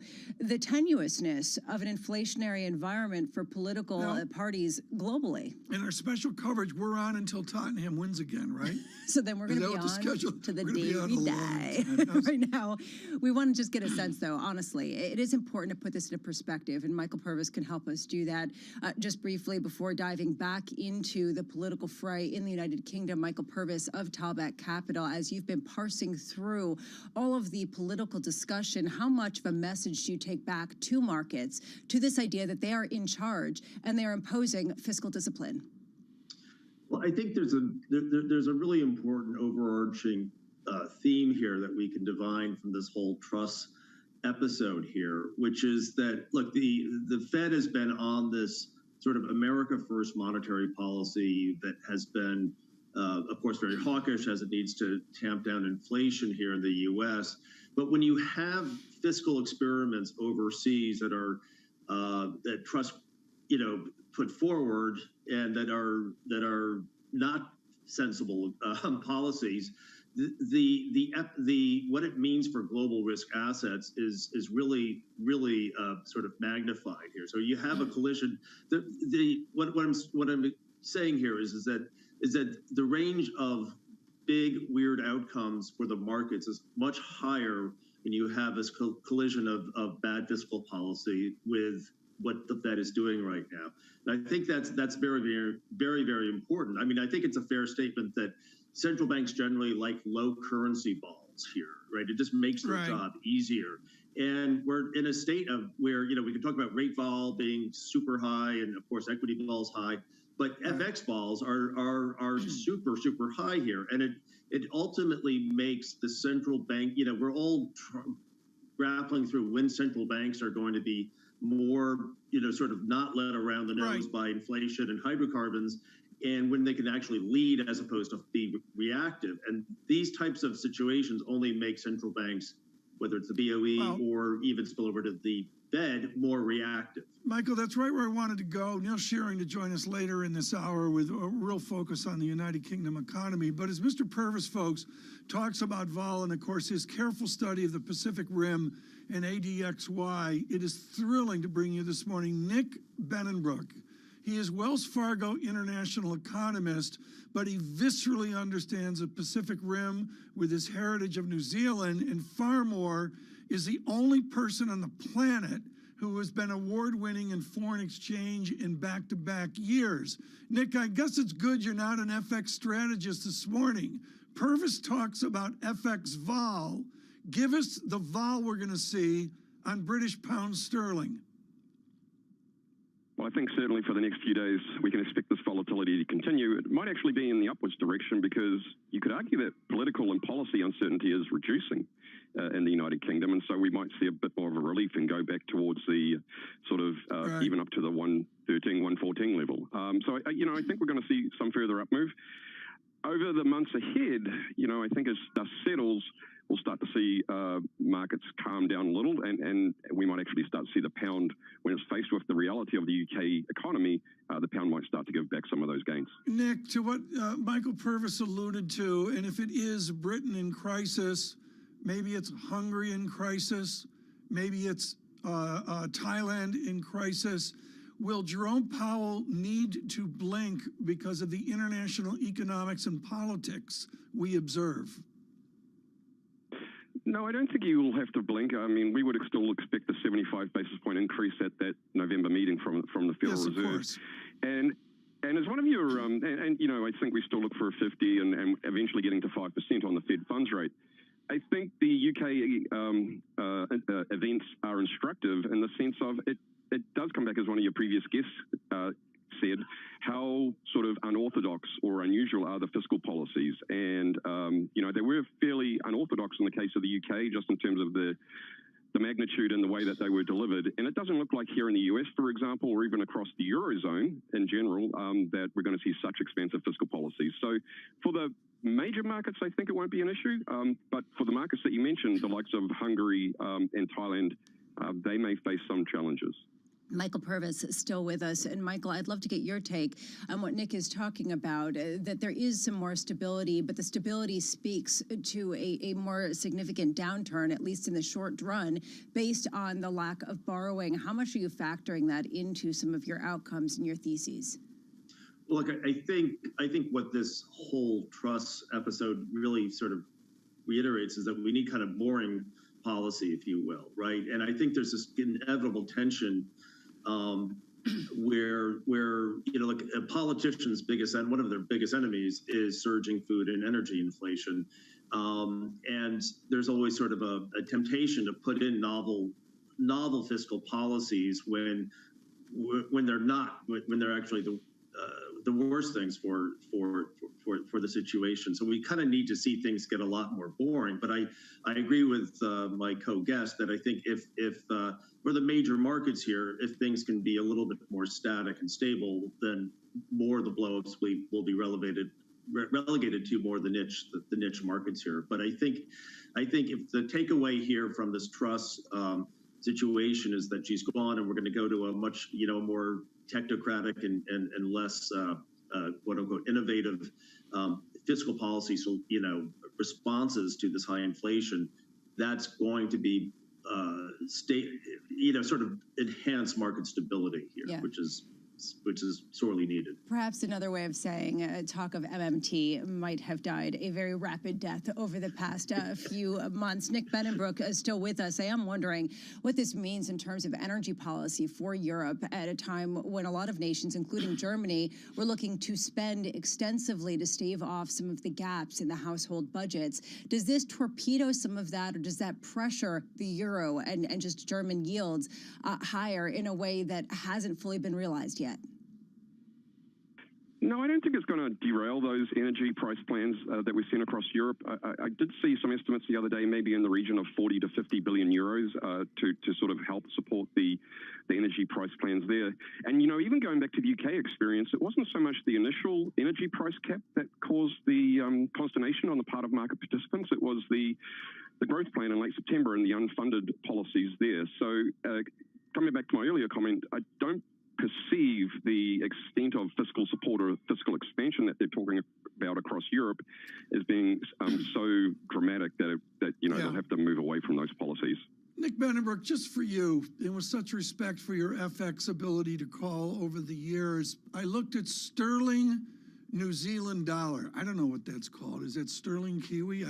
Is that the fancy talk? I've never done it. Me. I love this. I've never done it before. But Nick Benenbrook, the bottom line is massive New Zealand strength over 20 years, and now we're buttressed down at the low end of strong New Zealand dollar trading range.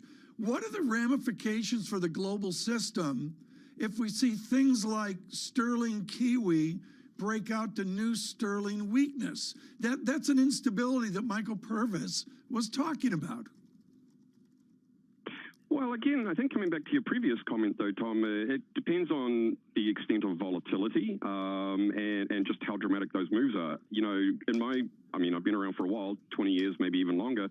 We've seen some unusual things. The Australian dollar trading above parity against the US dollar, for example, would be one of those. So I think if this is just reflective of maybe increasing commodity prices in general and just the relative performance of these economies, then if you continue to move in that direction, so long as it's orderly, I think it's not problematic. It does.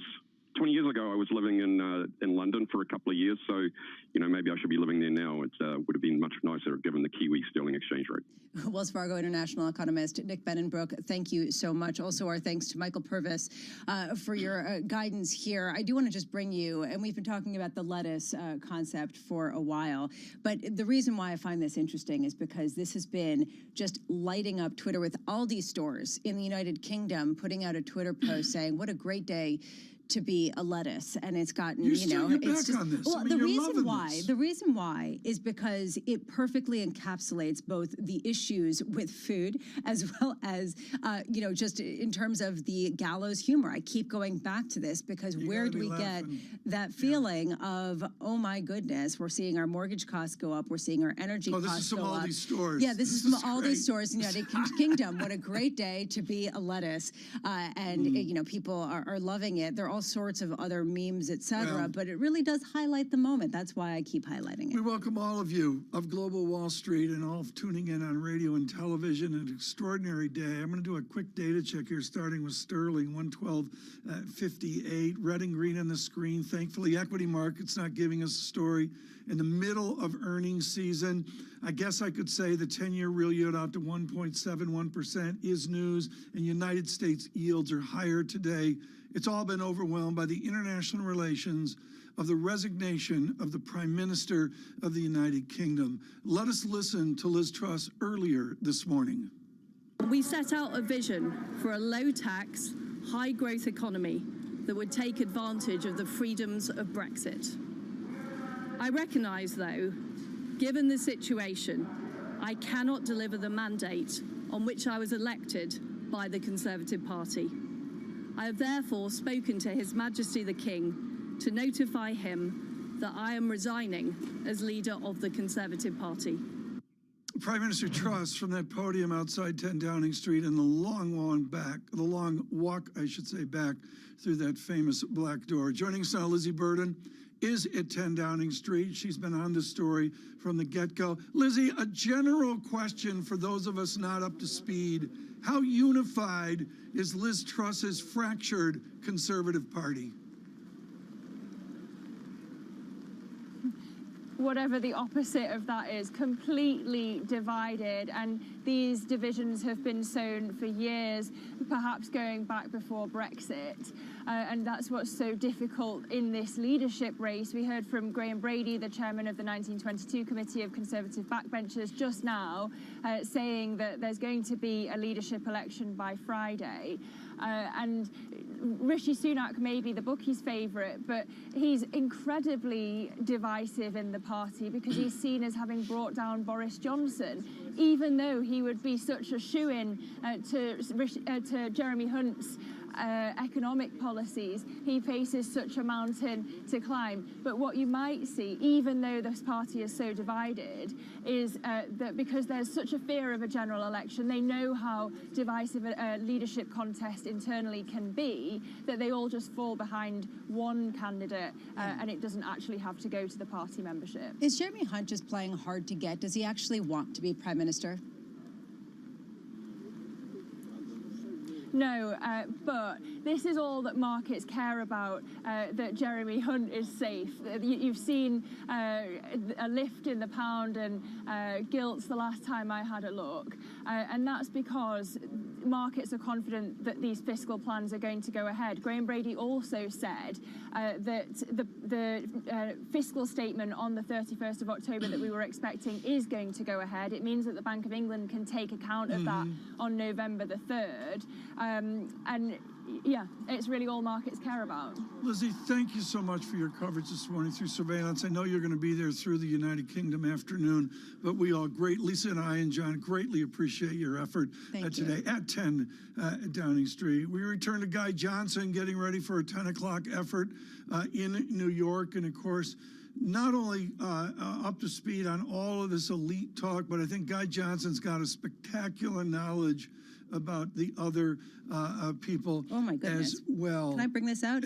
I'll let you bring this up from a very good source, Swinford over at the Times of London, and then you can go to Guy Johnson on this. Well, Boris Johnson. Johnson to Johnson. Yeah, exactly. The Times of London is saying that Boris Johnson is expected to stand in contest at a time when perhaps, where was he, the Caribbean? And people are wondering or trying to find this. But Guy Johnson is with us. Guy, your reaction to this headline? Maybe he will cut his holiday short. Maybe he will return. It's interesting. So you've got a sort of two-stage process here. And I think we need to think about those two stages as being distinct. So it was interesting to hear what Lizzie had to say about the possibility of one candidate ultimately being put forward. Is there the tolerance within the Conservative Party after the huge volatility we've seen over the last few days for a Boris Johnson return? Is that something, are they prepared to go back to what was a fairly chaotic effort inside 10 Downing Street from Boris Johnson and his team? Or are they looking ahead thinking what we need here is actually stability?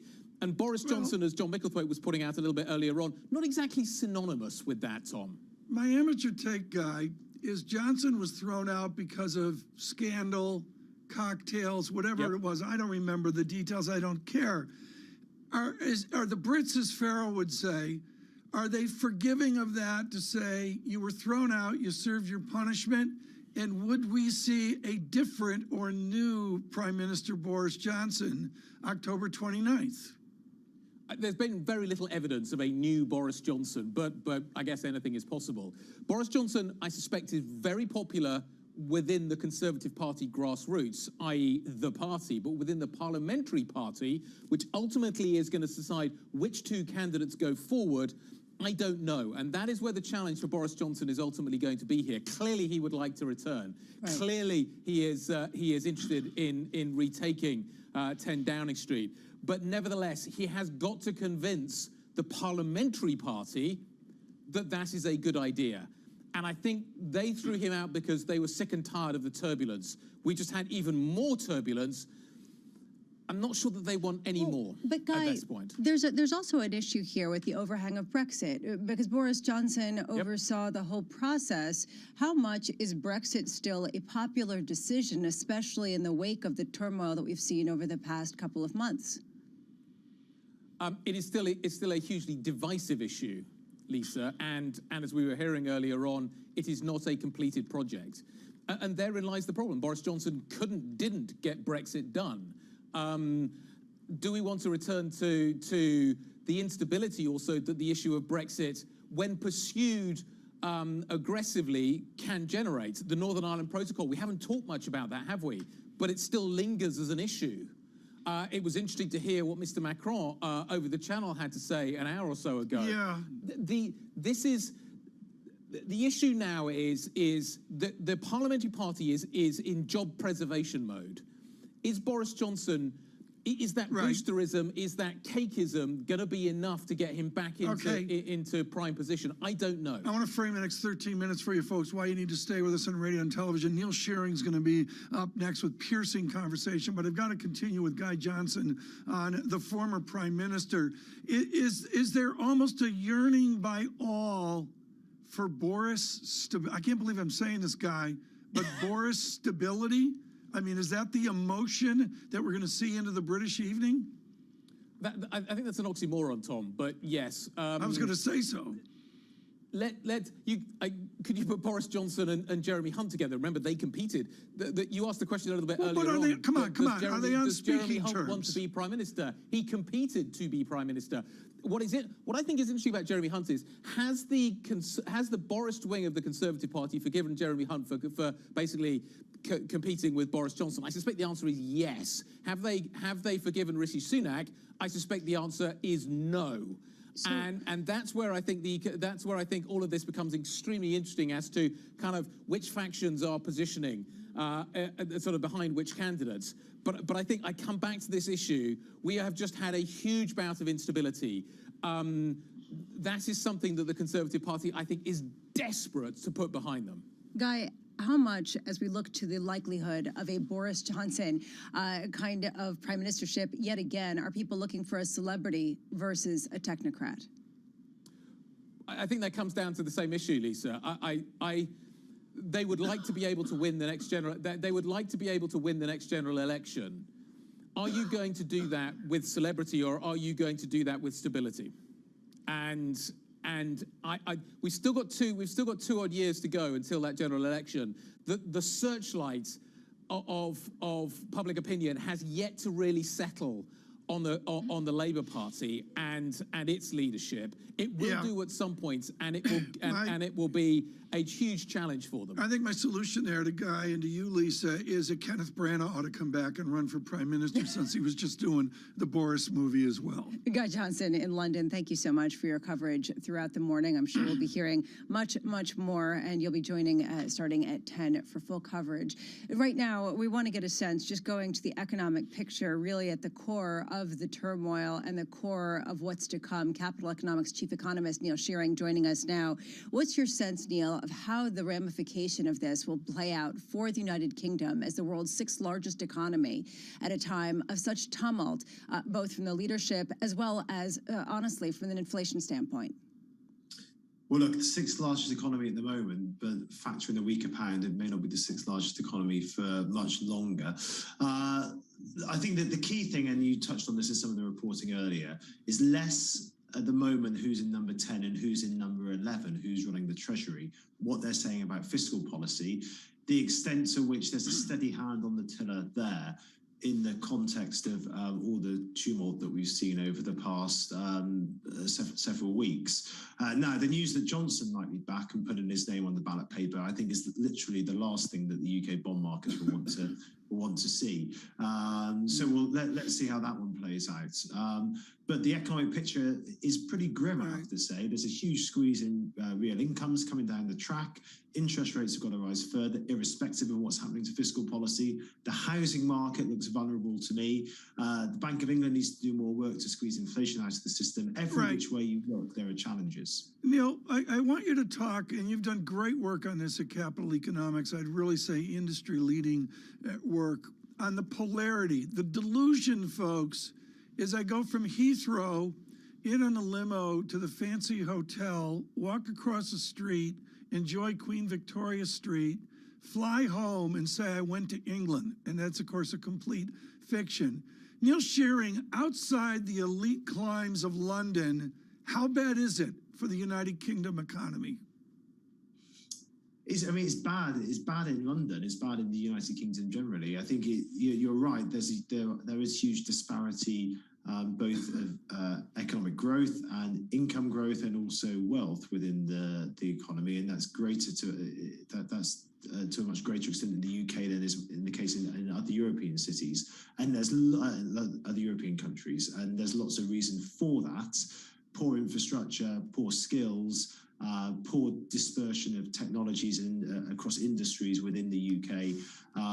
But you're correct. I mean, London and London in the southeast, incomes and income growth are far higher than is the case elsewhere in the country.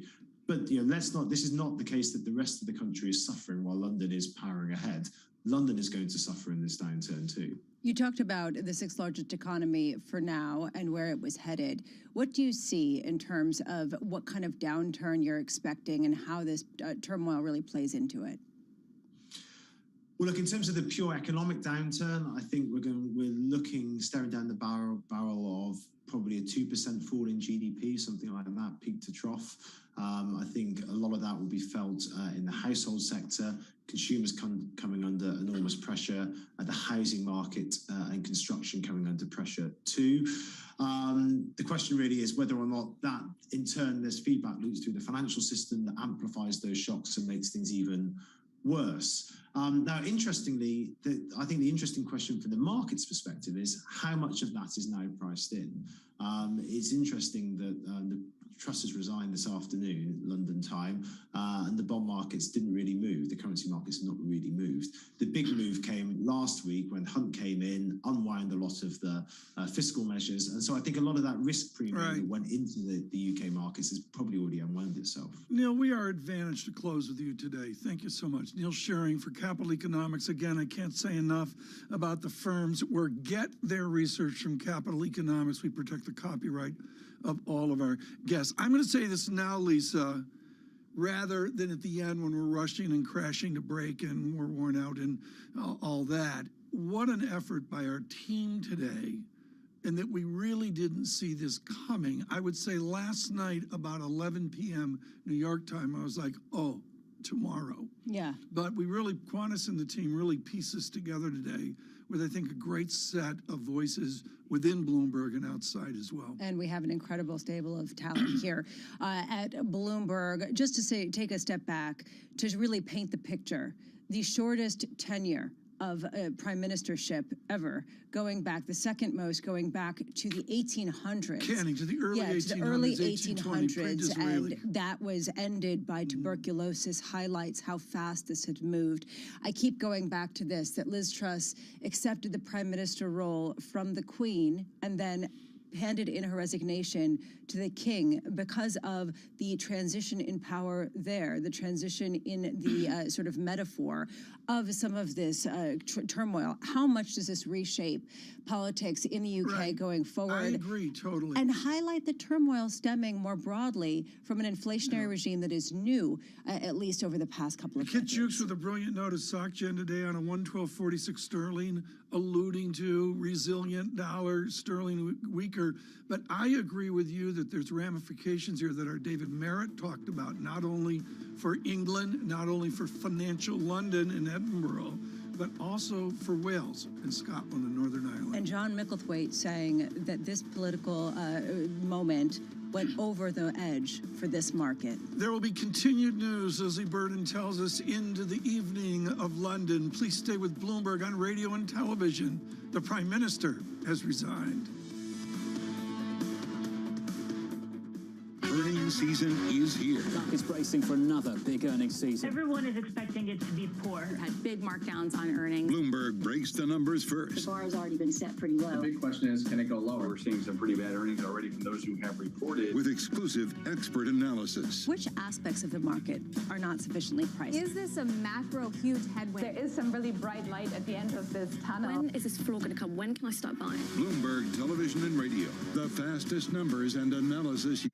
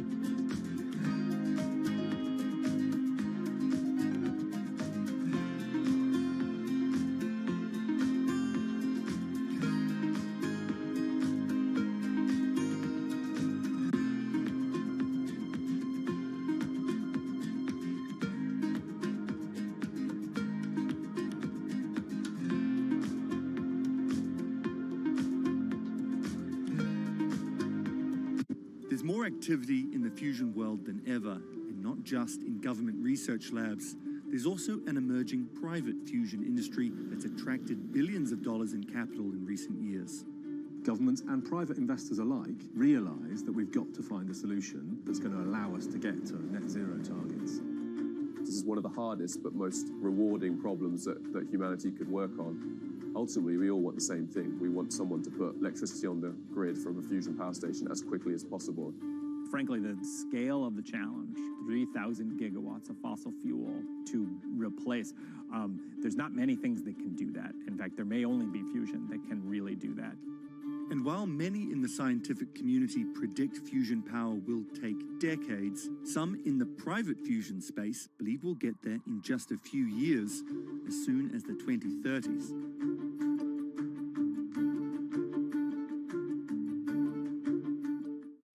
Enjoy the excitement of a night of music at Boston Symphony Hall with BSO Now. Watch brand new Boston Symphony Orchestra performances, behind-the-scenes storytelling, and memorable archival concerts, all from the comfort of home. Use our free 24-hour trial and see why the Boston Globe calls it musically rewarding. And the Berkshire Edge says the orchestra has never played better. Visit bso.org/now, where the music plays on. BSO season sponsored by Bank of America. Why do the biggest names in business choose Bloomberg? That is a great question. It's a great question. It's a great question. Great question. Great question. Great question. Great question. That's going to be the best question I get all night. I'm glad you asked that. Bloomberg Television. Top experts. Great questions.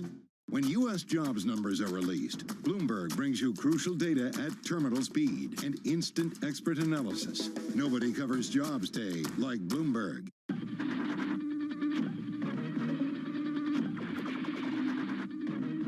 Pepsi's Number Fever campaign in the Philippines has probably gone down in history as one of the biggest marketing disasters in history, mainly because of a human error that led Pepsi to print more winning caps than they planned. The resulting chaos caused riots, civil unrest, and even deaths. Reporting this story took over a year, and it resulted in me flying to Manila in the Philippines to meet unlucky winners and to find out exactly what happened back then in the 1990s.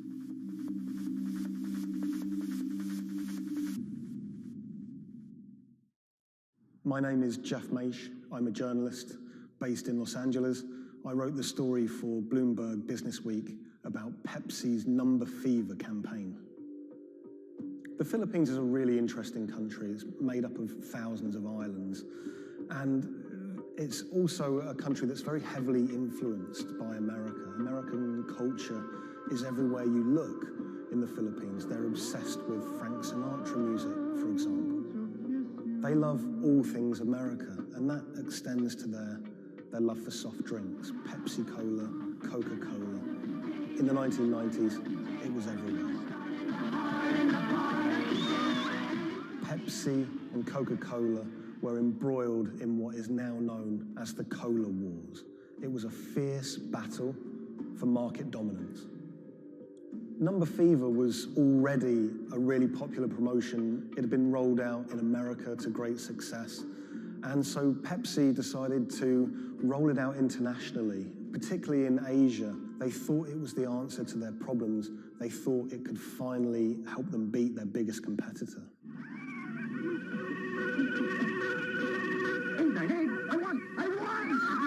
Look for the winning number in sari stores every day, also on TV, radio, and newspapers. You could be a millionaire. $1 million pesos, or $68,000, doesn't sound like a lot now, but in 1992, that was a phenomenal amount of money.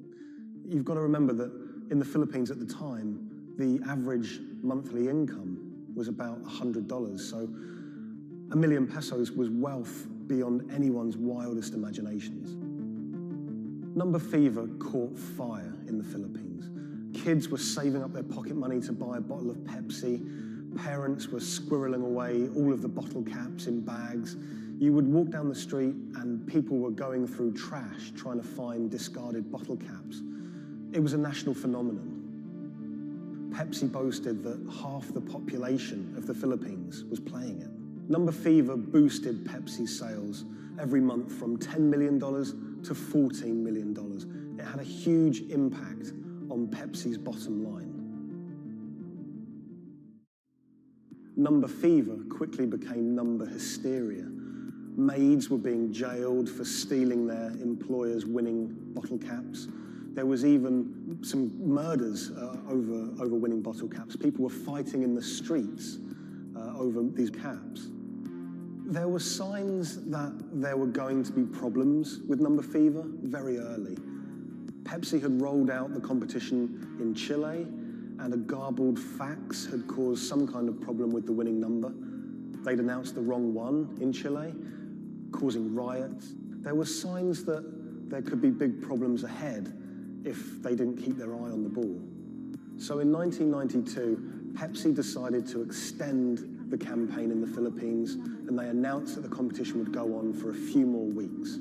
One night, on the television news, they announced the latest winning number, 349. The problem was, 349 had already been allocated as a non-winning number in earlier campaigns. So there were literally hundreds of thousands of bottle caps with 349 just floating around the Philippines.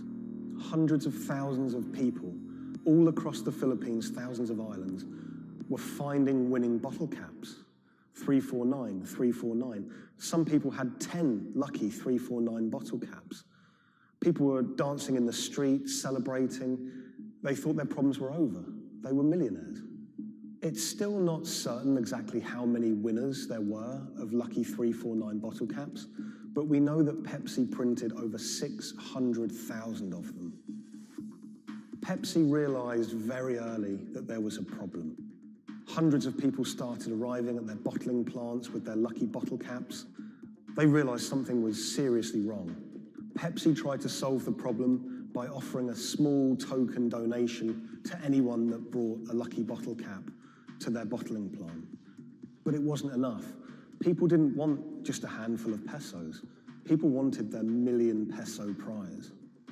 Within a year, violent protests and riots outside Pepsi factories would leave dozens injured and 5 people dead. At one Pepsi factory in the Philippines, a grenade was thrown through the window. It killed 3 Pepsi employees. Anacita Rosario was a school teacher living near Manila in the Philippines. She was one of the tragic victims of this whole thing. She was walking to a nearby store to buy some rice one day when a Molotov cocktail was thrown at a Pepsi truck in a violent protest. It bounced under the truck and exploded. It killed her and an innocent bystander who was just a child and injured many others. When I was in the Philippines, I tracked down Anacita's daughter, Cindy, and her husband, Raul. It was clear to me that they were still very upset by the whole thing. You know, a family had been ripped apart by this competition. And Raul told me that he'd never remarried. He'd told me that he'd gone to meet Pepsi executives after his wife was killed. And he was angry. He said to them, you know, this wouldn't have happened if it wasn't for you, if it wasn't for number fever. The biggest revelation from my reporting was rumors that Pepsi was somehow involved in bombing their own trucks. I found a newspaper report with a headline that said, Pepsi goons bomb their own trucks. And when I visited the MBI, the police department in the Philippines, they presented me with documents and interviews with people who claimed that Pepsi had paid them to cause riots and to cause trouble outside their plants in order to destabilize the situation and to frame the owners of the coalitions that were fighting them to try and curry favor. I just thought that was so shocking. And of course, Pepsi denied it, but how bizarre that a company would be accused of bombing their own trucks.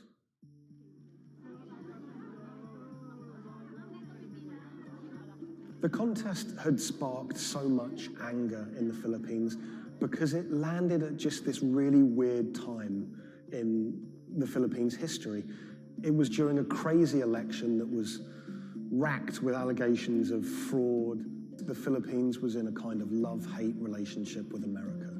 They loved, obviously, the American aid and finances that was pouring into the country, but at the same time, they yearned for independence. They wanted to be their own country. Vicente Del Fierro was a local preacher living in Manila, and he hated the Number Fever campaign. Del Fierro thought Pepsi's Number Fever campaign was just one of the many ways that America was asserting its dominance over a third world country. He hated seeing his fellow countrymen get ripped off, in his eyes, by this huge multinational American company. He wanted justice. Del Fierro rounded up over 800 winners of 349 bottle caps, and he got them all together to sue Pepsi for over $400 million to be divided between those holders of lucky bottle caps. Del Fierro took money from some of the people who could afford it. They paid him 500 pesos to help with legal fees. But for people who couldn't afford the money, he would just represent them pro bono. The alliance, they say, is to build up pressure on Pepsi. And so you see people marching the streets. So we have mounted our own campaign, even in the U.S. He flew to America and he hired two consumer lawyers here in America to take on Pepsi. He had a meeting at Pepsi's headquarters to try and resolve the problem, but he said he wanted to take it all the way to the highest courts in America. When those cases were heard in America, those courts decided that this was a problem that should be heard in the Philippines, not in America. Back in the Philippines, Del Fierro continued his case in the Filipino courts. At one stage, there were arrest warrants handed out for 9 Pepsi-Cola executives, which he saw as a big victory.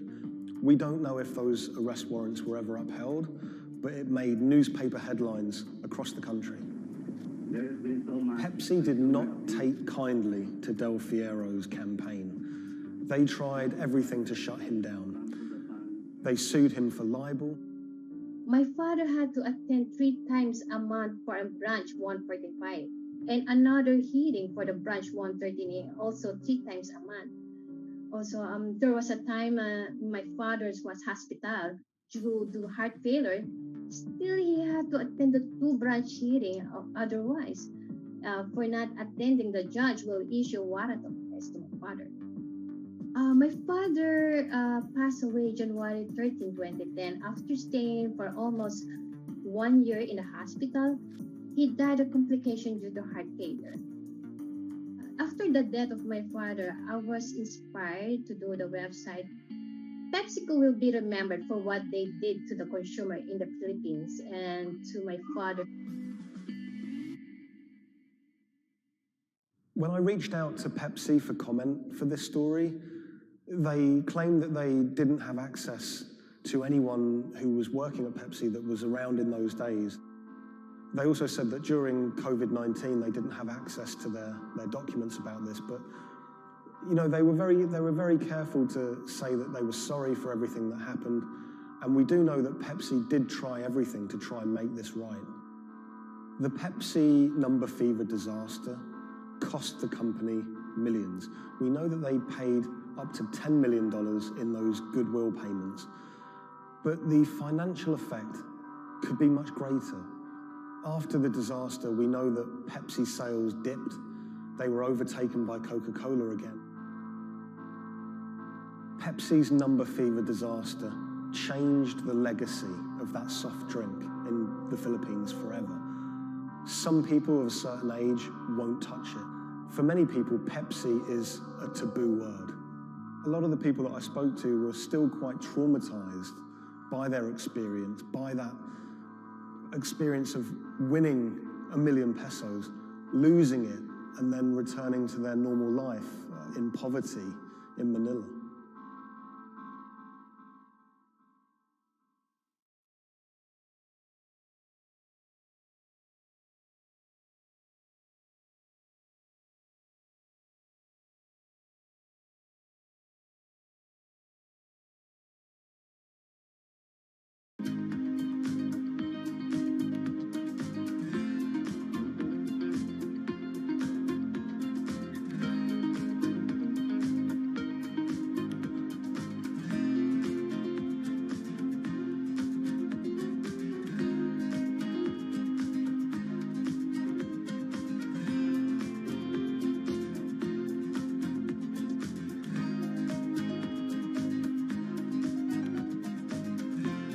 When the news of the bombing came out, it was a massive story in Germany. We are following some breaking news coming to us out of Dortmund in Germany. It was covered by all the media outlets. 3 roadside explosions triggered at the same time last night as a coach left its hotel in the south of Dortmund. Public figures commented on it. We should not let them affect our life, whoever it was. The media echo went far beyond Dortmund.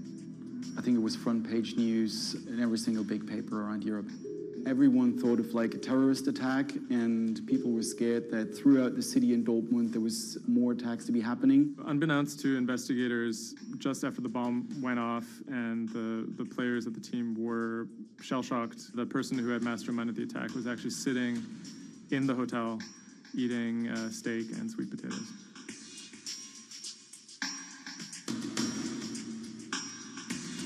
My name is Thomas Rogers. I'm the journalist who wrote the article, The Get-Rich-Quick Scheme That Nearly Killed a German Soccer Team.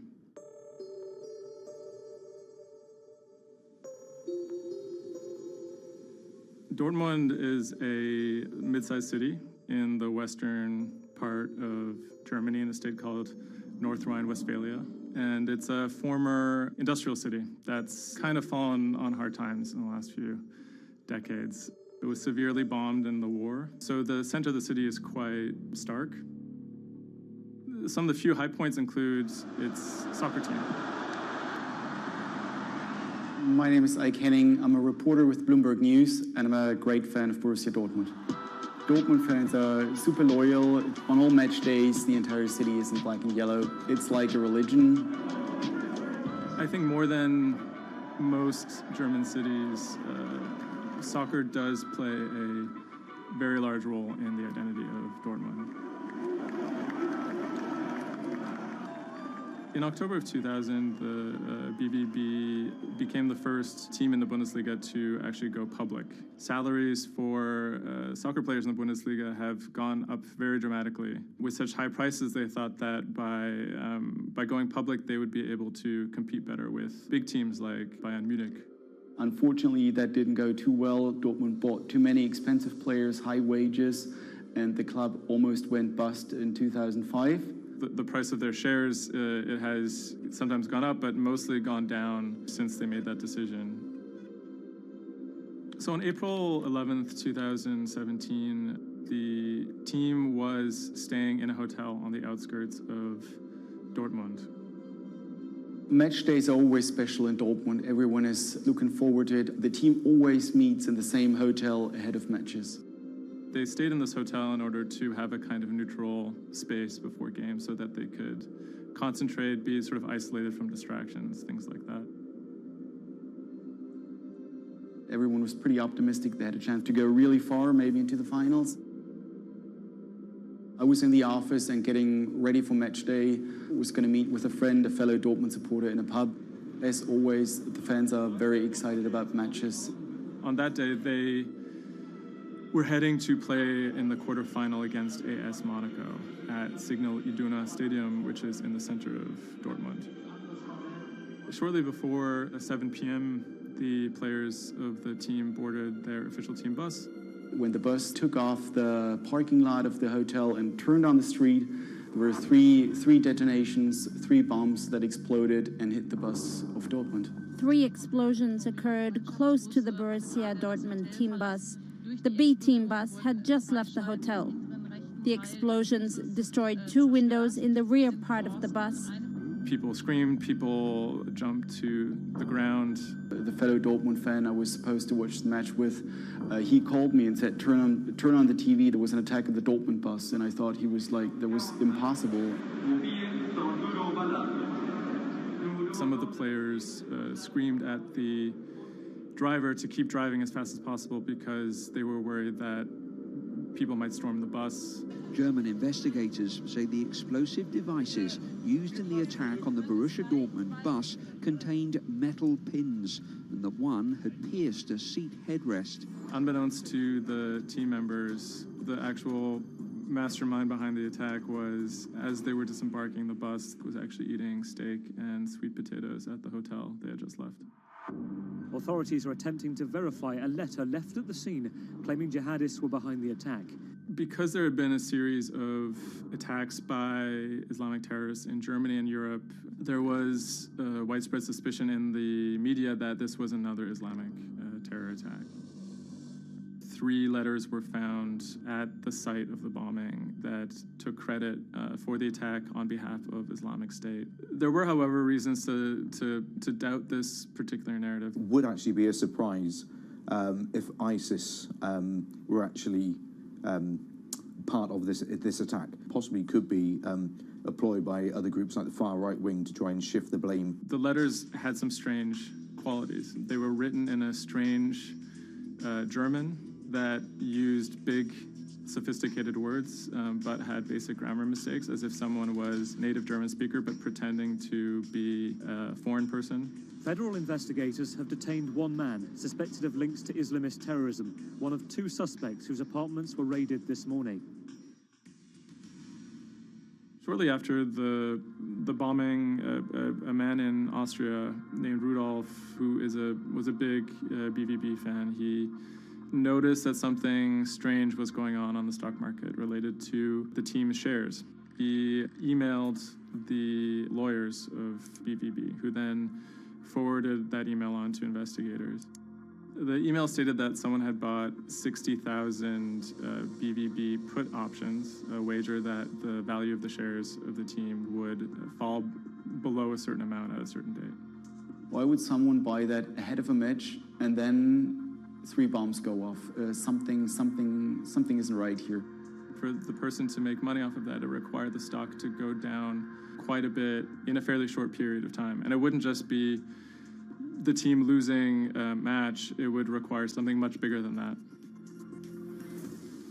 There was another big red flag about this purchase, which is the fact that it had actually been made, number one, on the day of the bombing, but also from an IP address that had been traced to the actual hotel where the bombing had taken place. When 3 explosions targeted the bus carrying the Borussia Dortmund footballers on April the 11th, written notes left at the scene claimed the attack was the work of ISIL. The truth, as is now alleged, is remarkable. On April 21st, the police arrested a man in a southern German city called Tübingen. He was on his way to work, and his name was Sergei Venagold.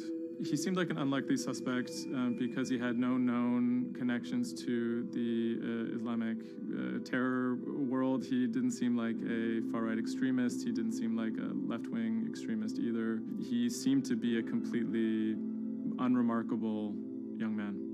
A 28-year-old German-Russian man, named only as Sergei W., stayed in the same hotel as the players on the night before the bombing.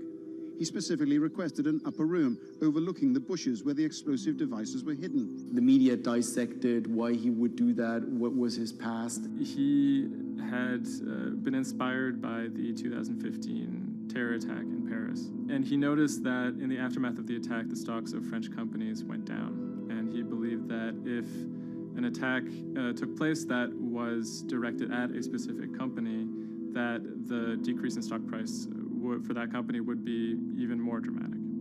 It never occurred to anyone that someone would do that out of greed. We now know that the suspect bought 3 different derivatives on the Borussia Dortmund shares.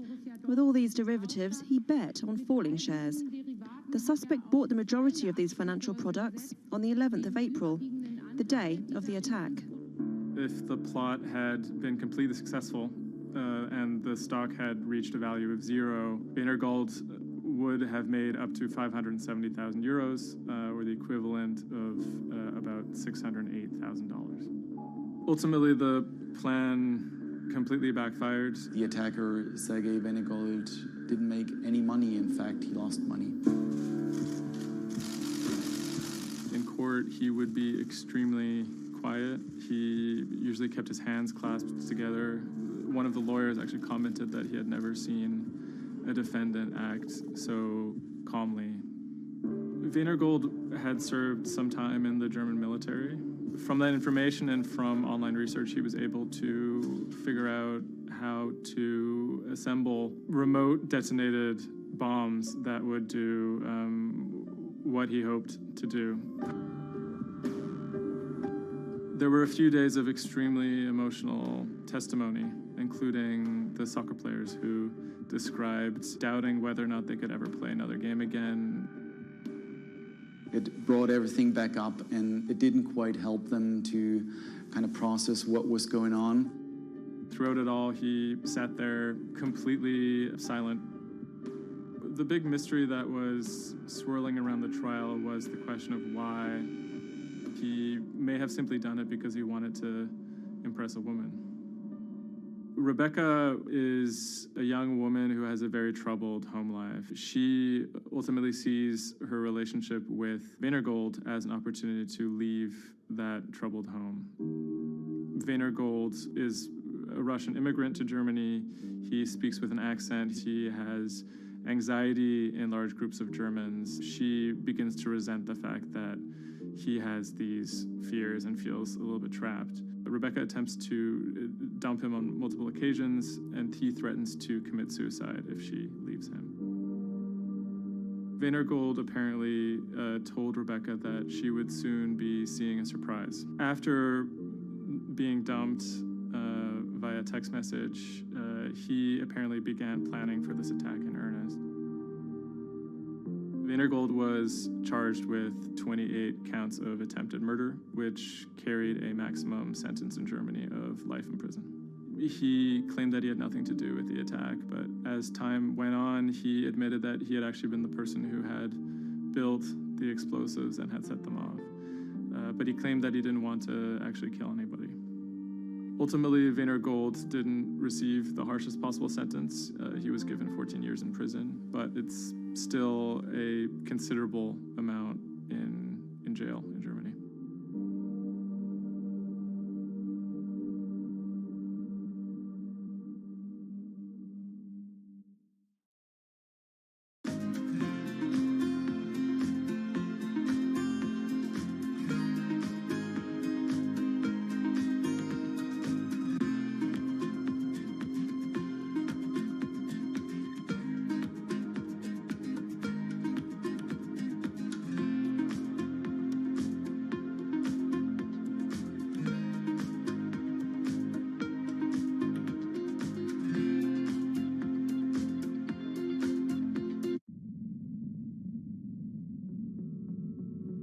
The threat of an asteroid hitting Earth is very real.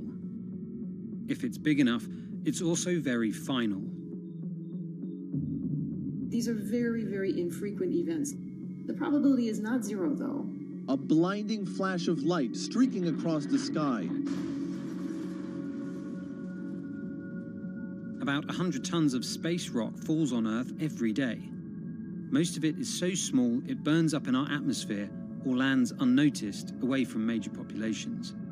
No human in the past 1,000 years is known to have been killed by a meteorite, and according to NASA, no large object is likely to strike the Earth any time in the next several hundred years.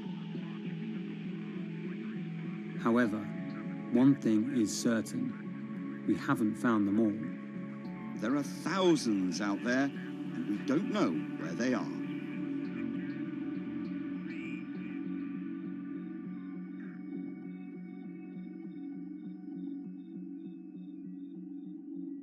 There are a lot of asteroids in our solar system. They number in the billions. Scientists all over the world are working toward detecting and deflecting the most catastrophic of natural disasters. The race is on to find as many of these objects as we can. We have a way of calculating whether or not an asteroid is potentially dangerous or not. I mean, I think it's something worth investing in. It's our existence at stake, right?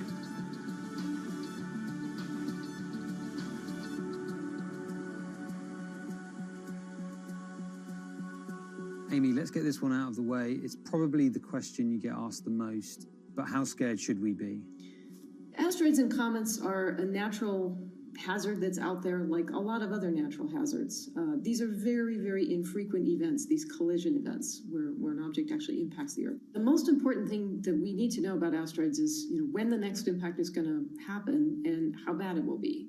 What we know is that an object that's about, say, a kilometer across is capable of causing very, very wide devastation across the planet, really, truly global devastation. The object that wiped out the dinosaurs was somewhere in the neighborhood of 5 to 10 kilometers across, so even bigger than that. At a kilometer, it's still going to be very bad and will have global effects. For objects that are capable of causing what I would call sort of regional damage, kind of a large major metropolitan area, a city and its surrounding environments, sort of around 100-ish meters. It depends on the details of the composition and so forth. By the 1980s, NASA was cataloguing near-Earth objects. In 1994, stargazers watched as comet Shoemaker-Levy 9 hit Jupiter. The resulting zone of chaos was estimated to be as large as the Earth, and the event became a turning point in the search for asteroids and comets in our solar system. In 1998, Congress tasked NASA with finding 90% of asteroids and comets 1 kilometer wide or larger. Soon after, Hollywood blockbusters Armageddon and Deep Impact brought attention and fear to the masses. The great news is that the vast majority, more than 90% of all the really large 1 kilometer near-Earth objects have been found. The challenge now is working down to these smaller sizes that are still quite capable of causing a lot of damage, but they're just harder to spot because they're fainter, they're smaller. Can you give us a sense of how many are out there in our solar system? We know that there are a lot of asteroids in our solar system. They number in the billions. Most of them, however, are between Mars and Jupiter in what we call the main asteroid belt.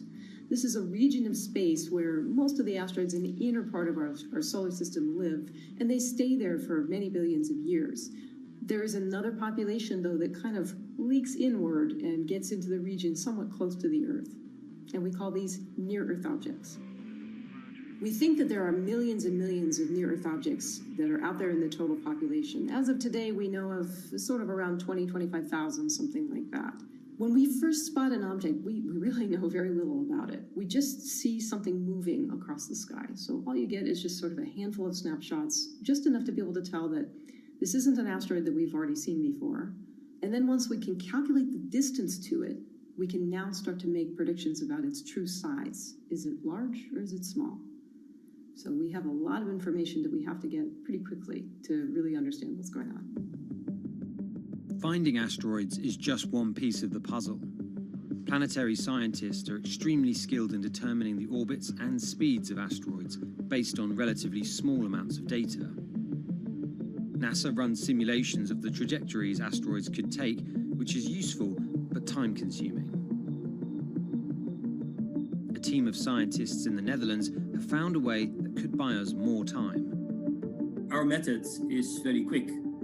So you can very quickly get an assessment of whether or not the object is dangerous or not. If you look at the classical way of determining the danger of an asteroid, it may take days of computing time on very big machines to determine this hazardousness. The current problem is that there's just too many asteroids out there to spend a huge amount of computational power on all of them.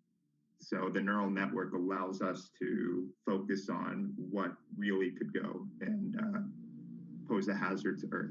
A neural network is a computing system that mimics the way the human brain operates to find underlying relationships in a set of data. By training the network in this way, you train it in recognizing those objects that are most likely to hit the planet. And once it's trained, you can apply this network to all the unknown asteroids. And then you can make a selection and saying, hey, these are the ones which appear to be having orbits similar to the ones which we know are hitting the planet. That doesn't mean that they do, but it only means that they look very similar to the ones we know they do. What else did you find? Should we be particularly concerned about anything?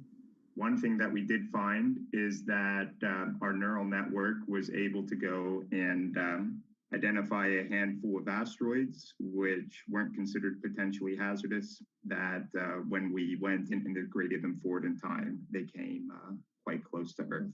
We find a handful which were not detected before or not considered being dangerous before, and we think they are potentially dangerous. It's very hard to simulate kind of going forward in time an asteroid that's going to hit Earth because, well, the Earth is really small.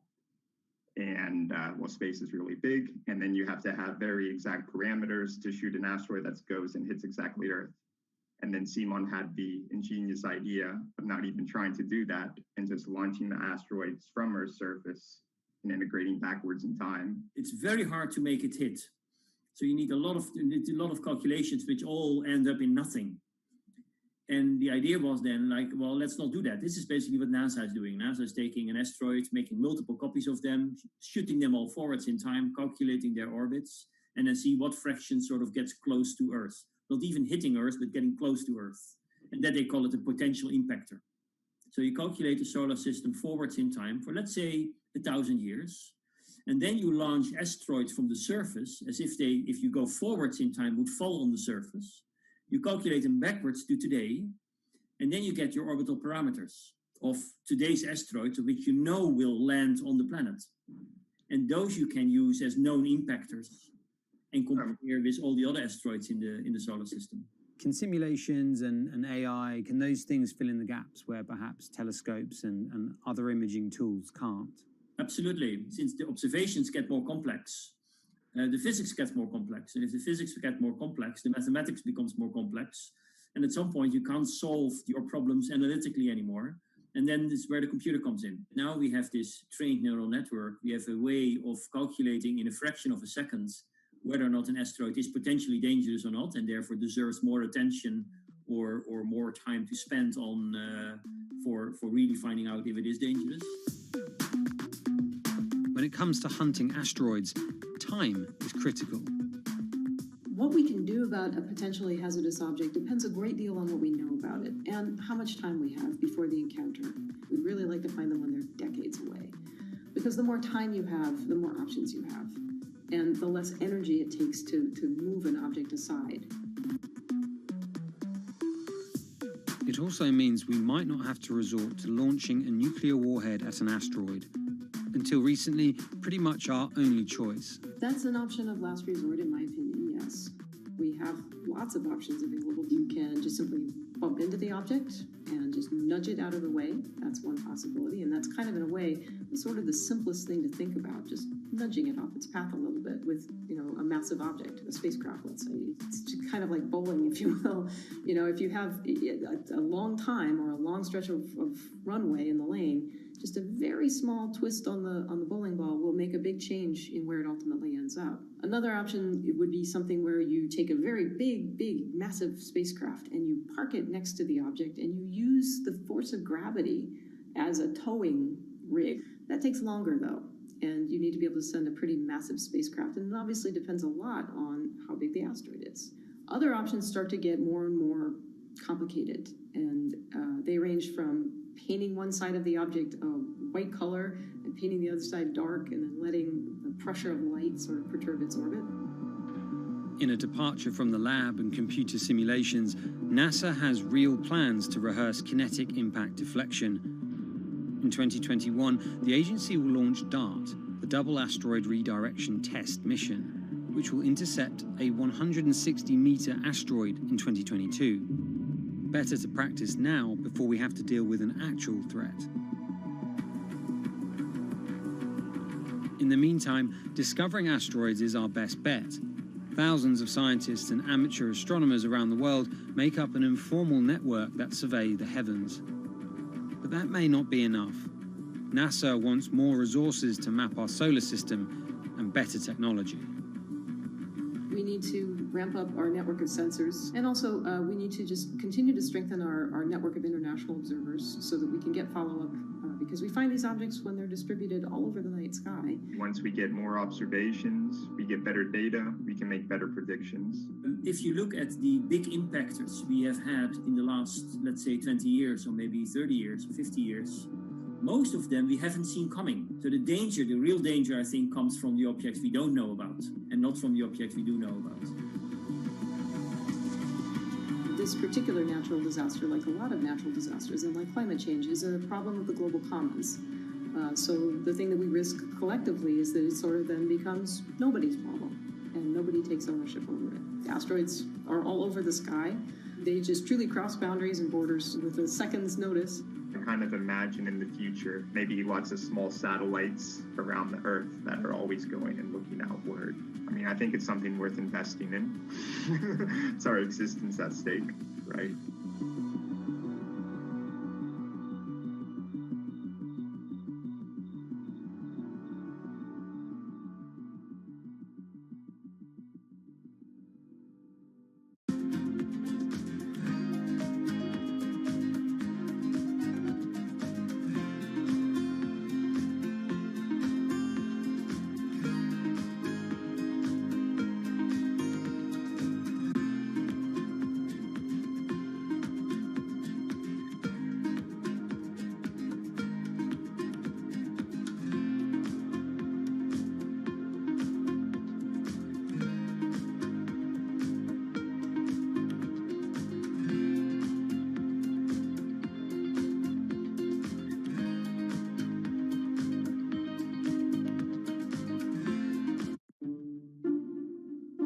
The pandemic has affected everyone in different ways. Some pass the time by baking. Homemade sourdough bread. Do I need to say more? Some chose to binge watch Netflix. It's your game. Or maybe you started a garden oasis in your backyard. Next, I'm going to put my lettuces in. But for millions of others, I'm going to be posting stocks that will boom. They wanted to uproot the financial industry. Let's just lock it on up and take $15,000. Here's a stock that can change your life. I see a stock going up and I buy it, and I just watch it until it stops going up, and then I sell it. I have gained over $3 million. I want some free money. I don't think you can overstate the online communities or social media's influence on financial markets. A large group of inexperienced investors who discuss their plans on social media platform Reddit have shaken up the stock market in a big way. The stock that everybody's talking about right now is GameStop. Video game retailer GameStop is set to continue their head-spinning ascent today. The revolutionaries on Reddit are spanking Wall Street's ass. The more these stocks go up, the more the big guys are getting creamed and losing billions of dollars. This isn't a wealthy person's game anymore. Anyone can play it. I took up a little bit of a new hobby, and I am interested in day trading. As an investor nowadays, you don't have to look a specific way. You don't have to wear specific clothes. You don't have to be doing it from a trading floor on Wall Street in like a high-rise building in downtown Manhattan. The narrative of what's driving the markets is no longer being held in secret offices in New York and Boston of privileged people talking to other privileged people. It's right out in the open. It's on Twitter, it's on Reddit. From brokerage apps to Discord channels and subreddits to TikTok finfluencers, one of the last holdouts in the world of disruption, finance is next in line.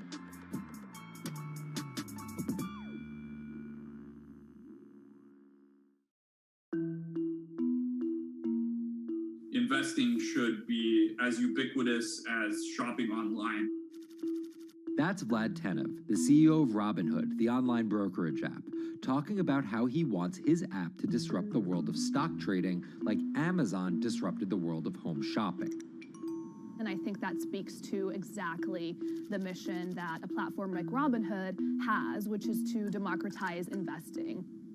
Robinhood was started in 2013 by Vlad Tenev and Baiju Bhatt in, where else, Silicon Valley, as an alternative to the big brokerages, but with one big difference. As they were building the social network around finances for people, they realized that there was a gap in the market and that free trading could become something that they could bring to the markets, they could disrupt the industry.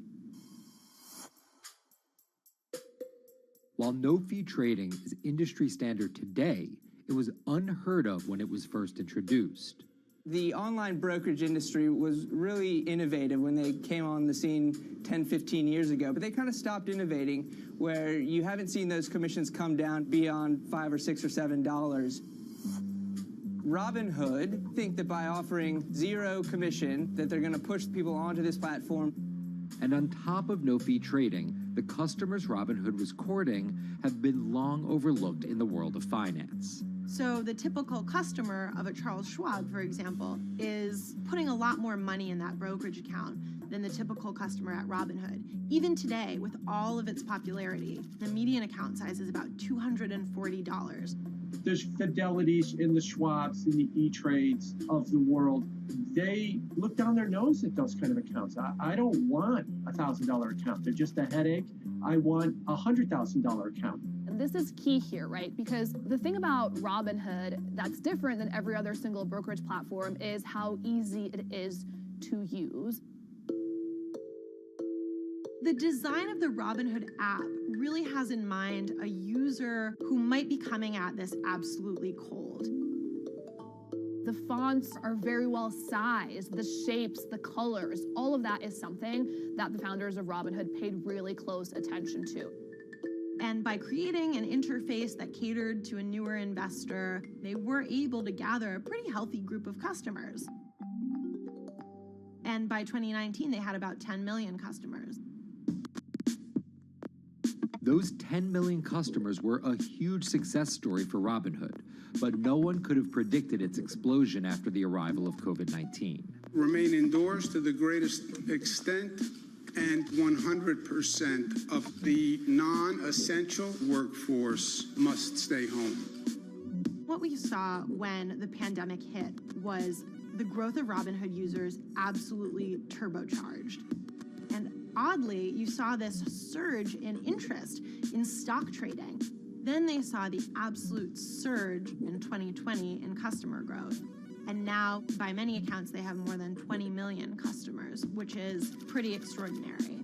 So the next step for them is to figure out how to monetize those users and how, even with their small account sizes, to get them to grow with the company and, as it releases more products, come along with them.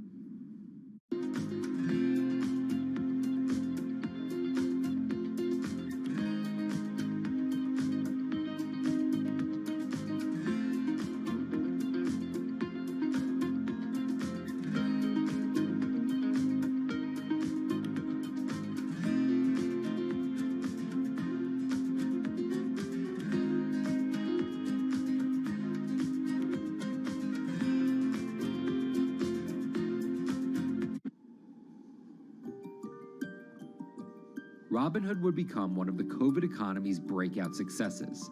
Robinhood traders, as they're called, became the shorthand explanation for the frenzy of often speculative retail investing after the pandemic lockdowns. Kids wake up in the morning, they go on Robinhood. They're, in the shower, they check Robinhood. Kids are learning how the stock market works at 18 while they're at school, checking their phones in between classes because notifications pop up telling them what their stocks are doing that day. With these new tools, millennials and Gen Z are investing in the market in ways their parents could have never even dreamt of. That is sort of key when we talk about the divide between older and younger generations, is that the younger generation was exposed to so much more information and tools at their disposal